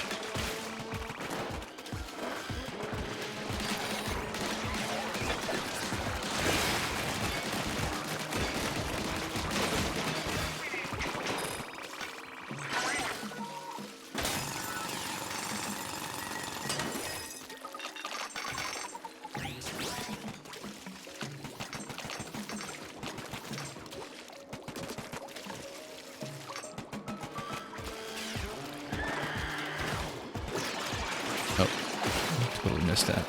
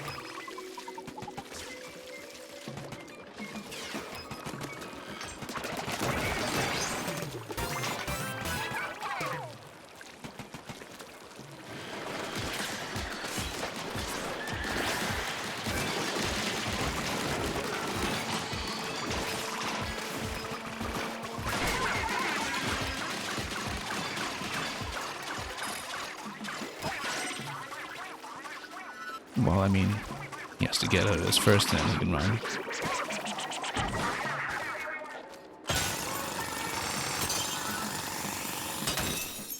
Yeah, we need the income anyway, so we can tune our setup a little bit further for getting back into the excavation. Oh, okay, so here it doesn't say a level beyond level 50 anymore, it's level 50 plus 1. But then do we still get skill points off of that? I'm sure we do, because we still had compasses and such to deal with. So we level from 50 to 50 plus 1, but then it's a very minor stat increase. So the base stats basically cap out at this point, so apart from the skill points building up for HP, everything from this point actually is going to be improving our gear setup through upgrades.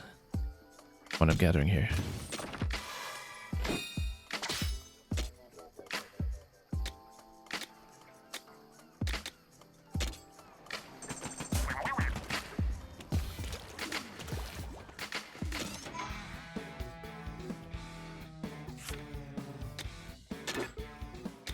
Okay, let's keep going.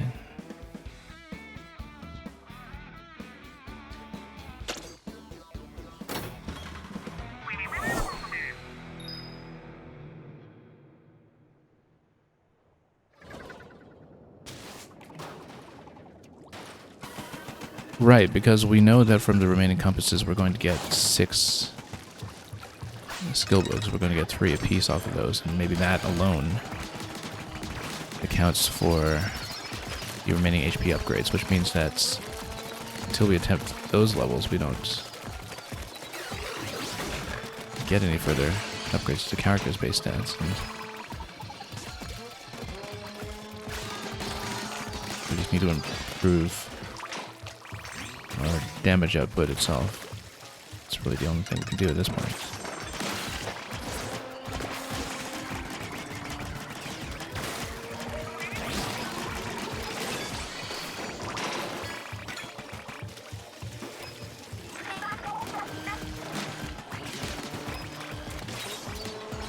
Totally missed. Whoops.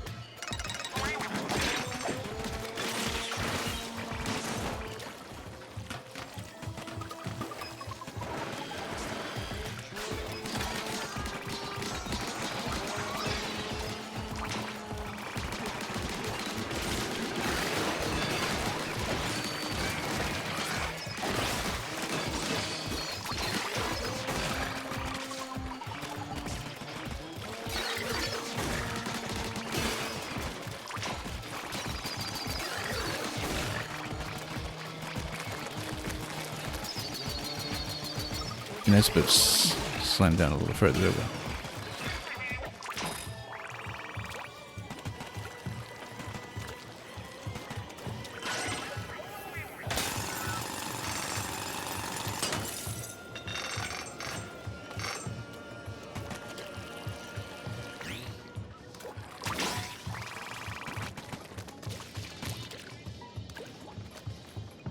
Where are we going? Oh, there we are. Okay.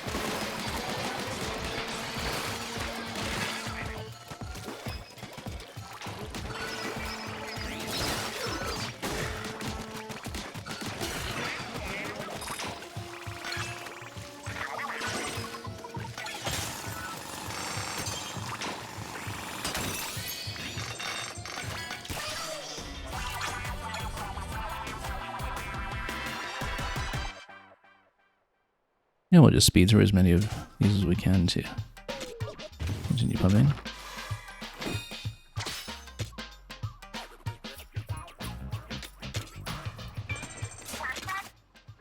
Yeah, I do wonder, given the character stats kind of petering out at 50, just how much of a grind it's going to be to get things set up all the way to 80 at this point. I mean, obviously the weapon damage is going to be a pretty big factor.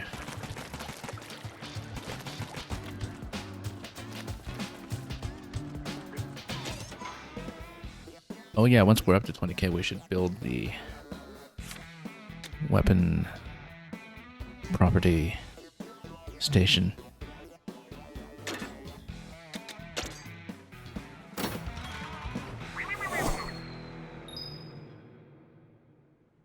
In fact, I wonder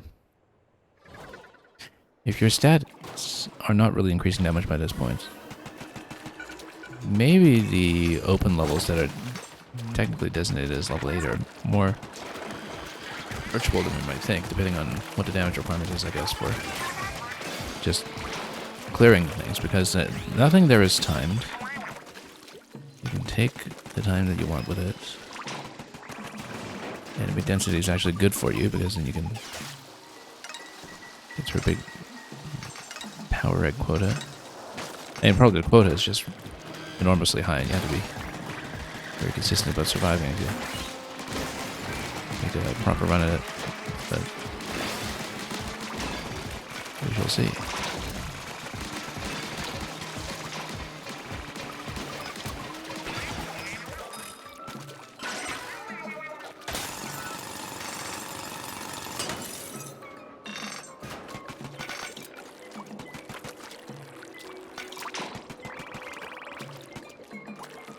And yeah, Titus, you said you tried a level 57 raid and you even have your weapon level up to 55 and it's tough. Yeah.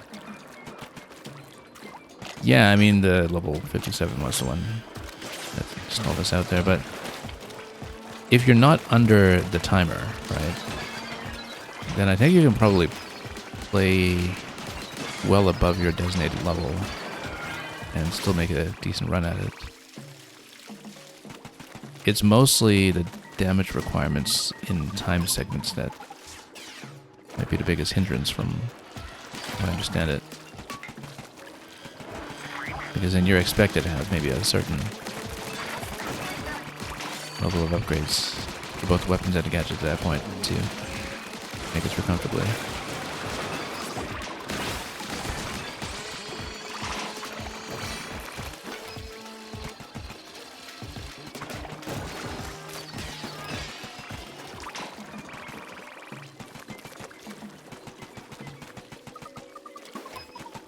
Okay.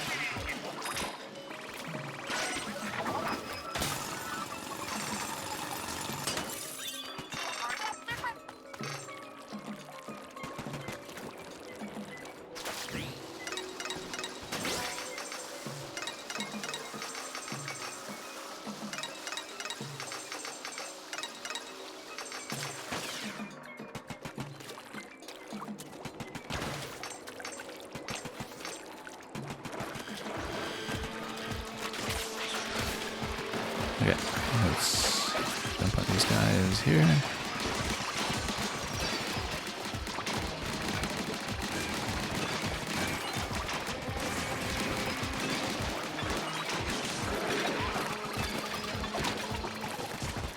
Oh.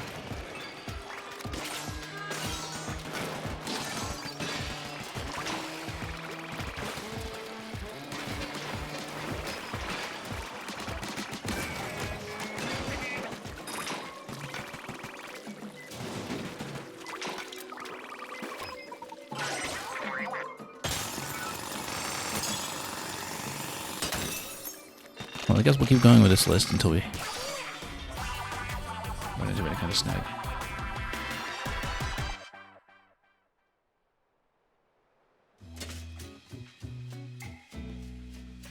But yeah, you're getting no stats anyway, so why would it matter that this, well, this tab is saying 80 for everything?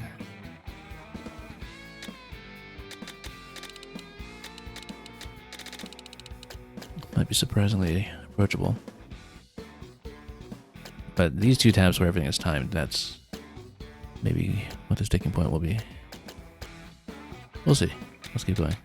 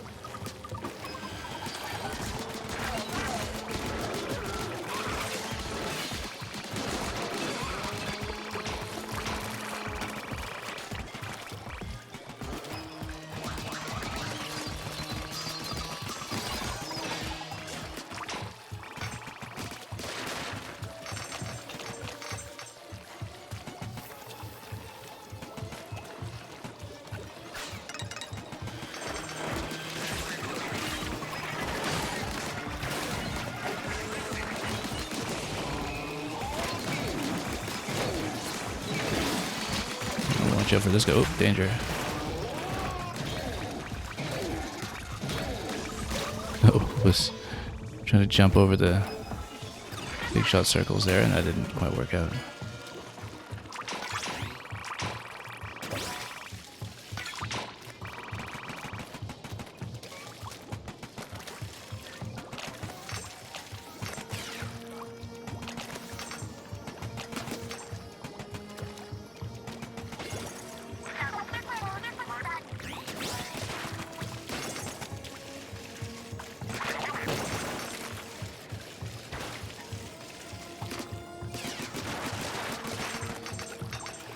Whoop. Pop that properly first before we proceed.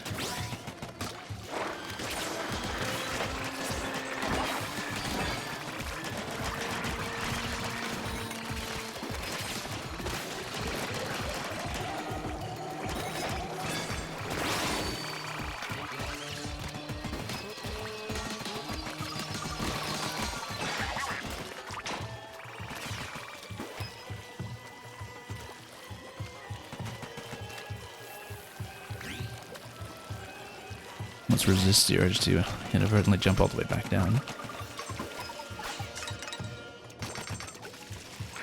Oh yeah, it's his area.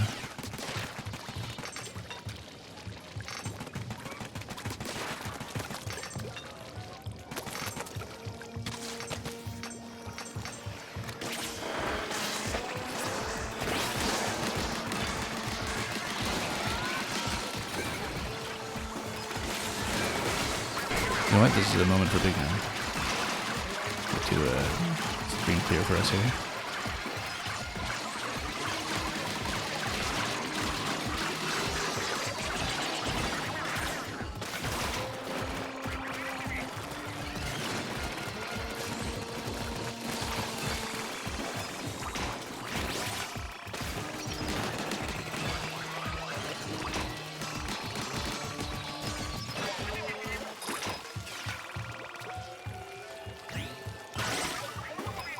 Okay, for a level 55, we're doable. I mean, we may even manage to loot some weapons that are ahead of our current curve.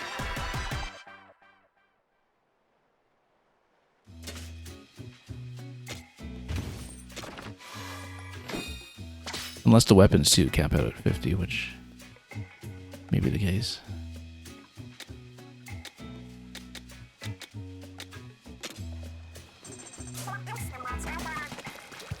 And I agree that we weren't about to construct something here. So yeah, we got 4 remaining points for upgrading to deal with. We know that we will... Well, something here will cost 2 or 3 or something like that, because we know that we're missing 3 skill points per remaining compass level. And that's enough to get you the rest of the way. But in the meantime, we will build this first.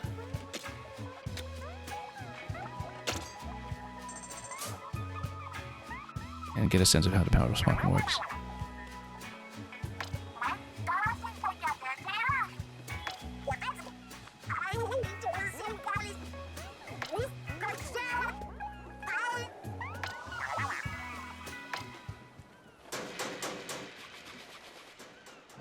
Because we got something like a freeze break on that slosher, on that 5-star slosher.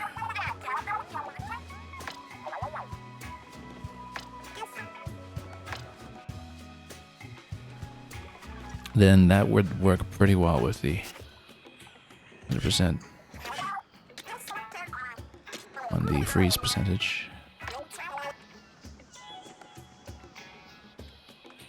Use weapon power chunks to get a different weapon power pump built the one you got. Yeah, so... okay, that's great. Don't worry, I've been saving the weapon power chunks from everything we scrapped so far, so there was no reason not to sell the 3 or 4-star ones. Excellent.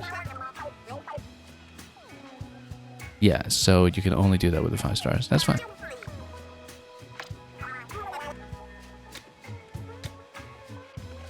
Because, for example...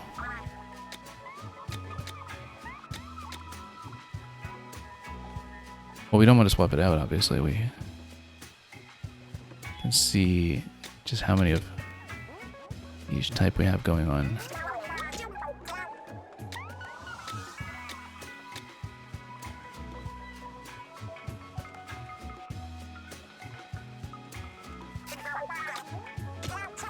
It is expensive.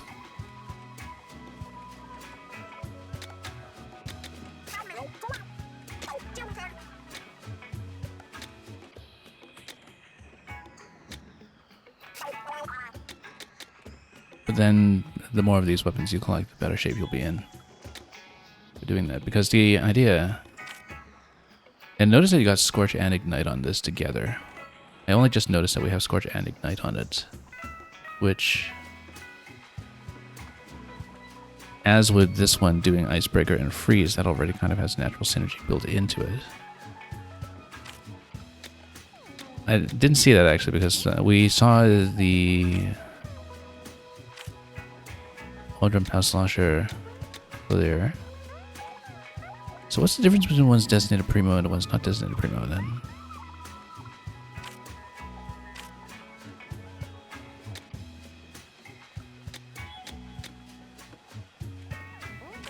Because we have direct hit and explosion.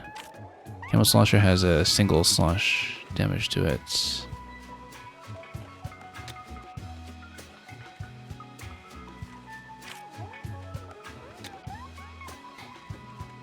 This might be interesting if we want to do some kind of fire build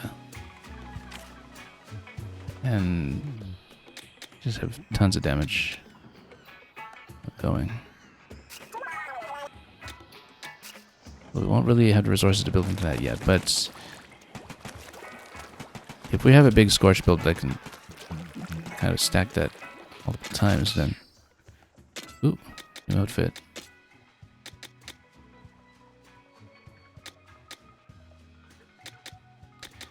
Upgrade 10 gadget parts, 30th floor and bottomless buffet, and then these will probably be for getting even further.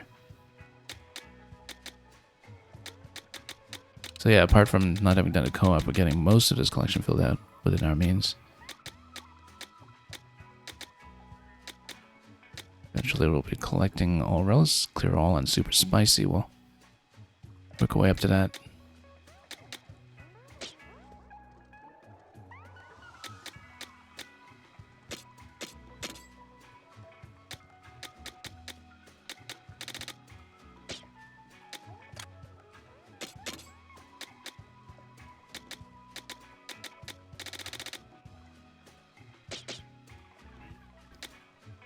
Yeah, because if we can get a really good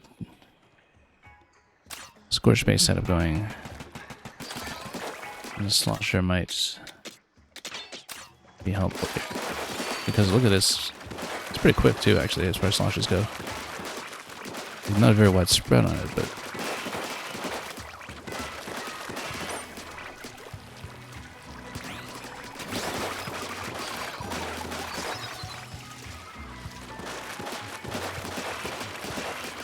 maybe the scorch percentage could be better. But if you use it in conjunction with a fire ability that puts fire everywhere, then maybe that gets you places. Yeah, we'll consider it. This we'll need to think about.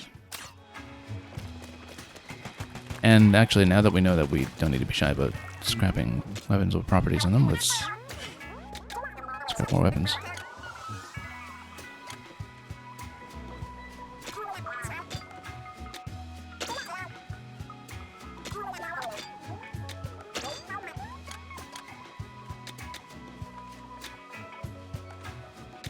I mean, do we really even care about anything on 3-star at this point? I don't think we do.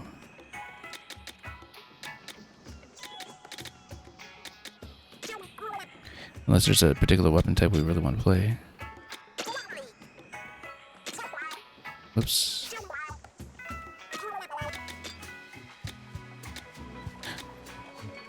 Oh, actually, no. Okay, no, you can select all of these together. That's how you do it. Okay. Get about 20k off of that. And it shows you all of the chunks as well.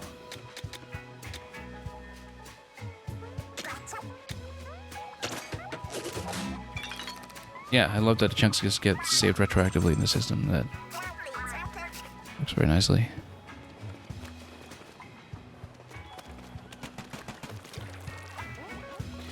Which is pump main weapon damage at some point, but we'll see how we're doing in terms of drawing new weapons as well, because that might be a path to giving us something that's more cost effective, even if we are playing freeze.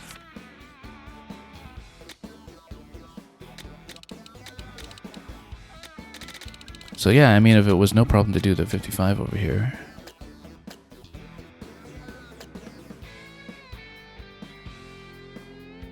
I don't see how we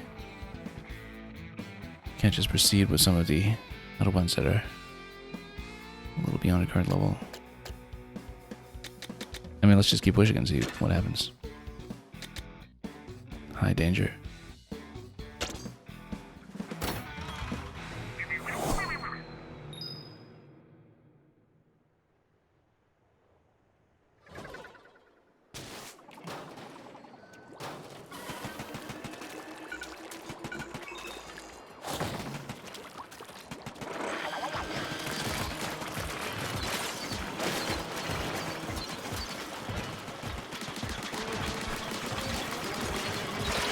Oh.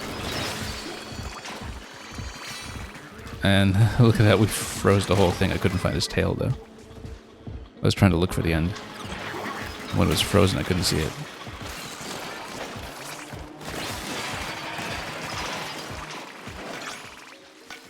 So I took a rather unfortunate loss very early, but let's keep going. Ferment these while we're at it.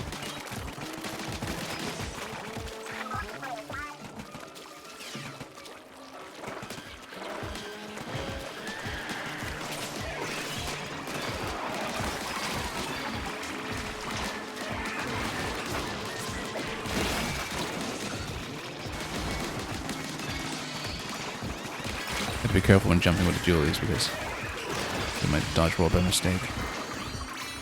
There's a scene. Know when to pull out defensively as well, since we're not under time pressure.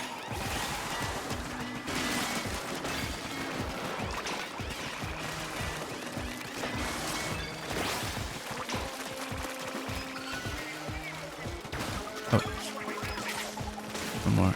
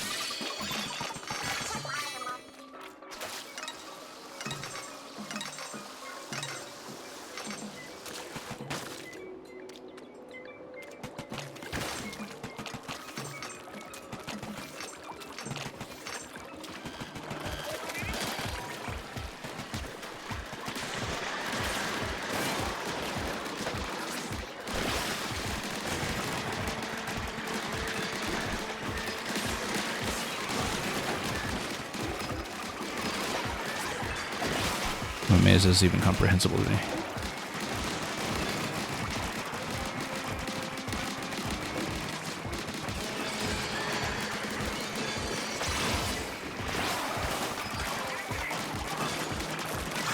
It's a big butane blaster.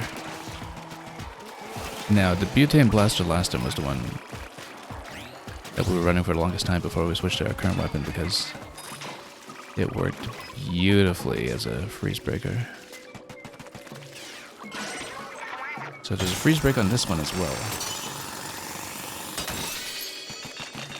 We may actually swap to it.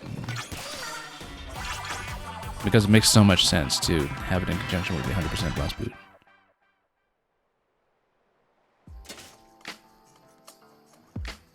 Now that's a big if it does have the freeze break built in already.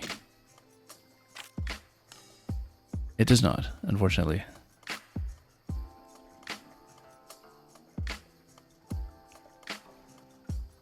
But we may even eventually want to swap a freeze break onto this one because it just works so well with the blaster.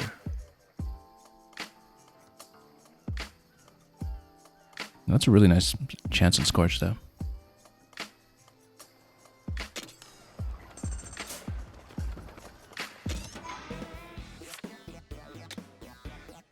So yeah, no problem clearing these so far. Let's just keep going.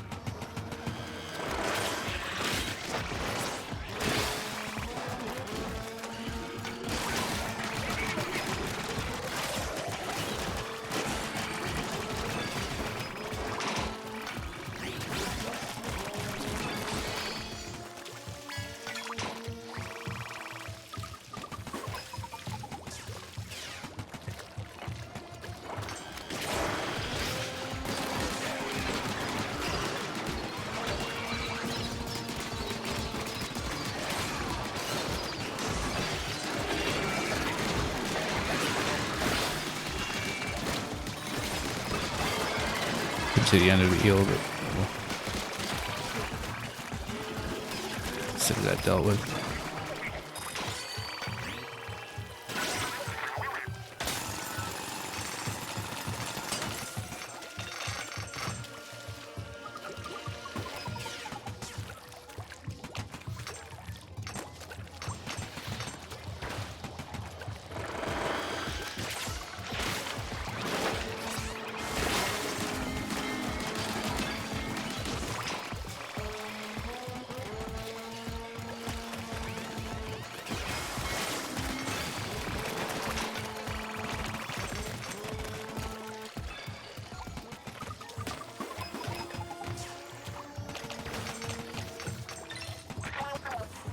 And that just continues, yeah.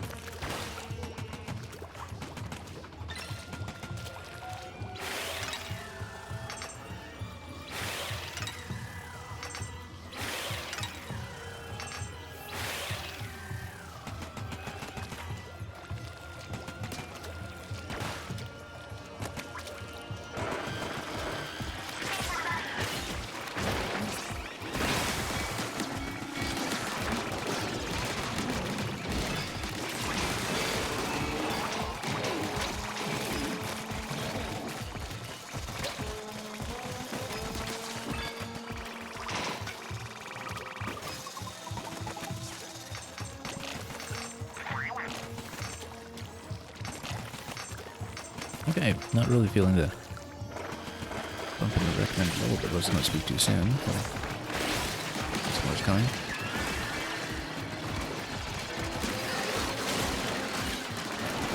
It's probably a big man moment. Oh yeah, especially when you're in danger.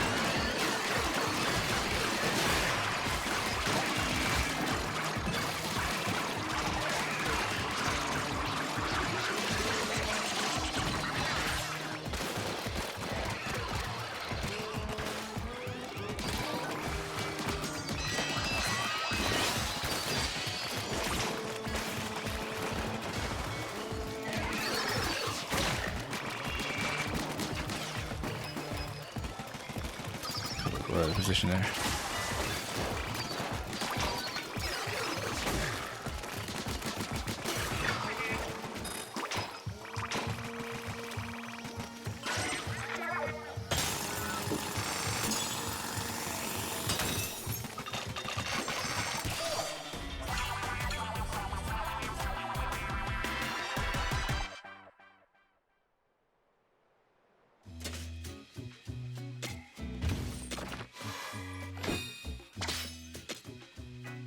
Okay, let's keep going.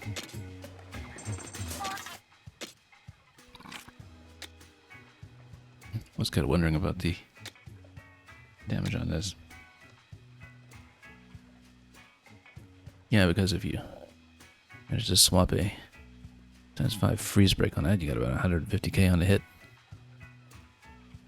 And now that you can guarantee to freeze, that will really blow everything up. So, just an idea to save for later.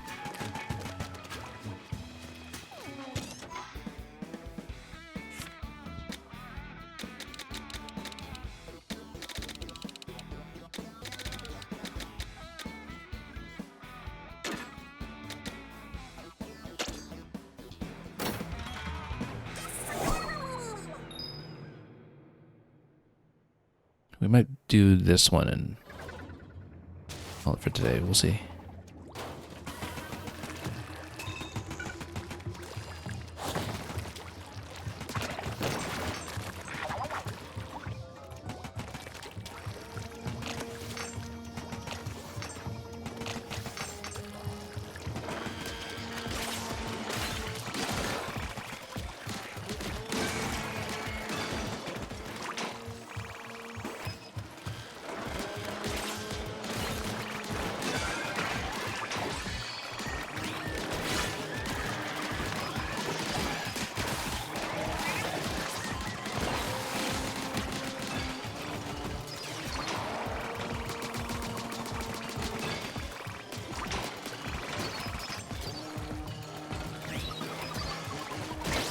Oh.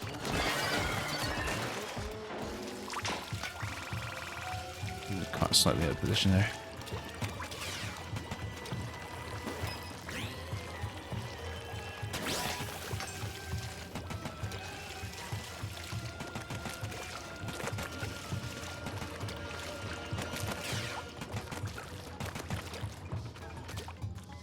Oh, no. Wrong way.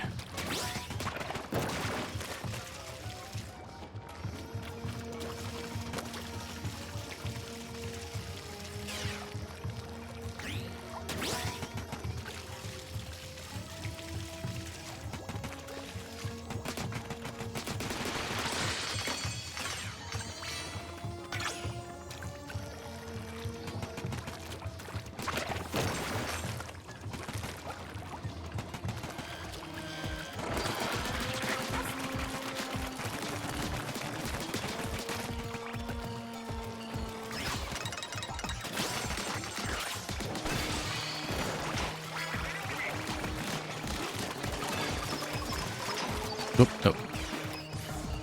Gotta watch where you're going.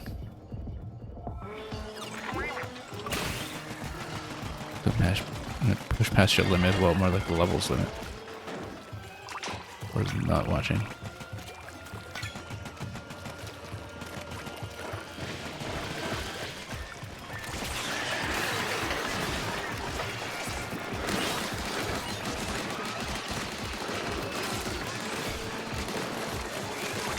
I do love that blast pool escape.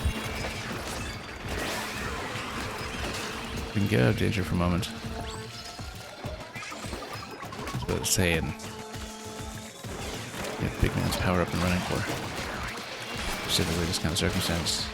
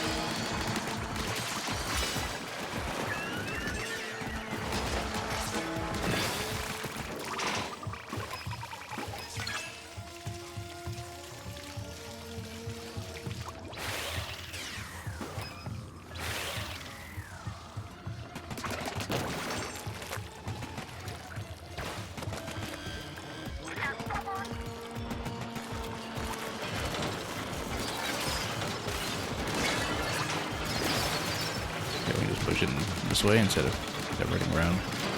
Let's do this.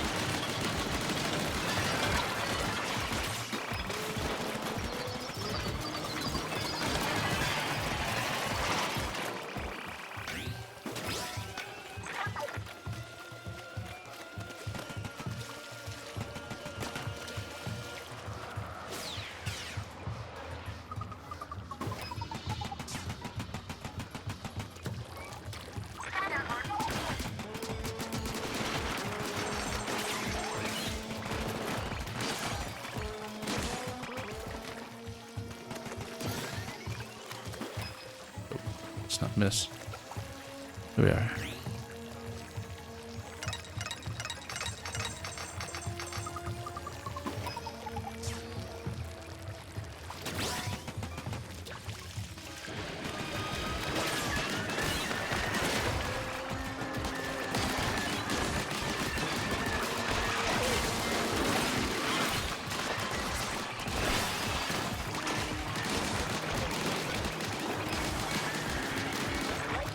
Watch the floor a little bit from us from time to time, but we're settling in. Whoa, no. Gotta watch where we're going. Backwards. Oh.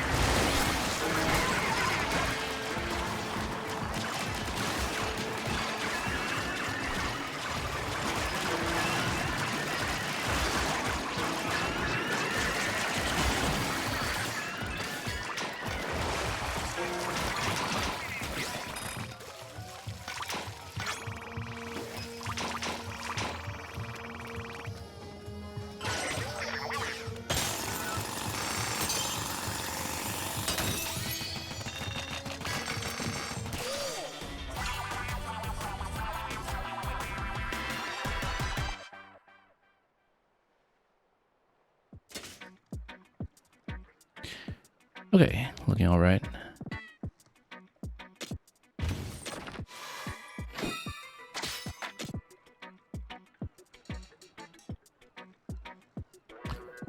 Yeah, that is quite Splatoon. I should try it out for just a moment just to see how it's like in terms of speed.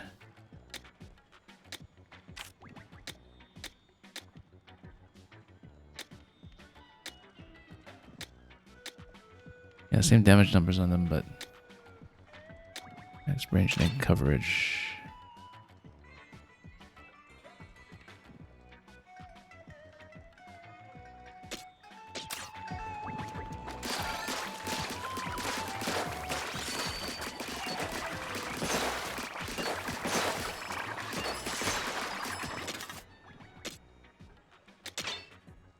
Worth considering for later.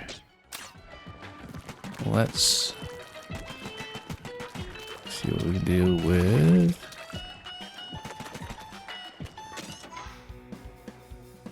the map. So we clear up to this level 60 over here. There's a lot left to do. But essentially we've confirmed that since you're kind of in prestige levels that are not boosting your stats past 50 anyway, that's the significant level gain and the suggestion for Super Spicy is for these levels at least a suggestion that you don't actually need to take too seriously. For the time levels you might. It was after all at 57 when we entered it as a level 50 that we ran into trouble just getting past the first wave.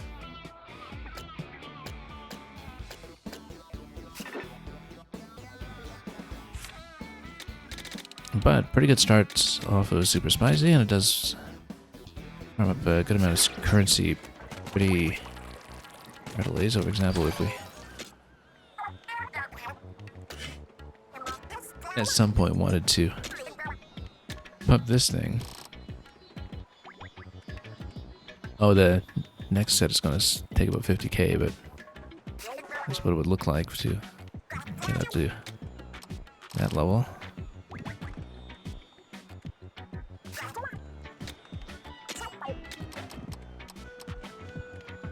Yeah, because currently we can get that up a decent amount.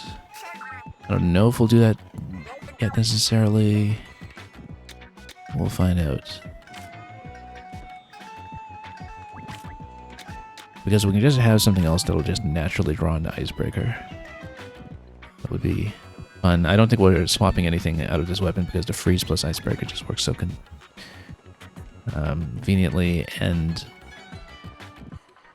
it's more that we remember blasters being really good with freeze break that we're considering maybe doing something with this one. But we can also do a fire slosher build at some points and see how it goes. But we're just in a really good comfort zone right now with what we're doing, especially with all the grades that we've gotten on the gadgets that we use in conjunction with this approach. Regardless, we'll probably call it for today.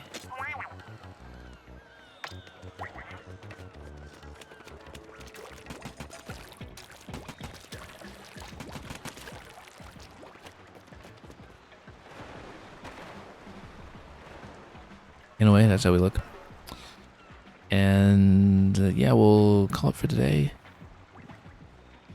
And we'll be back for more. Like I was saying, I don't know if we'll necessarily be streaming 100% of everything that I do here, because if we hit some kind of grind wall along the way, then I've got to do some of that off stream, probably just in small doses, just to be able to fit that in. But certainly we'll want to push in to as much as we can of the bottomless buffet, and we'll just run levels in the meantime to farm up resources, get set up, etc. Which tells me I should be running the outer tanks for a little while too, because then we can pick up more parts for them naturally instead of having to buy everything. Buy the things that are by themselves exclusive to the shop as categories of abilities. Anyway, that is it for me today. Thanks so much for watching. Thanks for joining me at any part of this stream, be it as a chatter or a lurker or something else entirely. And until we return for even more of the post-game in Splatoon Raiders, have a wonderful time ahead of you with everything that you may be getting up to or digging down towards.